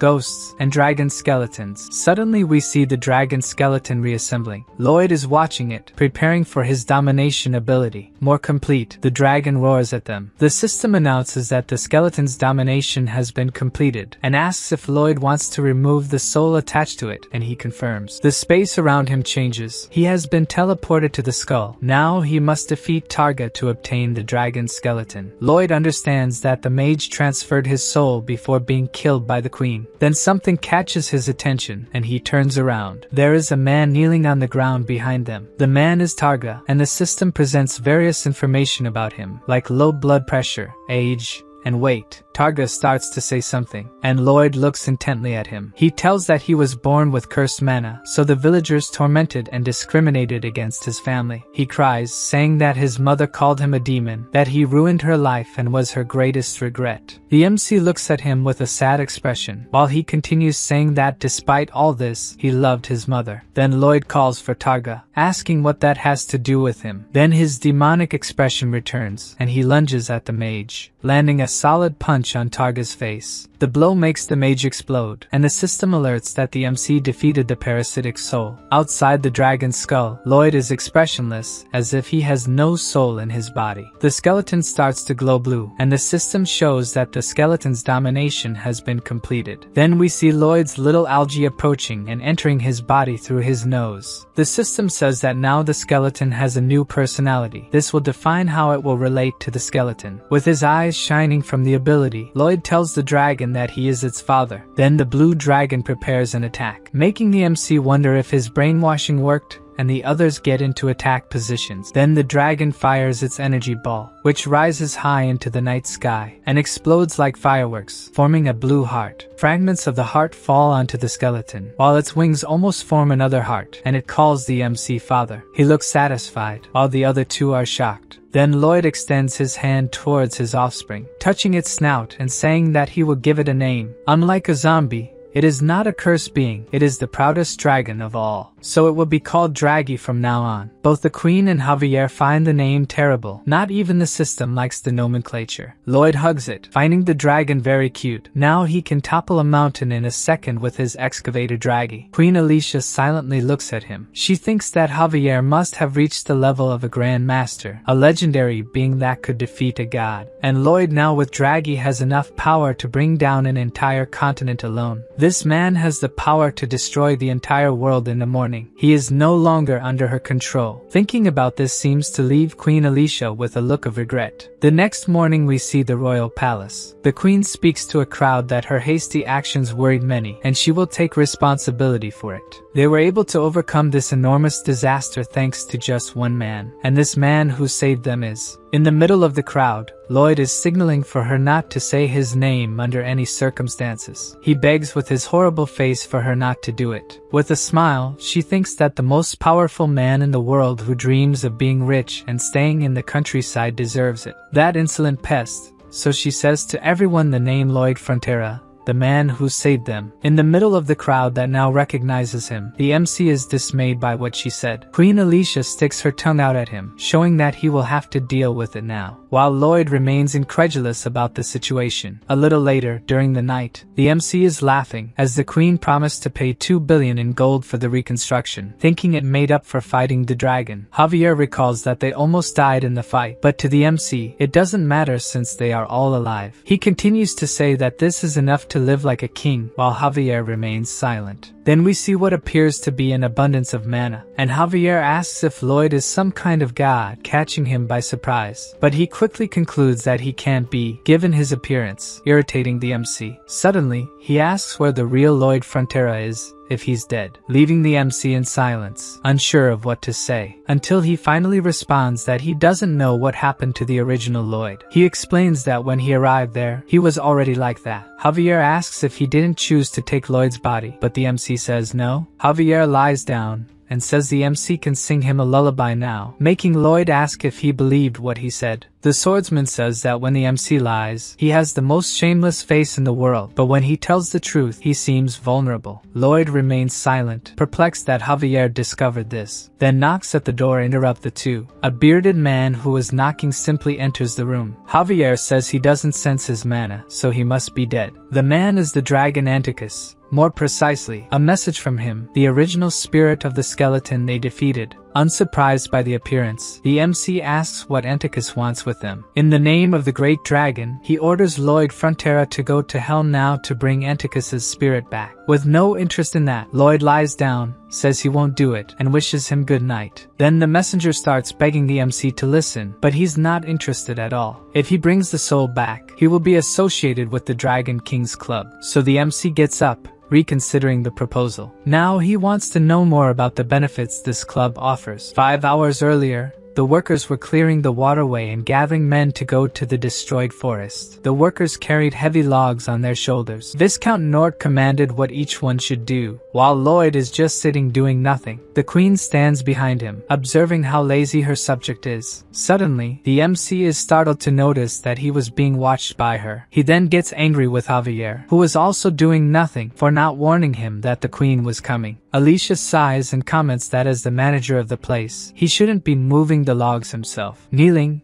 Lloyd uses the excuse that he was just organizing his thoughts when she arrived. The queen asks her bodyguards to leave and tells the MC to come closer as she has a private matter to discuss with him. She watches as he crawls toward her, focusing on the MC's rear, which is facing up again, making her remember when she slapped his behind. Her hand even trembles, tempted to do it again, but she tries to push those thoughts aside. Having this man as an enemy would be the end of her kingdom. Alicia thinks that even as queen, she can't go around slapping behinds, but that's exactly what she just did. Then she grabs her hand, unable to control herself. Despite what she did, Lloyd continues to shake his rear in the air, as if wanting her to continue. He says that if he did something wrong, he will willingly accept punishment, surprising the monarch who thought he would disapprove of her actions. Javier looks at him, saying he knew his master liked that sort of thing. The queen wants to know where the skeleton dragon is. There will be panic if anyone sees him, but the MC assures her he ordered him to hide. She mentions that both the dragon and Javier listen to him like loyal dogs and asks if he's aware that he has the most powerful army in the world. Lloyd responds that he understands her concerns. Traditionally, power is necessary to maintain peace and stability, but he thinks those who think like that have weak minds. That's why he's under her care, always remaining the queen's vassal, who remains silent after hearing this, until she says he thanks Lloyd Frontera. In return, he also thanks her. A little later, we see the royal palace, accompanied by her bodyguards. The queen is thinking about the MC's ability to control immense power. He is someone much stronger than he appears to be. Suddenly, the searing pain in her eye returns, causing her to fall to the ground in pain, alarming her bodyguards. The antidote for the poison from Targa's castle is not working. Then the system shows Lloyd that the number of lives he had saved has dropped. To make matters worse, the number keeps falling. It seems more than 10 million people will die. He thinks that just as the skeleton wasn't in the novel, more unexpected threats will keep appearing. Meanwhile, the queen continues to suffer severe pain in her quarters. A voice is telling her that Lloyd is a threat and must be killed. He is trying to kill her. She tries to argue with the voice, saying that the MC is not like that. But the voice continues to insist she should kill him, and she grabs her sword. Then we see her walking, totally transformed by Targa's poison.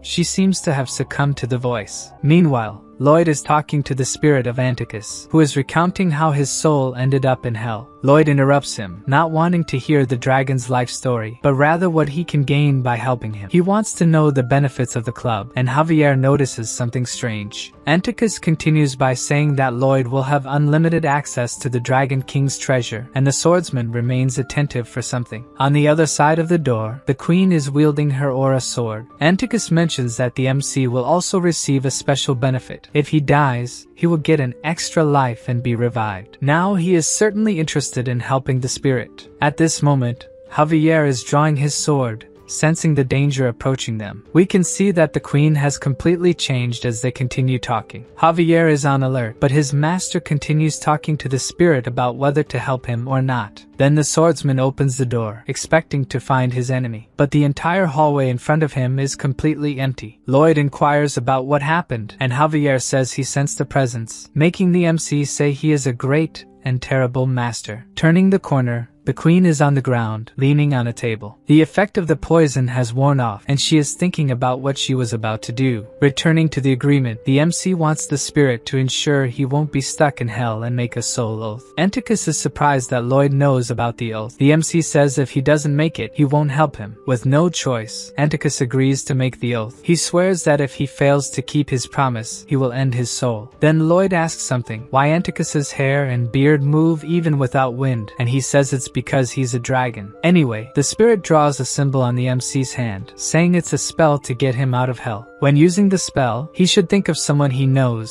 and the portal will appear near that person. With his exit from hell guaranteed, the MC smiles. It's time to get an extra life, and he calls Javier to go with him to hell. Then Anticus summons a kind of portal. Javier looks at his master momentarily in silence. He says that since the destination is hell, his master should have at least asked his opinion about it. But Lloyd thinks it's unnecessary. If he says they're going, then Javier has to go too, even if it's hell. Jumping into the portal, he calls Javier once more to come with him. Javier thinks he doesn't get paid enough to have to go through this, and, with no enthusiasm, jumps into the portal right behind his master. At that moment, all the demons in hell receive a notification that there is a human intruder in hell. All the demons knew about what happened between the MC and the Hell Knight, and they all had the same thought. The best singer in hell has arrived to give them a concert. In hell, we see a small creature running, almost out of breath. The tiny creature runs non-stop, scared. Then someone much larger catches his attention. Two demons are saying that he is a small soul trying to escape. He is trying to flee to avoid being judged. The demon says he will chew him up and then spit him out, while the other simply stares at the small soul. Frightened, it screams for help. Then someone approaches them. With a much worse expression than the demons, Lloyd demands an answer. The soul is now terrified of what has just arrived. The demon says that the MC is just a human, even if he is the best singer in hell. When a shovel approaches him, he hits the demon in the face, causing the fleeing soul to fall. Then the demon collapses on the ground, while the soul runs away trying to escape. The companion, who had been silent, decides to confront Lloyd, telling him to apologize. Behind him, Javier asks if the guy is worried about his friend. He is a kind soul for having such concern. The demon is left speechless after hearing this. The trembling demon says that he is very evil and cold, the worst kind of demon that exists. But the swordsman remains firm, saying that clearly his mother raised him with much love. This statement leaves the guy petrified. Javier continues, saying that his mother must have raised him to be a good demon who cares for his companions. The demon trembles as Javier goes on, saying that his mother must have hugged him every day. He is about to cry, hearing that his mother must have boosted his self-confidence and that he should take care of her. Then the demon can't take it anymore and starts crying, trying to say that it wasn't like that. Javier doesn't stop, saying that even when the guy fought with his mother, she talked to him, but the demon denies it, sobbing. Then he concludes by saying that the demon will always be a good son to his mother. Even Lloyd is shocked by Javier's skill with demons. The guy tries to hit the swordsman, telling him to take back what he said. But in the end, the blows are weak and he continues crying, with the MC still surprised, saying that he is incredible at dealing with demons. He says that there are lines that shouldn't be crossed, until he notices that the first demon is waking up. To prevent this, he gives another hit with the shovel to his face. On the other hand, his companion is hugging Javier, unable to stop crying. Lloyd, laughing maliciously, continues hitting the other demon, who hasn't fainted this time. While one talks about his mother, the other keeps getting beaten. With several bumps on his head, he agrees to tell Lloyd everything he wants to know. Then the MC says that now the guy is ready to talk to them. Despite the beating, the demon thinks that Lloyd does things that other people would only think of, which is why he has become his idol. Lloyd asks what the thing he was securing is, maybe a smartphone. The demon explains that it is a mobile communication device, but it doesn't have a search function. The MC won't find information about hell on it, and 40% of what he finds will be lies. The MC says that if only 40% are lies, it's better than in the human world, and the demon is shocked that the MC sees through his lies. The second question is where the Hell King's castle is. Then we see Goming flying with them over the fire mountains. The demon said the castle was to the west, but Lloyd is heading east, and the MC says he knew the demon lied. Even being cursed by the protagonist, this demon seems to enjoy it. He tells the guy to say everything he knows about hell and its king, and as a reward, he will call him all sorts of names. The demon wants to know how Lloyd is enduring the heat of hell, but the MC says he's the one asking the questions there. Lloyd is actually enduring it due to his 100%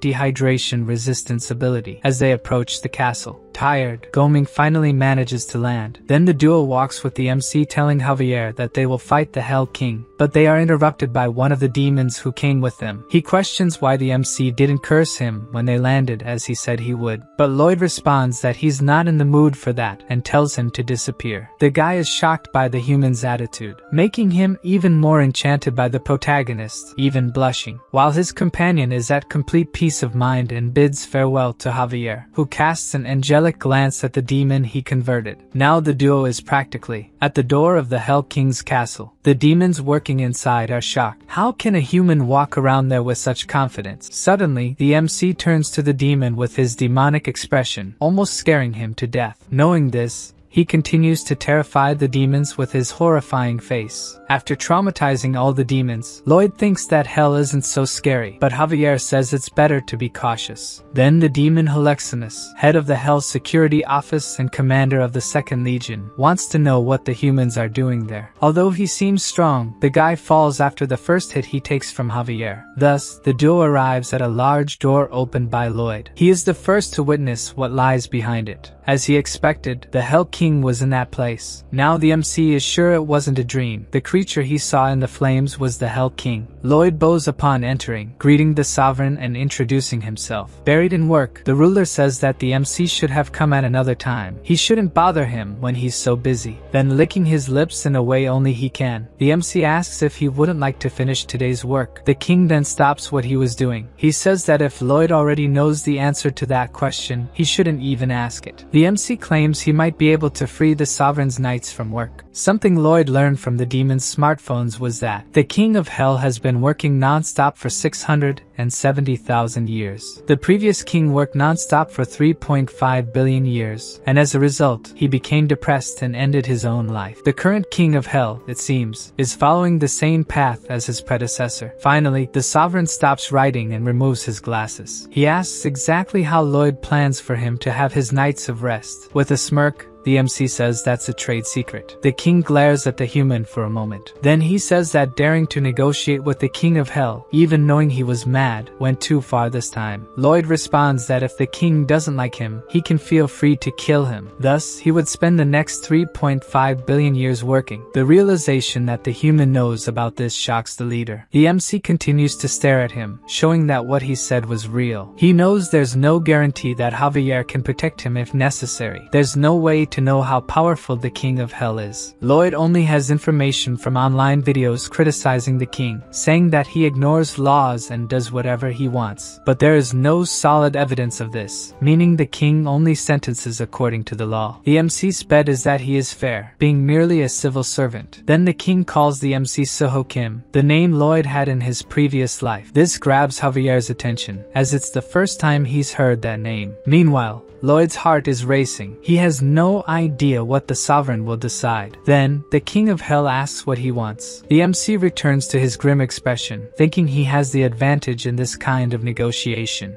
He asks for the freedom of Antika's soul that the king has been keeping. With a snap of his fingers, a bright red vortex appears. The king says that Antika's soul, which is in a dome, is just decoration and means nothing to him. Now that the king is engaged with Lloyd's scheme, he wants the MC to answer how he will manage to get his nights off. With a confident look, Lloyd says he will achieve that with railroad tracks. The king has a huge problem with his workload, but besides that, there's an issue that pressures him more. Souls are sentenced by the king and then transported to the Reincarnation gate, carried in carts. Due to the horrible terrain, the routes always change, but the demons are stupid enough not to find a new route on their own. So every time, the king has to find a new route, which is the main reason he can't get away from work. If the MC manages to build a railway, the king's workload will be reduced, and once he obtains Anticus, he will make it for the king. The sovereign thinks for a while before deciding whether to agree or not. Then he says he will prepare the contract, and Lloyd can start the construction. Great! Now the MC is excited about entering the Dragon Club. Since their conversation lasted a long time, the risk of extinction grows as the reincarnation of bacteria and microorganisms is delayed. He doesn't have time to help with workers or supplies, so the MC must recruit any workers he finds. This is his specialty. If the king sends a notification to his smartphone, it will solve the worker problem. Thunder echoes through the burning hell. Then we see the MC appearing from a portal with with Javier. The MC thinks the king is super powerful for having teleported them with just a snap of his fingers. Then something catches Lloyd's attention. In front of him is the Reincarnation portal, which looks more like a black hole. The MC thinks that if they get too close, it will be the end for both of them. Then, out of nowhere, Javier asks if the MC's name was Suho Kim, but he says whoever the MC is, just tell him what the plan is. Even knowing that Javier is aware he isn't the real Lloyd, he never knows what the swordsman is thinking. Lloyd said he would build a railway, but Javier asks if the iron can withstand the heat of hell's lava. The MC says it obviously can, which is why he bet everything on it. We see a demon's smartphone with a notification that the best singer in hell will perform a concert in a few hours. Several of them immediately get excited about the chance to see the show, and they head towards the concert venue, talking about what they will hear. Lloyd had better not sing in key or stay on pitch even once. If he's even vaguely good,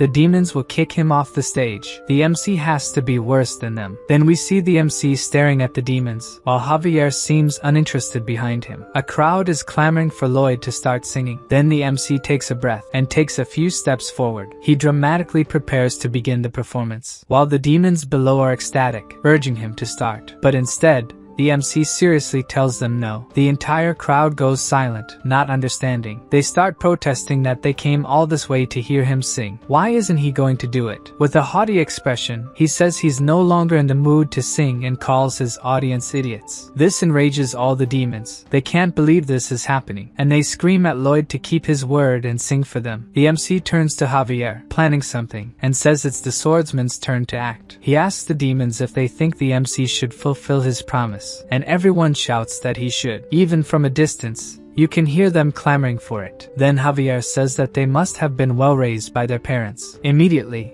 they stop with tears in the corners of their eyes. They ask Javier to take back what he said but are confused about whether to ask the MC to keep his promise now. Then the MC starts laughing with his horrendous face, calling them idiots, saying it's very easy to mess with them. Angry and almost crying, the demons say they can't stand it. Lloyd continues to laugh at them, saying that if they want to get him, they'll have to come up here, leaving the demons furious. The MC's plan is to drive them all completely mad with rage so he can then make them free workers. Suddenly, we see Goming flying over the demons. Lloyd is on top of the bird, further irritating the demons and telling them to catch him if they can. Furious, they shout that they will catch the MC. Then Goming lands on a rock surrounded by the lava of hell, and the MC continues taunting, saying they can't reach him there. One of the demons grabs a long pole and starts running, trying to jump to the island where Lloyd is. But the MC throws a rock at the guy. It hits the demon right in the face, making him lose his balance mid-jump. His companions are shocked that a human can be so malicious. Fortunately, the demon who thought he would burn in the sea of lava falls onto a rock near Lloyd and looks at the MC, frightened. In return, he has a disgusted look, saying it was close. In shock,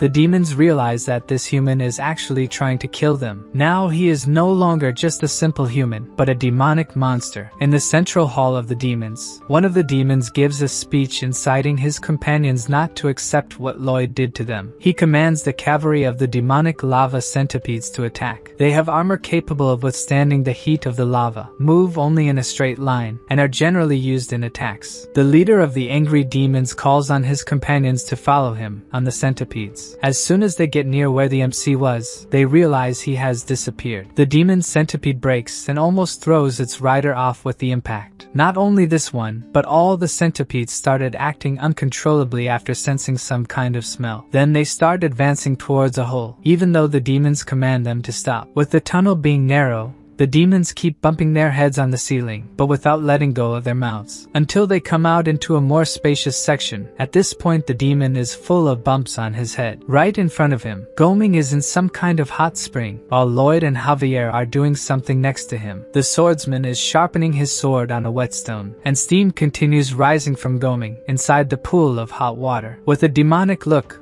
Lloyd says that the smell of roast chicken must have brought the centipedes there while Javier's sword glows. The demon trembles, realizing it was all part of the MC's plan for them to reach that place. Then, with extremely fast strikes, Javier slashes the first demon's centipede to pieces. The next demon looks at Lloyd in astonishment, knowing the same will happen to him, and thus the MC orders Javier to do the same. We only see the swordsman's strikes, cutting around the demon. Outside, the demons inside the tunnel shout to those further back to retreat, leaving their companions confused. There are only Lloyd's voices counting the slashed centipedes, while their riders scream in despair. Lloyd sits on one of the more than 32,000 blocks of centipedes. He says that the materials for construction have been acquired, and the plan to attract and capture the centipedes has been completed. Then he casts a glance to the side. The necessary workforce has also been secured with the subdued demons. Then Lloyd, with his frighteningly ugly face, orders his free laborers to start digging. From afar, someone is watching everything the MC is doing. The Demon King realized that the MC researched him and the creatures of hell before talking about the railway, even having initially thought that he could use his singing ability as a torture tool. Seeing how capable he is, maybe he can do the sovereign's own work. Back to the demons. It's clear that they wouldn't just start working easily. There were attempts to escape from work, but through aerial surveillance by Javier and Goming, the demons were quickly captured and sent back to work. They even started a rebellion, shouting that they wanted freedom and rights. But through Javier's verbal abuse, saying that this is the attitude of good workers, they fell silent. This is all the duo could use against them. Then we see a demon suffering while carrying a heavy sack and a younger one going to help him. But before he could do so, Lloyd interrupts them both. He extends his hand towards the fallen elder, angelically telling the demon to hold his hand. The older one does so, and the young one watches a little apprehensively. Then the MC gives a very strong squeeze to the old man's hand, crushing it. Lloyd shouts with a face more demonic than the demon's, telling him to get up and work, as he can see he's strong enough. The other one also doesn't go unscathed for wasting 5 seconds being a good Samaritan, and will have his workload increased 5 times. After leaving the duo in tears, calling him the vilest thing in the universe, Lloyd withdraws. And that's exactly why they can't help but be charmed by the MC. He is a model for all demons, who should take note to learn from him. The MC won all their hearts. Amidst the sea of lava and rocks of hell, we see a small soul hidden among the stones. The small soul's attention is captured by the shouting voices. It seems that Lloyd's voice is not unfamiliar to it. Then it sneaks discreetly among the rocks, and from above, it manages to see the MC shouting that the demons do not deserve to receive safety equipment. The soul's eyes widen upon seeing him. The MC is shouting that his workers don't need breaks. They can rest as much as they want after they die. The soul, with hair very similar to someone else's, is incredulous that Lloyd could be there. We see the Frontera County a few years ago. One day, Lloyd's soul suddenly just left his body. Seeing his body fallen on the ground, he thought that his body had been taken from him, and is shocked when he sees his body rise again, without him. Lloyd's soul advances towards the body, saying that he wants his body back, but it crashes into some kind of barrier, preventing it from getting closer. He doesn't understand what's happening, who this guy in his body is,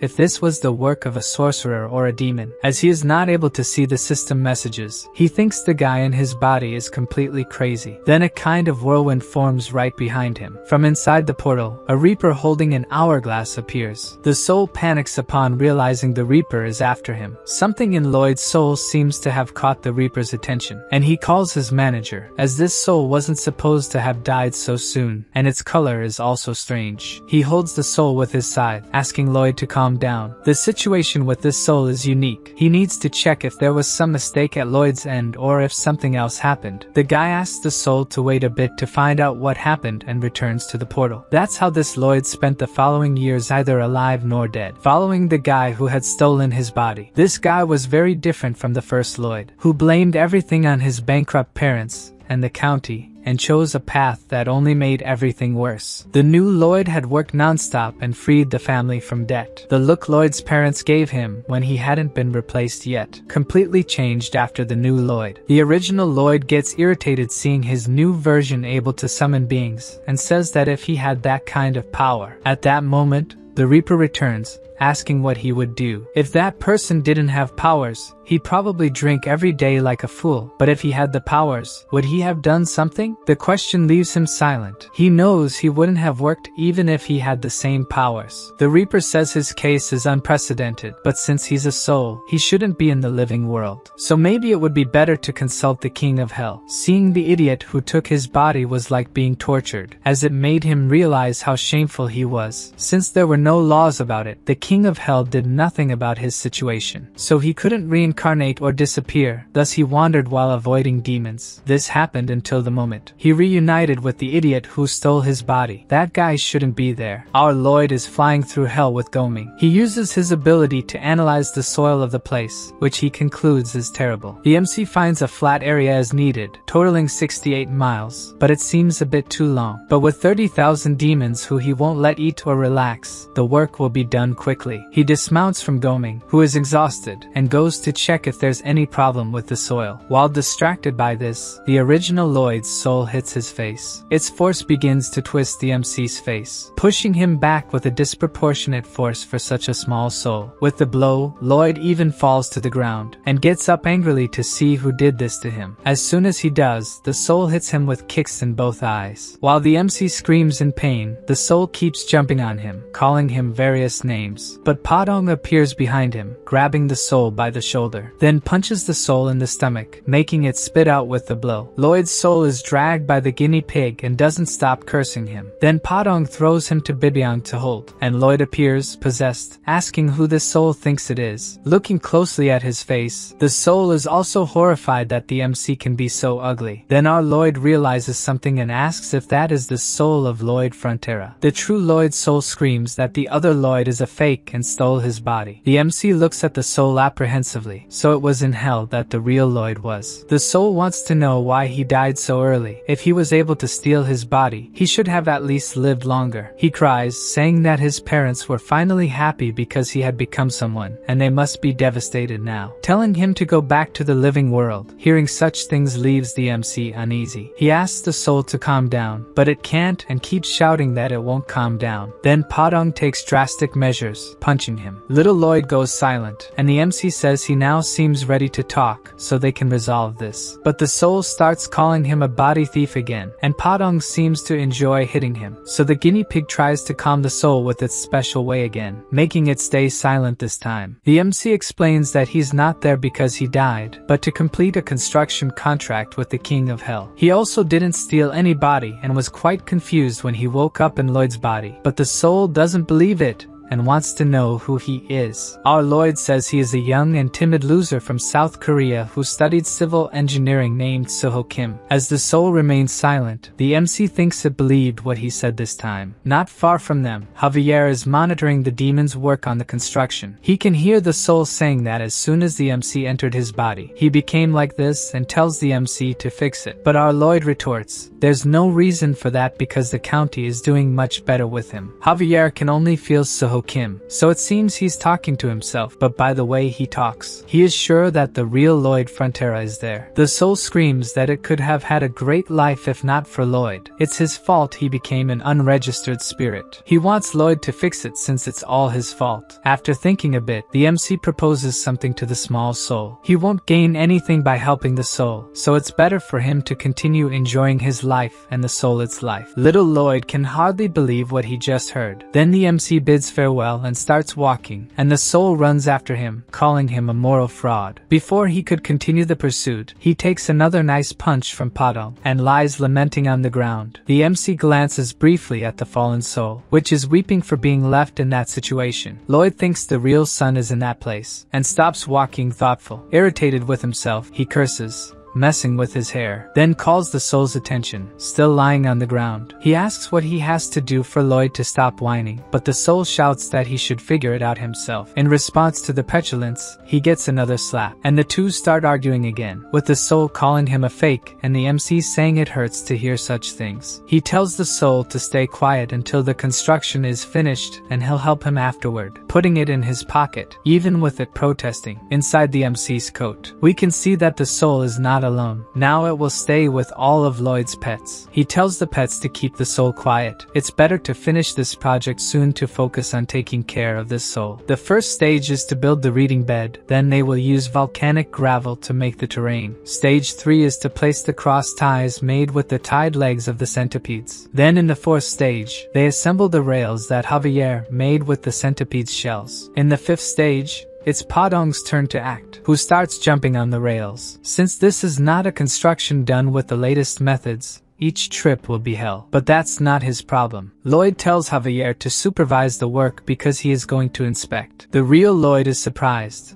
He already thought the protagonist worked a lot, but he has been working non-stop for a month. When does he go out for a drink? When does he have fun? Then he reflects on what kind of life this is, while remembering death, asking him if he would work the same way if he had powers. But he realizes that the problem was never the difficulties, but his lack of will and effort. Padong keeps jumping on the tracks to help Lloyd with the construction. And with that, the ground trembles and a lot of noise echoes through hell. Inside the lava lake, a suspicious movement starts to speak something, saying that it has been asleep for 20,000 years and now someone is making all this noise. And Padong keeps jumping and making a lot of noise, until the being in the lava lake decides to emerge, saying it can't stand this mess anymore. The creature rises slowly, carrying with it a mass of lava. And to my surprise, the monster is a fusion of Electabuzz, Magmar, and Snorlax. Guys, the video is over.